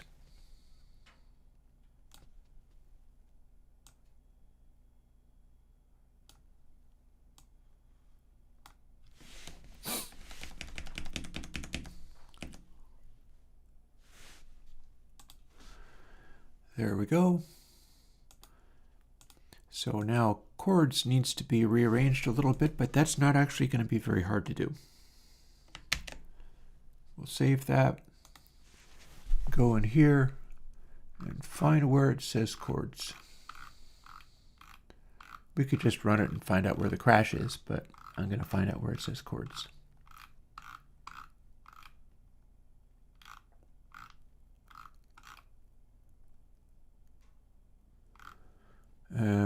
I did not find where it says chords. Okay, let's find out by breaking it.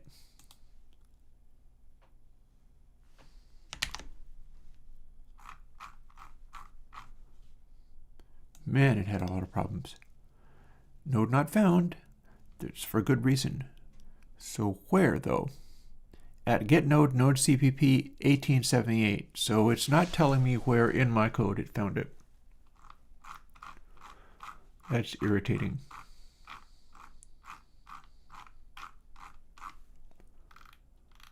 Ah, but here's a bunch of chords. Maybe I can find it in here. Majors and minors and stuff. So primary and then secondary. Yeah.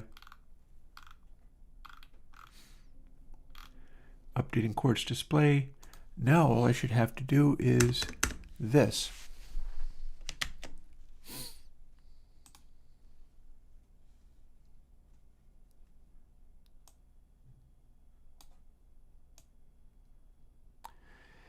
But now I can't actually get to the secondary chords because nothing ever alters until I have one over here which is capable of altering that. So,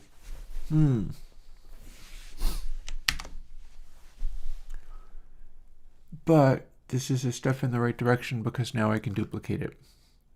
And it ran and nothing crashed. Put the note down there where I can see it.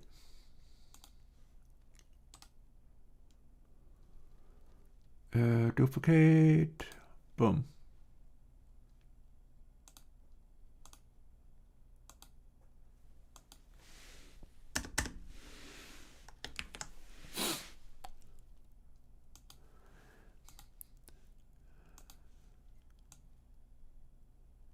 Now these will both still run, but I need to make them talk to each other.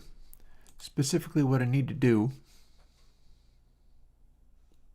Ooh, it struggles when I don't save it first.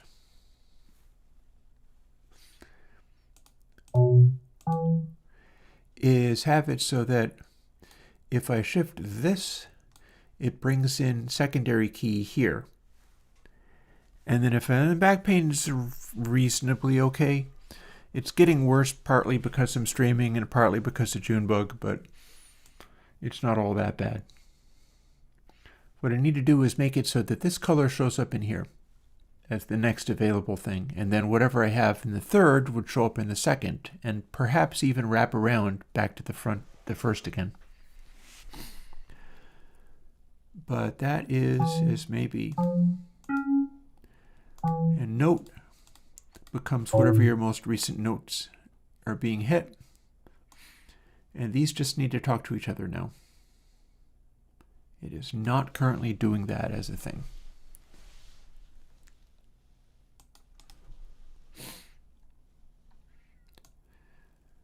If I can make it do it, then it will bring in the second line of chords down here.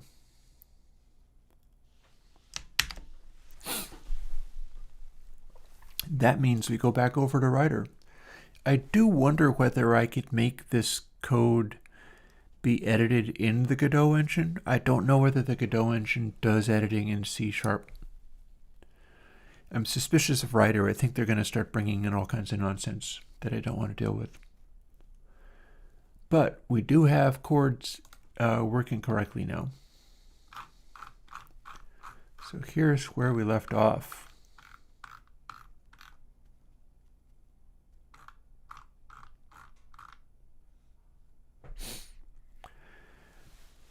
We've got this string.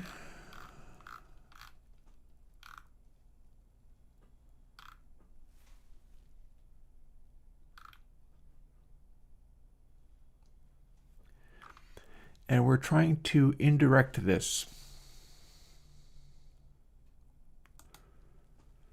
So this chain will be turned into a integer because it ends in value, but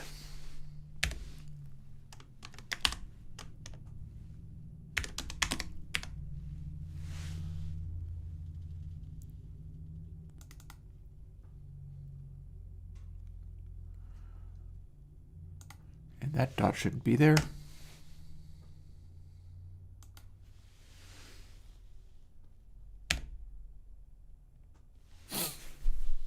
A lot of this is not helping me.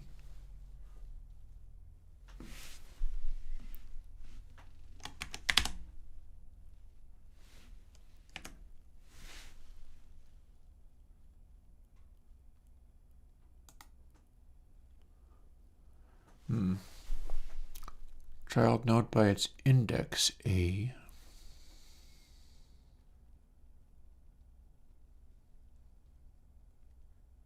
Oh, that's because you can step along the line. See, it says var A child 0 name is first, and then, okay, I guess that they're parallel. I'm thinking about whether they're parallel or series children. I'm thinking get node is more accurately going to be it.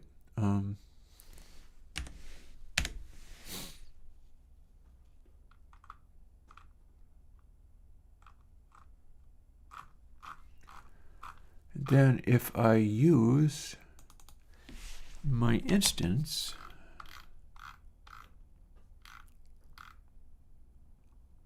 okay, I went too far. That's a string.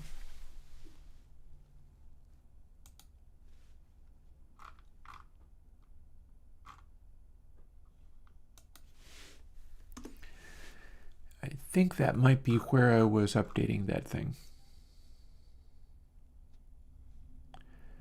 That's where I'm supposed to be able to get the name of this node, and it's going to be discrete to that. So if this chain of things, because this chain of things is fine, but that's because everything always refers to key primary in whatever node it is. Point being, I should be able to define another string and update it based on what this current one is, or indeed just, well, firstly, let's see if it even works.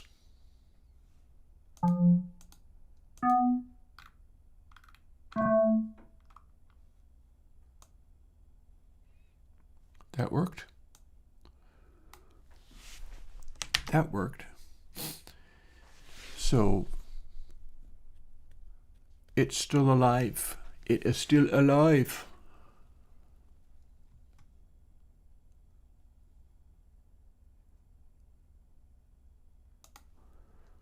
It might even still be alive if I do this.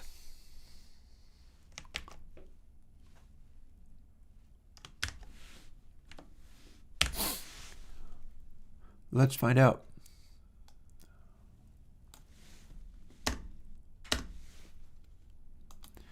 How we doing? You still alive? Get parent should be working.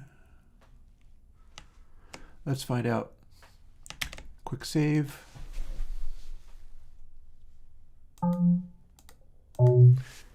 It is fine. Okay. Here's where things will get a little more interesting.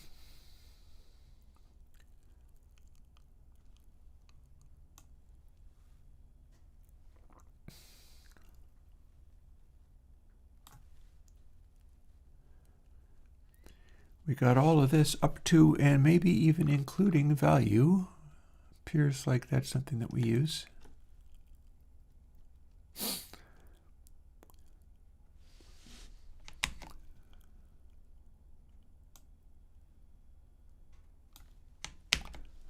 There, now they match. I can take this right back to key primary for these ones because it turns out I don't actually need to refer to the parent to get there. But here's where things get interesting.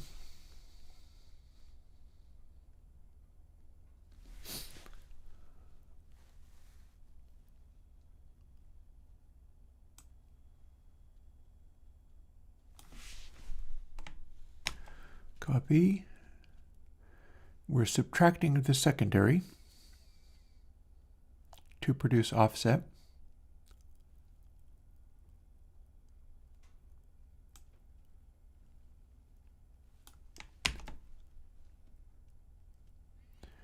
So there we go.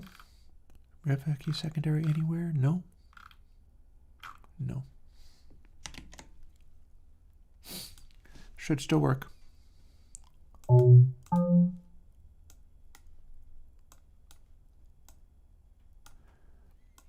All still present and expected. Here's where things get a little interesting.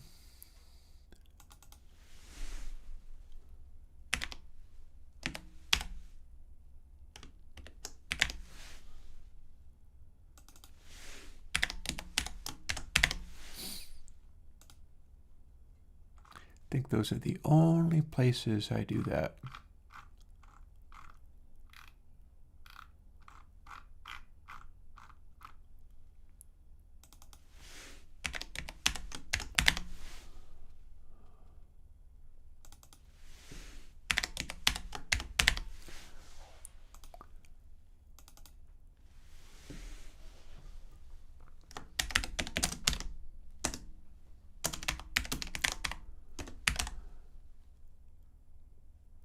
I think I can even make it be itself if it's at the end of the string. That might be worthwhile. It could just work.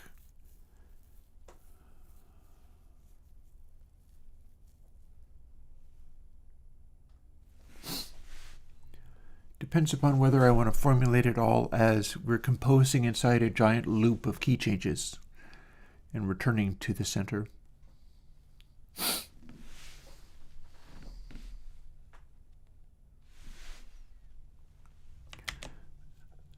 It could be anything because we are assigning it. Now this one is piano roll A, and this one is piano roll B. Because that's true,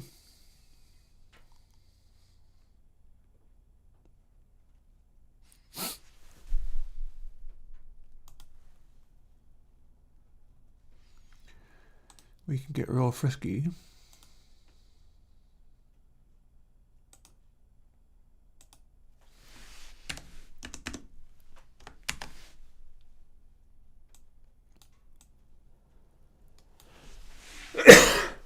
Excuse me.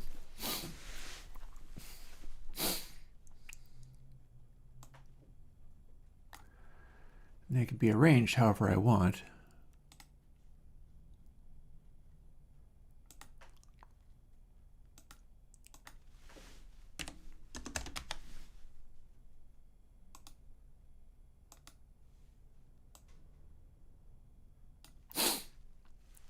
How many of these can I fit in that space? How big is my space anyway?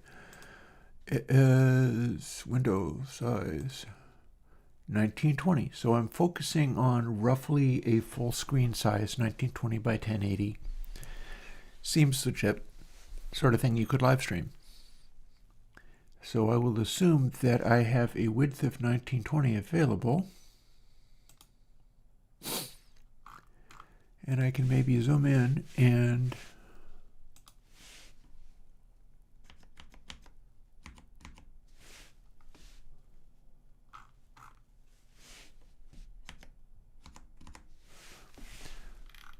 we'll fit it exactly to the screen. Hold down Shift to zoom in.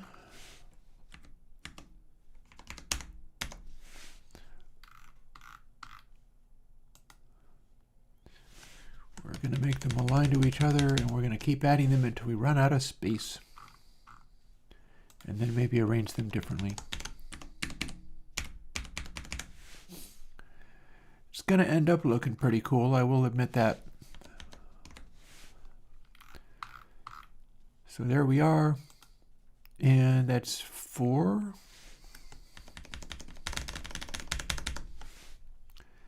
We're going to have room for at least 5 sections here.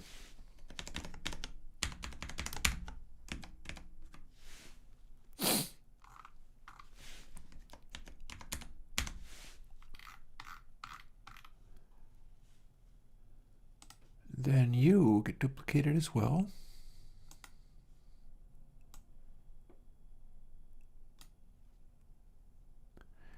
Yeah, looks like we have room for roughly 5 sections. We can space them out a little bit later. For now, I'm making them all munched together.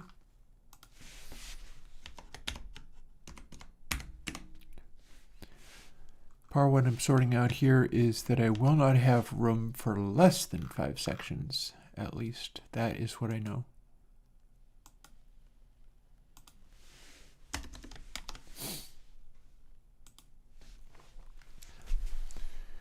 I mean, granted, I could make one off the end of the side there.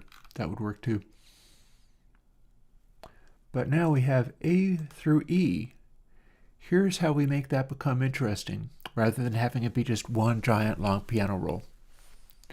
Not that you can't have that too, we can have that too, but here's where, oh, I could also shrink it to fit that size. It'll be slightly smaller than full screen, but there's nothing wrong with that. I mean, it's meant to be a sort of composition toy, rather than having necessarily other purposes having to do with the screen size and all.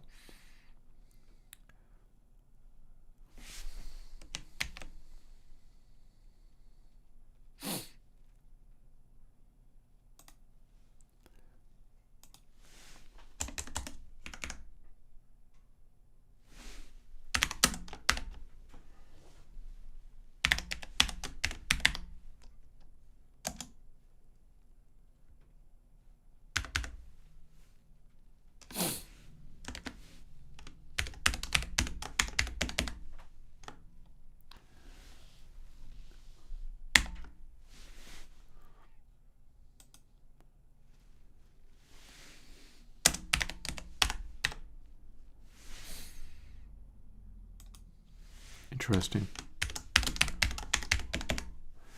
It didn't know what it was doing, but it put quotes in for me and stuff, so that's fine.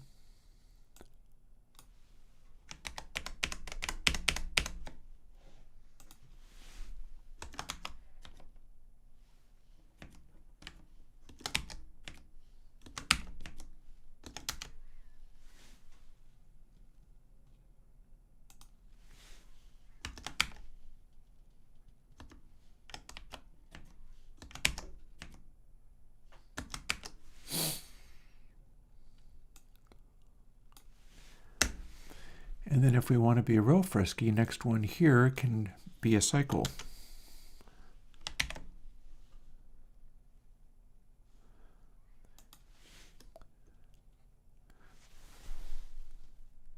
Oh, that doesn't work though. Nope.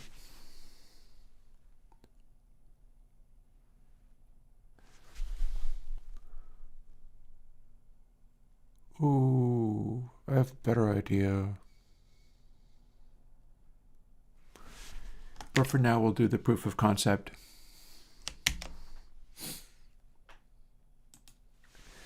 Bada bing.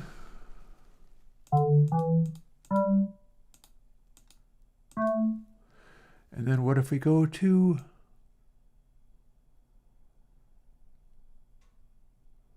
that note, whatever it is? Well, that is AF.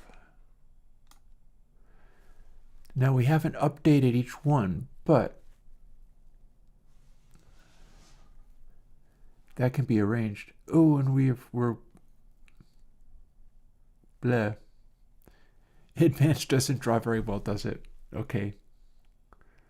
So there's a problem. That's drawing very strangely, and I know why. It's because the whole thing is being centered on this other string, which is taking up too much space.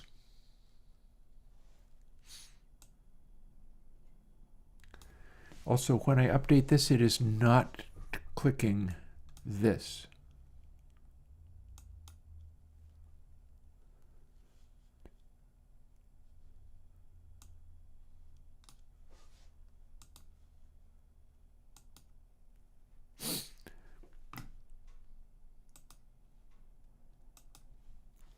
So here we have our little chain. We can go through all these notes if we want. I just need to draw these chords better.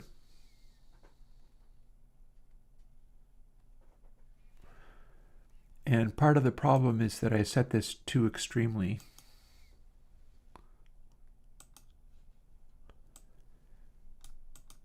And part of that problem is that originally the one that's being updated, it's in advance or regress, and it needs to be in a control with a much wider range of motion.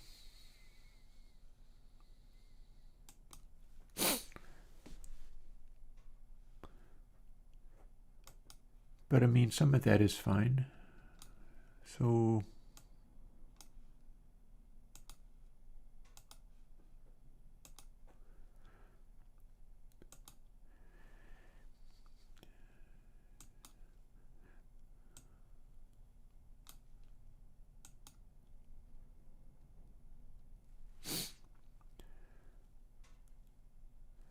now what we're doing is we've got that all set up this way, and we go to a different one here.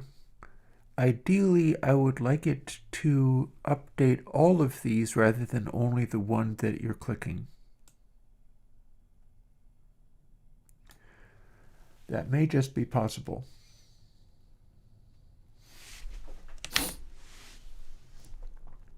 Ooh, index out of bounds. So sad.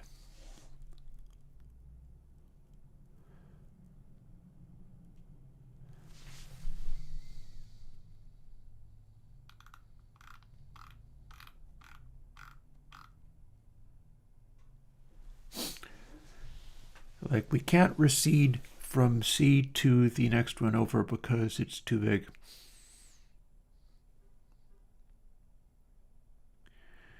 I wonder whether I can make these controls have negative numbers and stuff like that.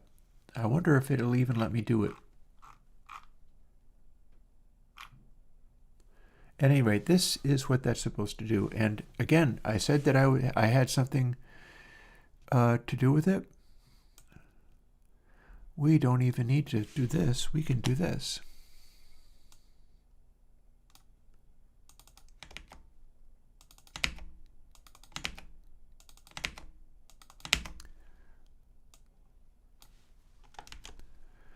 There, now we do have it in a loop.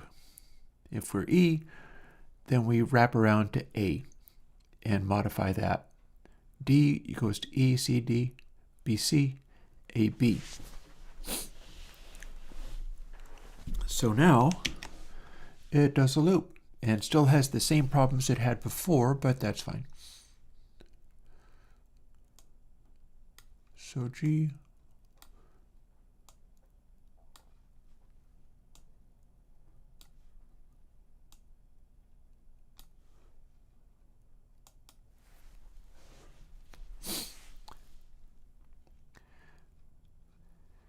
So key of G to D to A to A to A. Well, why do I have it A, and A then?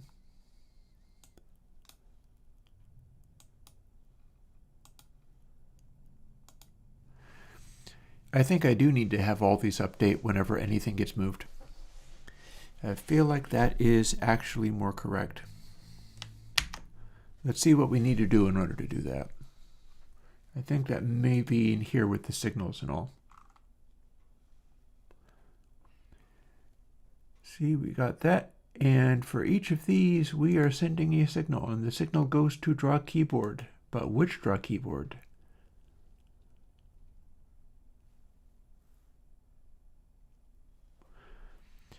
Could we just update all the draw keyboards?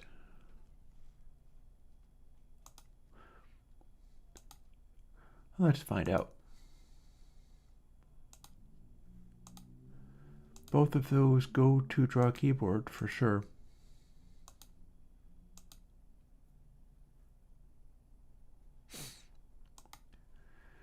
Mode should only go to the draw keyboard in the one we're on. Mode shouldn't actually change the underlying colors of anything. It's only sort of updating. So I don't believe it would not alter any adjacent things. So we only have to be concerned with key primary. Here's key primary. Can we refer to adjacent piano rolls and have it send lots and lots of? So that's piano roll A.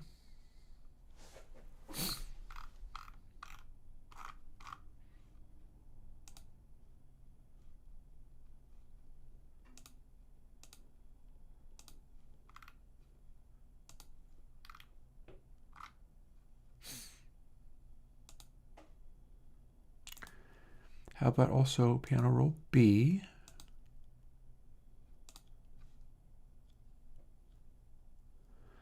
So this is the one we're on, right? Well, maybe does it even need to redo that?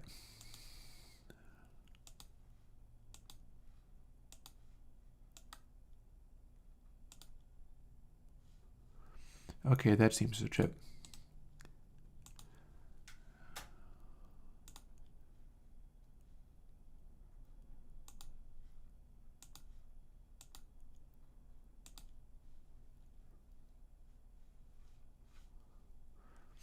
I got to do it for all of these. Also, I have to go and thaw out some foods. Excuse me for a second while I do that. I will even put on obnoxious music.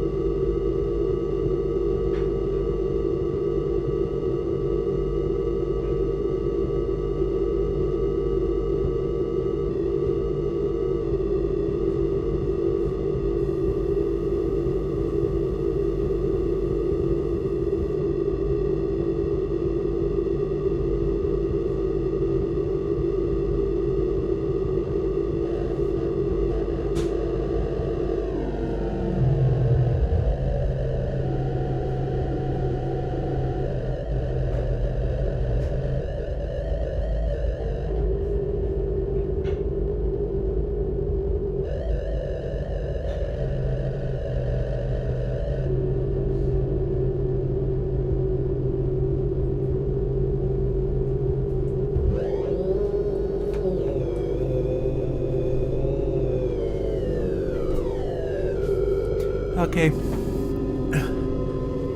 So far, so good. Yep.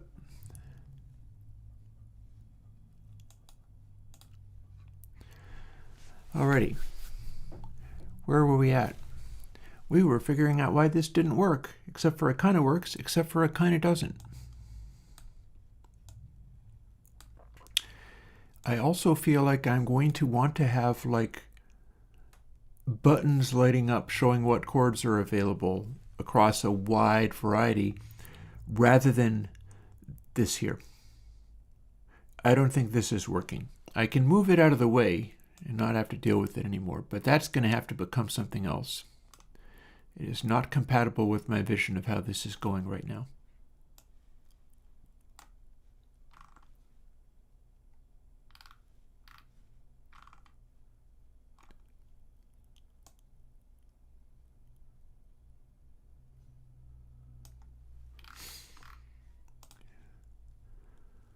Alrighty.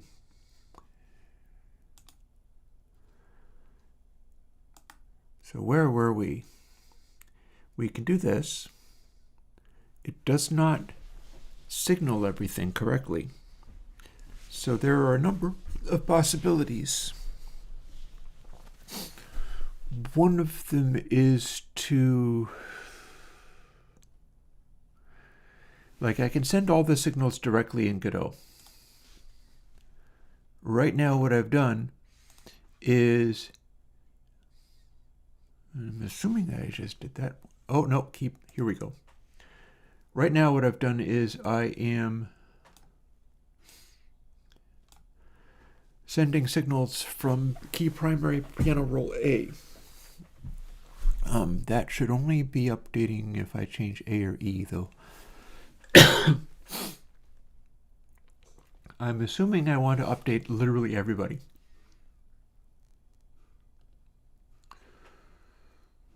So I've got A through E, so we can just do that.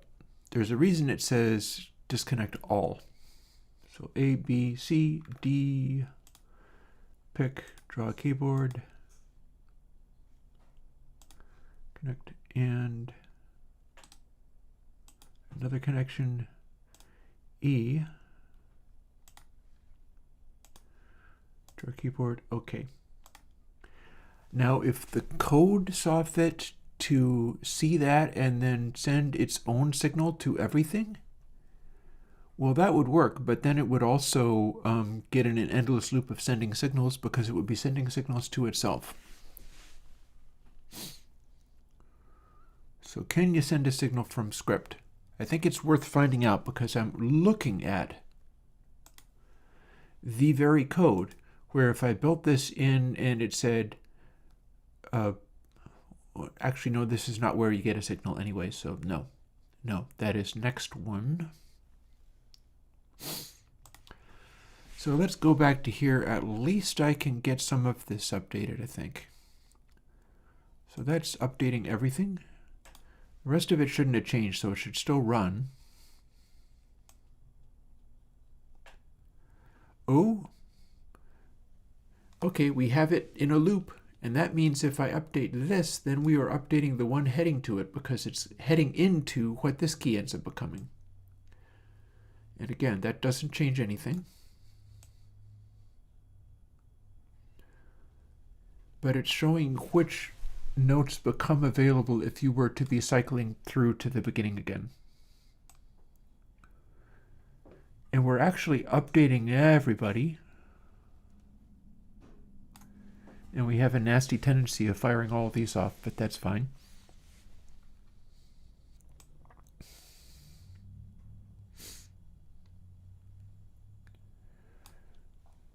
And what I'm looking to do is have this start doing something. And again, since this is updating everybody, if we have these being different, and then we update this, the entire thing shifts to become what it needs to be. Like we can go to C, then G, D, A, E. I've now updated all of these, but then when I touch this one, everything might change, and indeed it has. So we're looking to have all of these colors shift and change to show what is available on the keys and what is not, based on touching any of these. And then this doesn't matter, because all this is doing is moving this, which is the root note. So if we go from G major to G Lydian, that's what it looks like.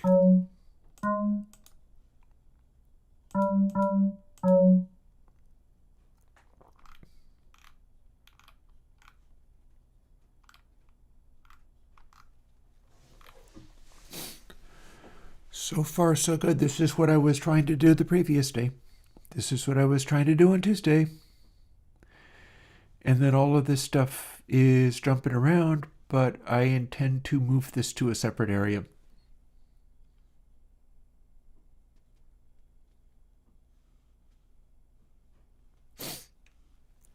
Mind you, it's still showing some valuable information.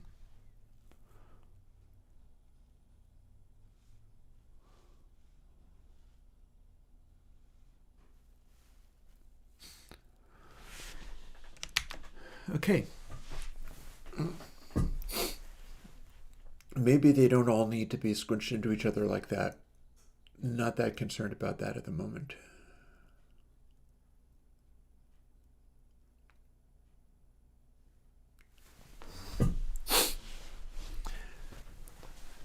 So a way to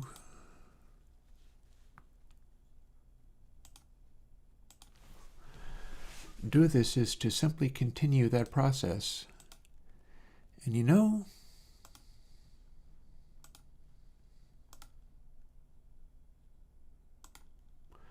that's not so wrong. I generally have a lot of patience for tedious stuff where I know what it does. So this is a bunch of clickings, but it'll do the job.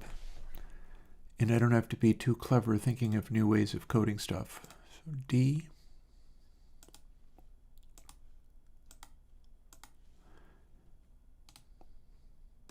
And one more, namely E.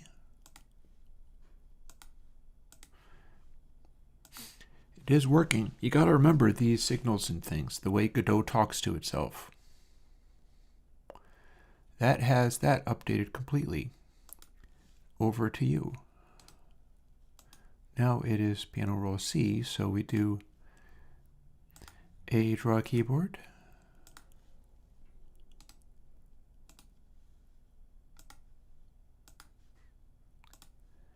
And B, draw a keyboard.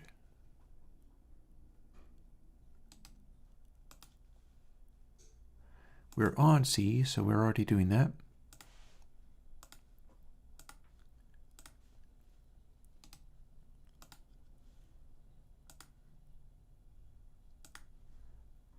We got to do all these little clicks, but it gets there.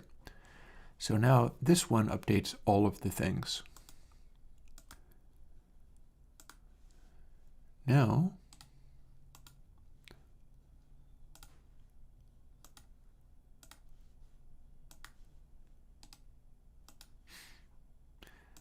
and if I don't like it, I can disconnect all of them in a single click. Thus undoing all the work I've done. Let's not.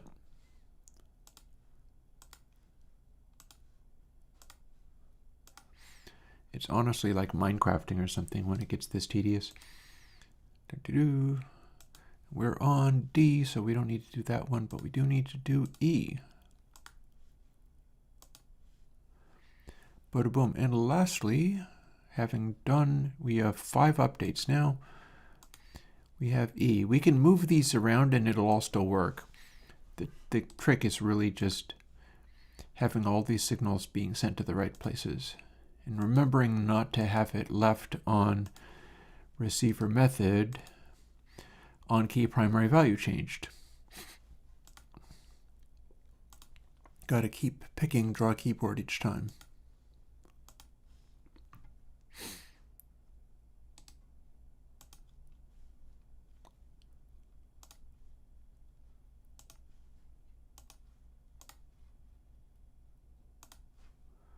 And the C callback code is in fact there. We're on E, so the last one to do is D. Boom. Let's hit save. Alrighty. So here's where we've got to. It's able to look at what the next one along is going to be.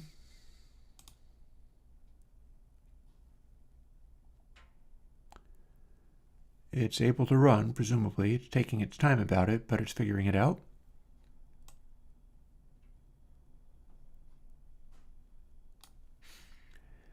And now if I go to something, like say I am in A minor, and then I go to A major, well, these are the new notes and these are the change notes.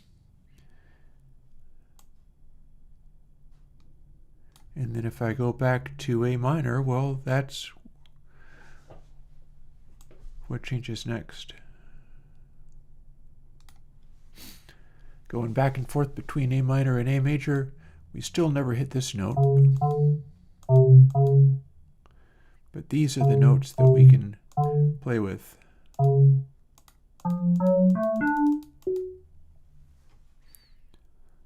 And lastly, a completely weird one. And so what these are also saying, although I think the advanced and recede stuff has to go away.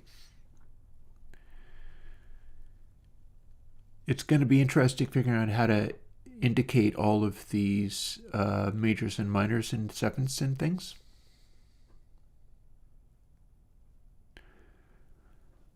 The sevenths are only there when it's a mixolydian.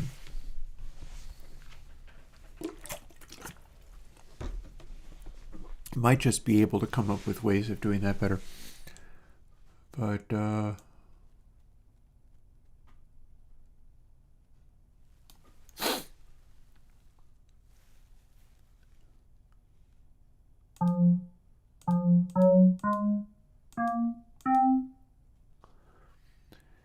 go hard enough and every single note is available.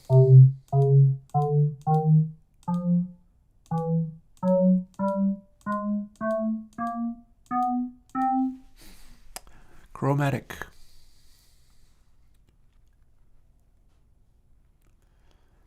And yeah, we are putting things in adjacency. If we start over again, it'll probably run a little bit easier. Oh, index P20 is out of bounds. I do wonder what's causing that to happen.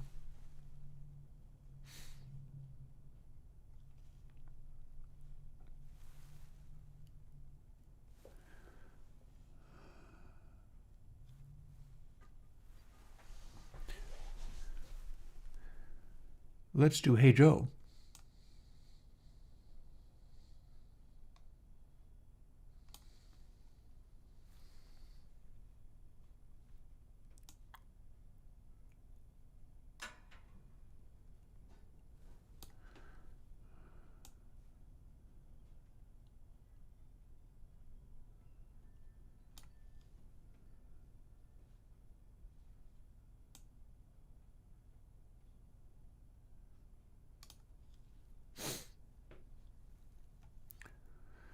That's not really exactly how that works, but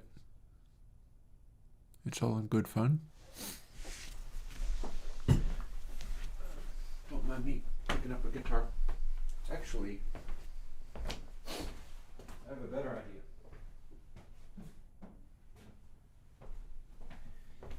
I've just put strings and a strap on this guitar, and it's going to be a lot more audible on a string.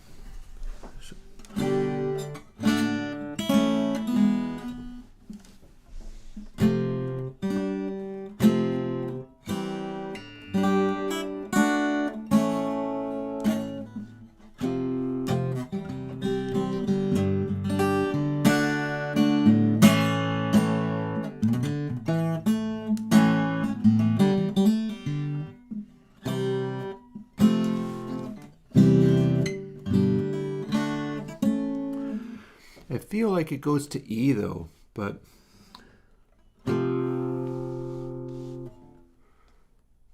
we'll do Hey Joe and F.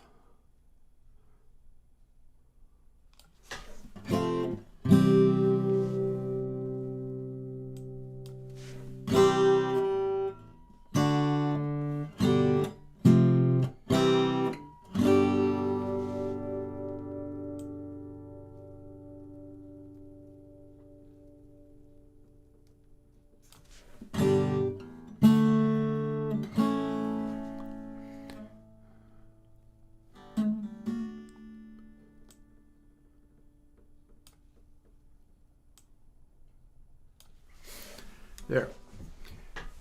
So there's all of the different major chords, but what can we do to pick what a key? Adam Neely did this. Adam Neely did a thing where he was trying to figure out what key Hey Joe was in.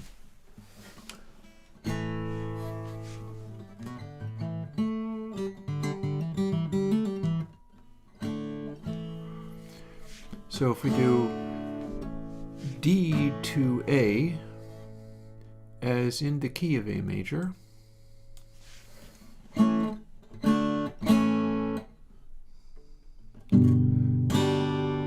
have to go to get G?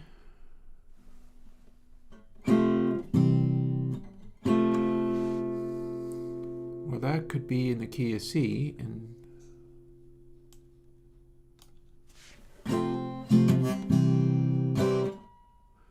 F, C.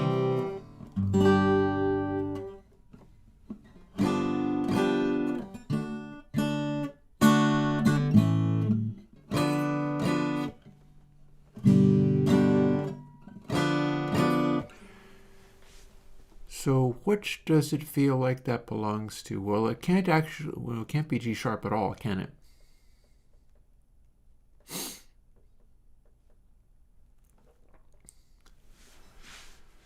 So rather than being in the key of G, it could just simply be a G7th in the key of this.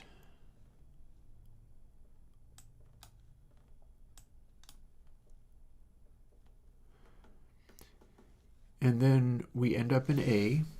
So now we're in two keys. We're in key of C and the key of A.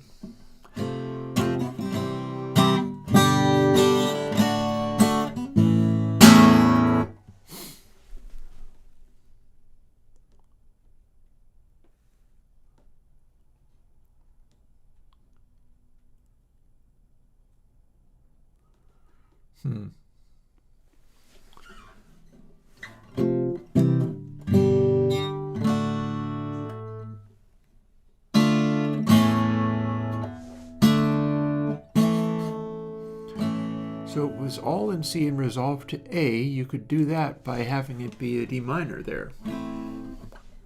And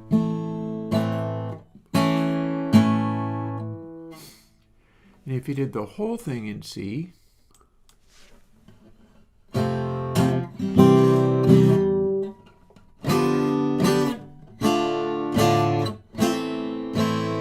that's not Hey Joe at all anymore. So we're talking, I think, about much more like A. Wouldn't it be funny if I could dynamically set the number of keys we were in? So how do we even get to F from here? If we're in A,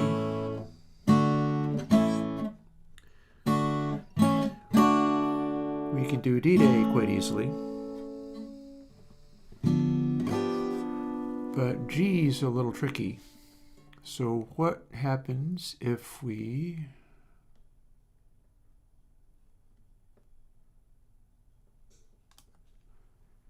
key a D,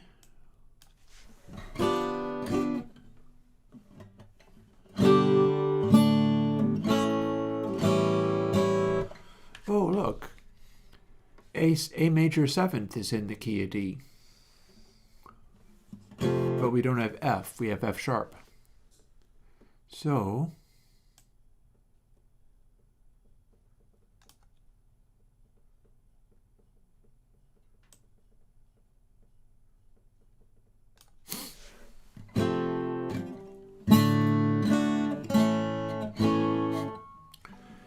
yeah.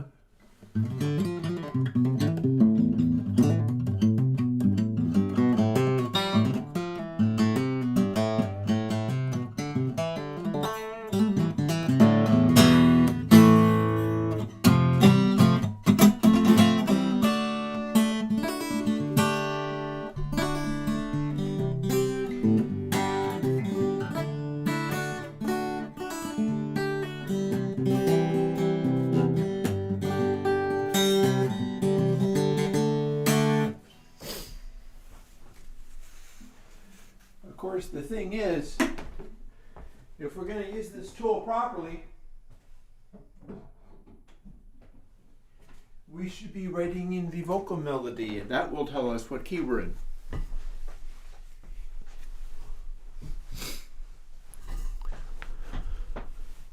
That would solve the problem. So, A, then D, then G,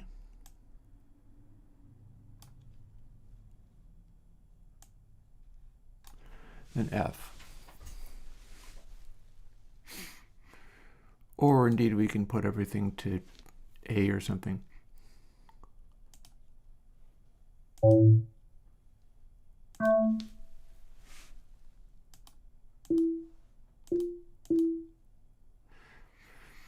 So there's our notes in A.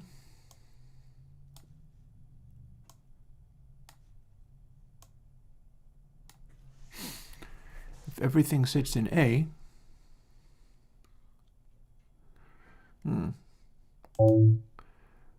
Junebug has responded to a concept.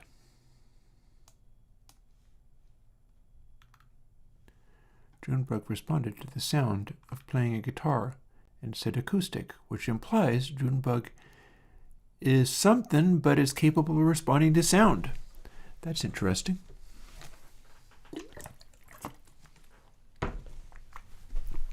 You never can tell. It's a weird whirlwind.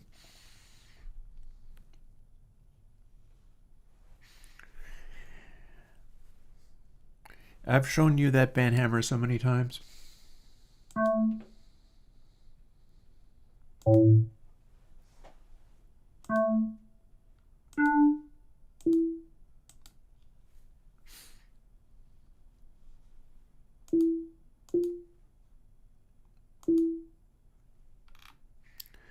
Do we have this in the key of F?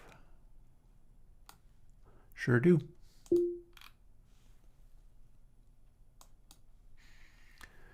So actually, if we ignore all the rest of these,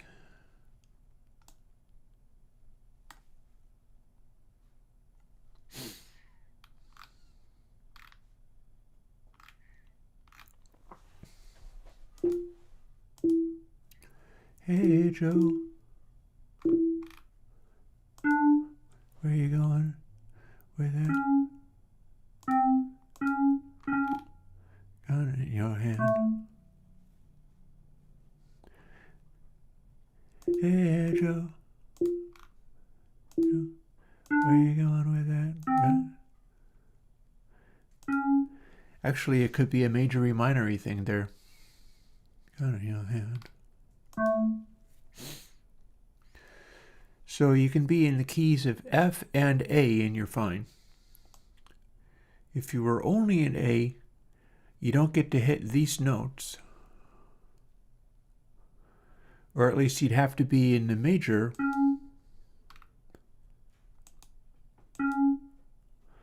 to hit that note. But it's not really that major, is it? And you don't get to hit this note. So what are some adjacent keys that bring that stuff in?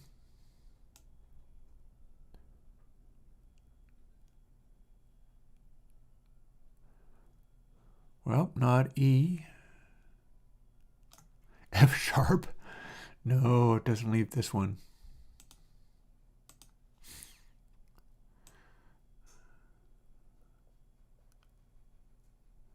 G, C.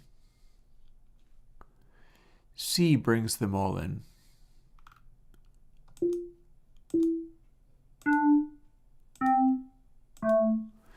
Including the minor. So that is C major and A major, although we can also pretend that it is... Okay, we've just stumbled across something interesting. Getting the guitar back.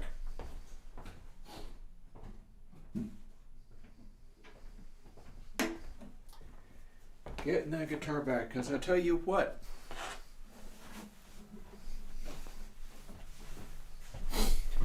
That's an interesting result. That suggests that we're in A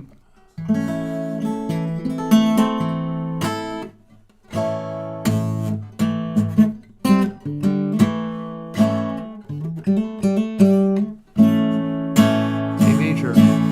But then when we go, hey Joe,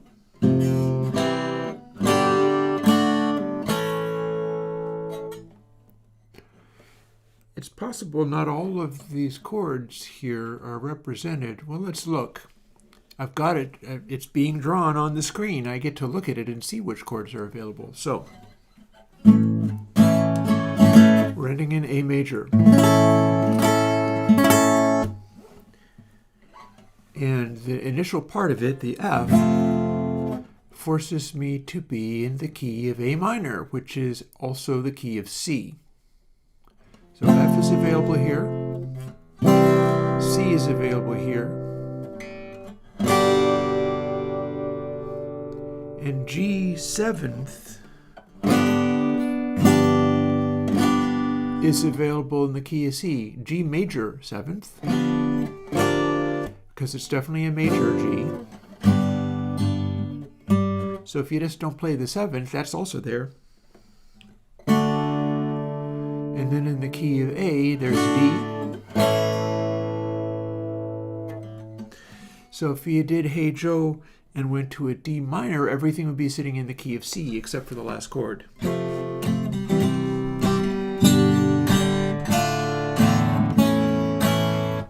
But that's not how it goes, does it?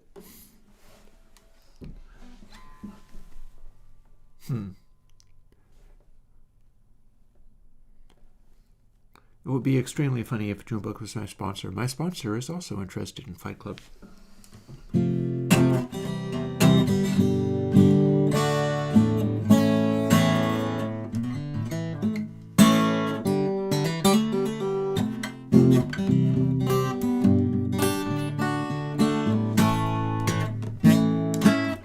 Yeah, so it's definitely an A major.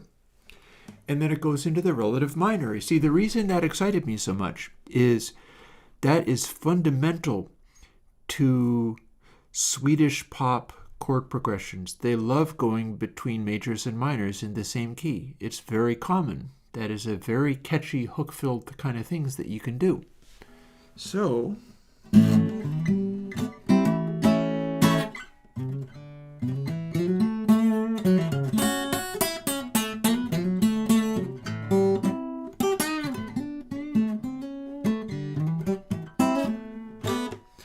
also in blues, you can very frequently throw in majors on top of a minor if you're playing in A minor.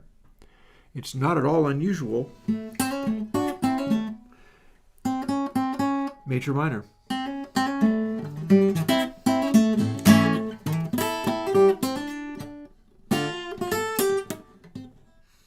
And I always tend to want to go to this note.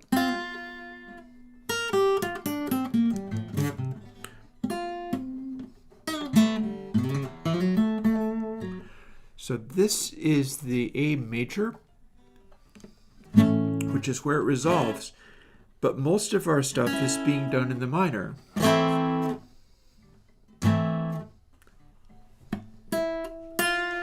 Oh, and of course that's our first note. Hey Joe!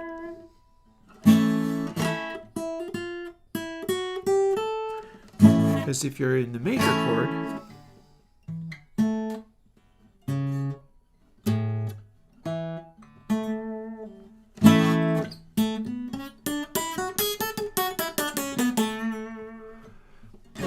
there is your major scale. But we don't solo in major over this, do we? We mostly solo in A minor, which is in the key of C.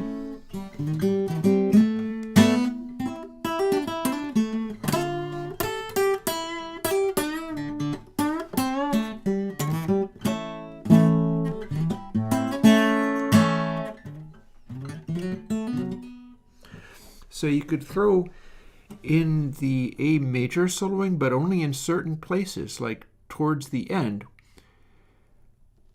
as you resolve into it. But that is only, the thing about that is that if you're going to that major pentatonic mode, you could do it, but it sounds like you're dropping down 3 strings because you are.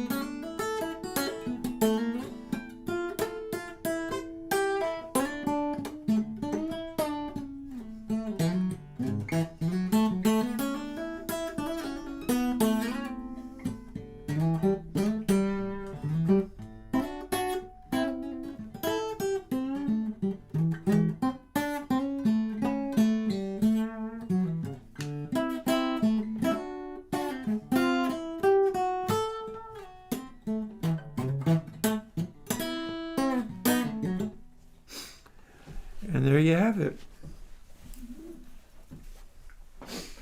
I had no idea that was what it really was, but yeah. Adam Neely did a whole video on that. A whole video on what key is Hey Joe really in, because it's going around there. And to think that it is as simple as it's going between A minor and A major, if you resolve to A major. Like whatever the last major chord is, those first chords are all coming out of the minor of the same thing. Hey, Guybrush.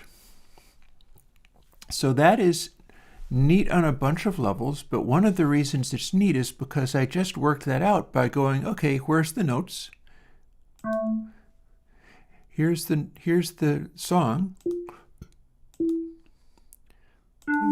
With that, got in your hand. Or you can throw a major equality into it as well if you want, because that is also available to you. And then you start out, you have to include essentially the relative minor of C. And again, that's the interesting part, is that it's so obvious, but it's obvious because I wrote this elaborate program to be able to find my way through that kind of thing. And that implies that there could be other things going on, writing other chords and sequences and melodies and stuff that would be just as easy to find. Like, I don't know if we need the ability to have like 5 entire keys.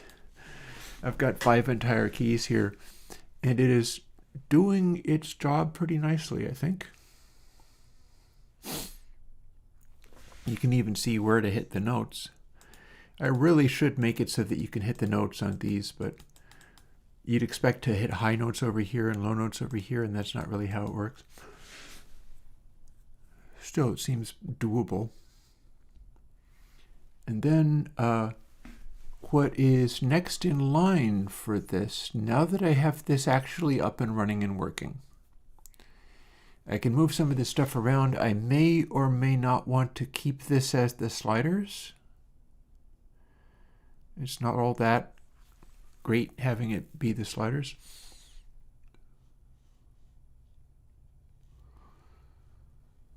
I don't think I need these, the advance or recede, when the total number of chords shows up here, like this top list. This will contain everything. So if I had this pile of giant mess, I'd have a total chord list to become accessible. And you'd be picking it out basically by just picking out melodies.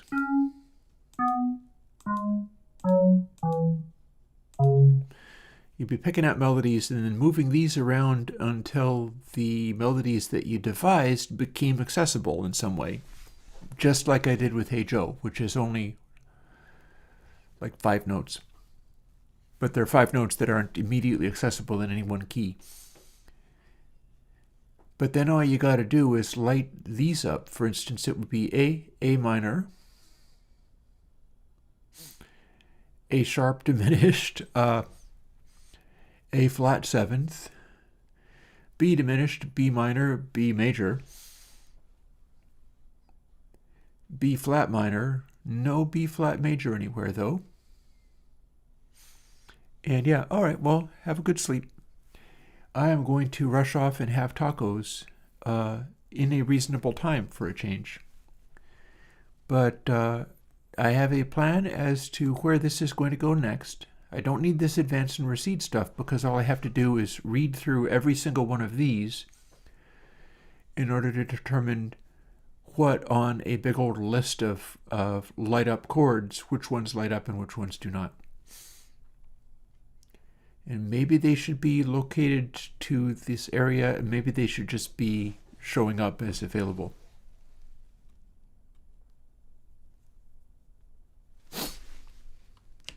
But that is another story.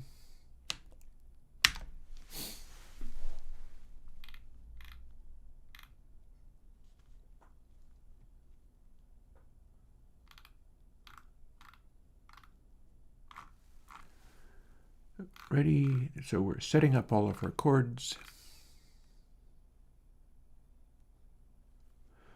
It is also showing major minors, but those are receding and advancing, so that will already be shown in this.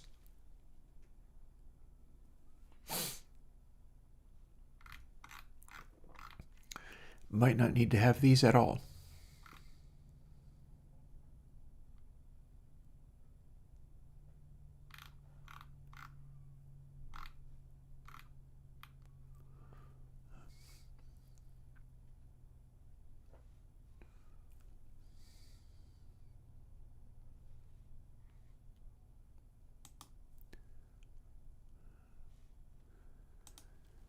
Key offset is being generated, but I might not need to do that if I'm having a collective global chord setting. The trick there, and yeah, I'm not entirely sure why it keeps complaining about this.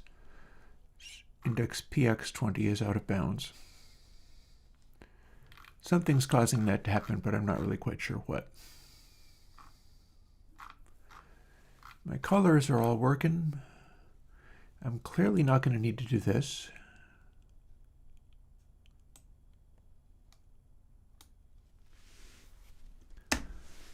Because we're up and running and we don't need to worry about that.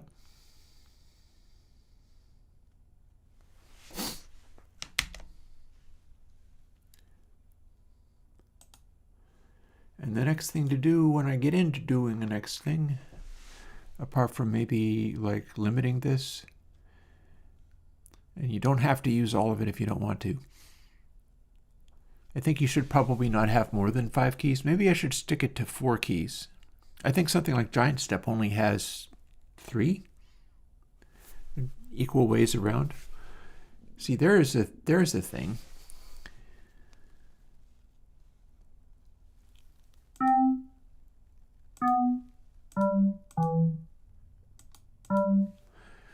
Write down the notes for the lead line of Giant Steps and put the chords under it and see what it does. That would absolutely be a thing. In fact, I'm going to take a moment. Just as a final thing, I'm not going to worry about building these yet. This is going to become a separate display. I think it'll be awesome. I'll get to it when I get to it. But what I am going to do is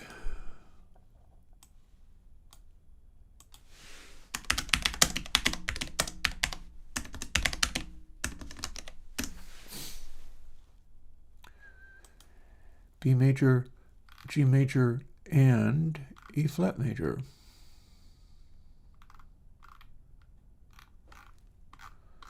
Okay, where does it say that? It said it somewhere. Well, I can use 3 scales.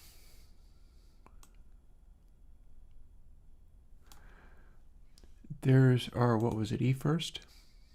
B, G, and E flat.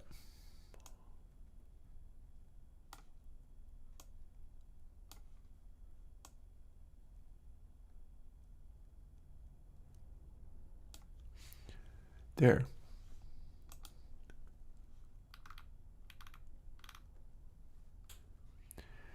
So there's another thing about this. Ooh, we have the...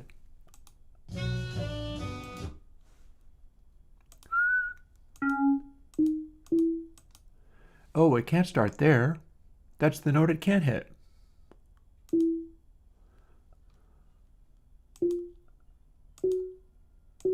No, wait, no, that is.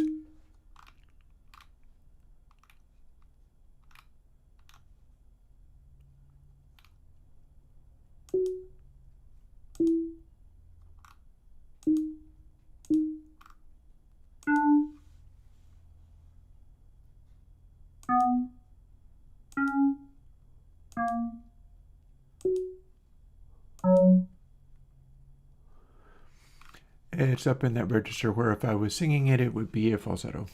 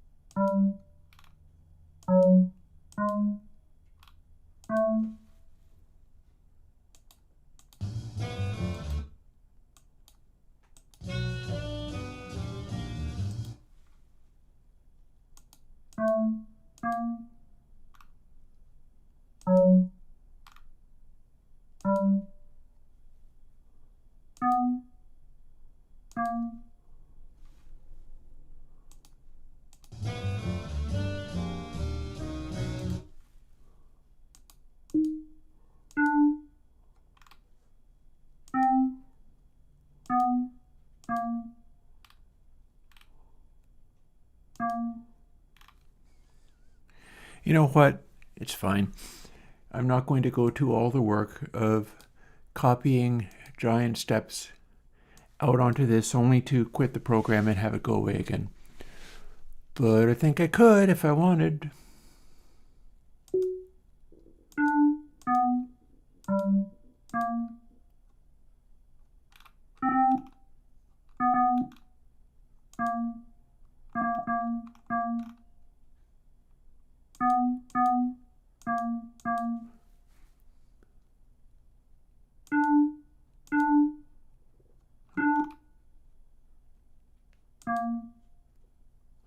Yeah, I bet I could. I bet I could. I'd have to go through all the keys. Because here's the thing that jumps out at me. This is significant to what Coltrane was doing as well. And I will leave on that note. Look at this succession of keys, and I'm going to move this to match that.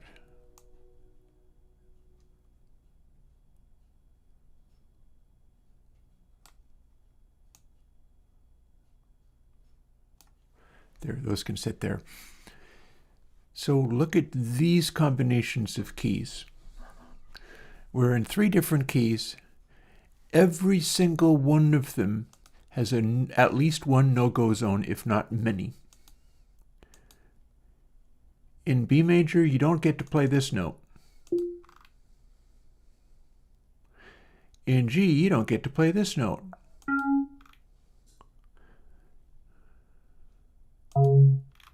And then in E flat, you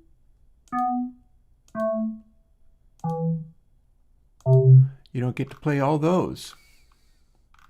Let's make it loop using the 4-key theme. So B, G, E flat, then back to B again. Let's see what it does.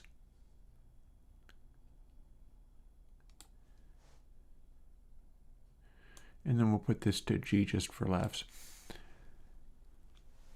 Okay, so what we have now is in these keys, and I'm going to go and have tacos, but this is a neat thing.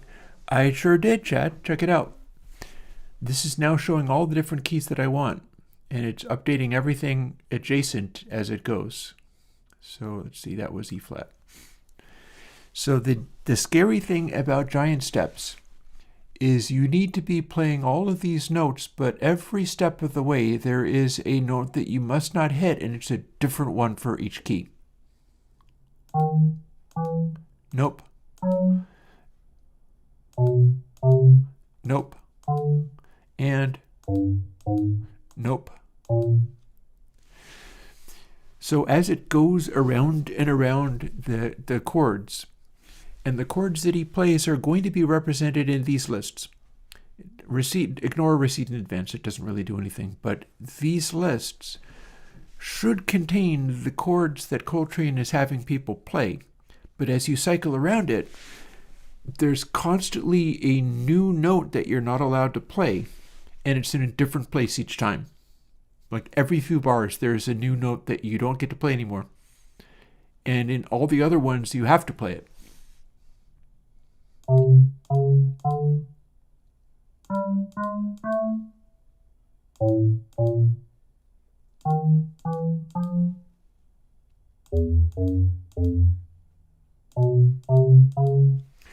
Giant steps, man. This, and then this. And that's like the same riff. Da, da, da, da, da.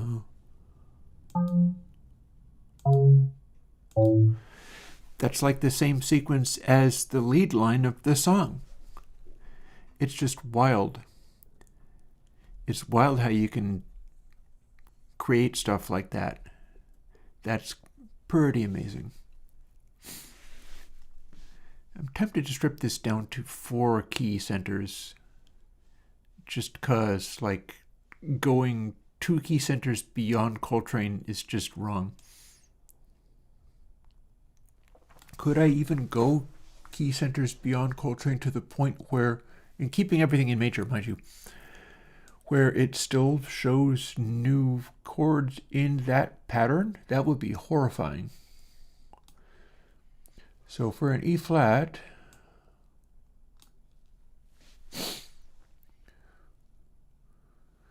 B to G, that means this note goes down to this note. This note goes down to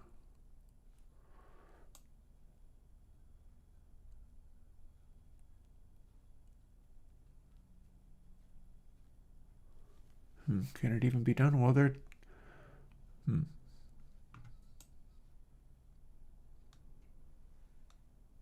If that wrapped around to B again,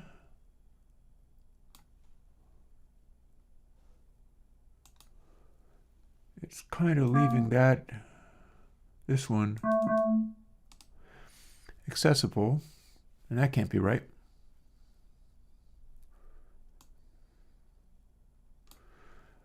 What if we went to A? Well, now there's no unavailable notes unless... and then if we do that, there's 2 unavailable notes, so that's no good. But what if we went from G,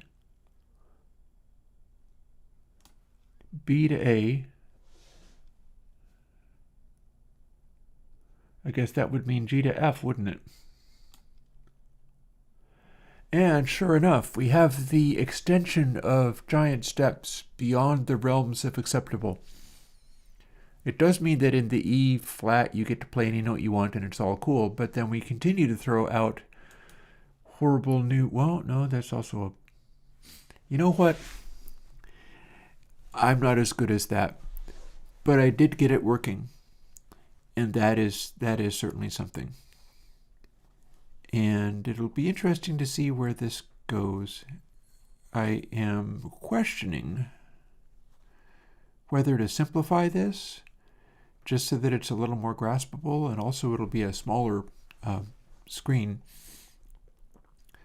But it's kind of neat having it be this over the top. And again, the whole deal with the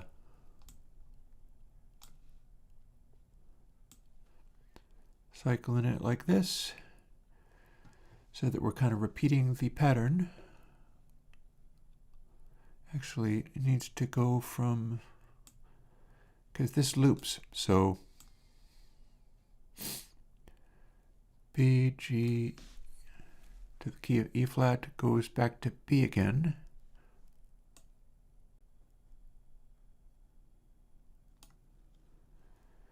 So if I continue this, then it starts showing where the loop goes, because, oh no, wait, no, it doesn't, does it? No matter. It's all good. It's all good, by which I mean it's all kind of weird and baffling, but nothing so wrong with that. This all is going somewhere. It's going to be interesting to play with. I would like to move this to where I'm inspired to make music using it, but that is something where I've got to do all the foundational work first. So, until that day,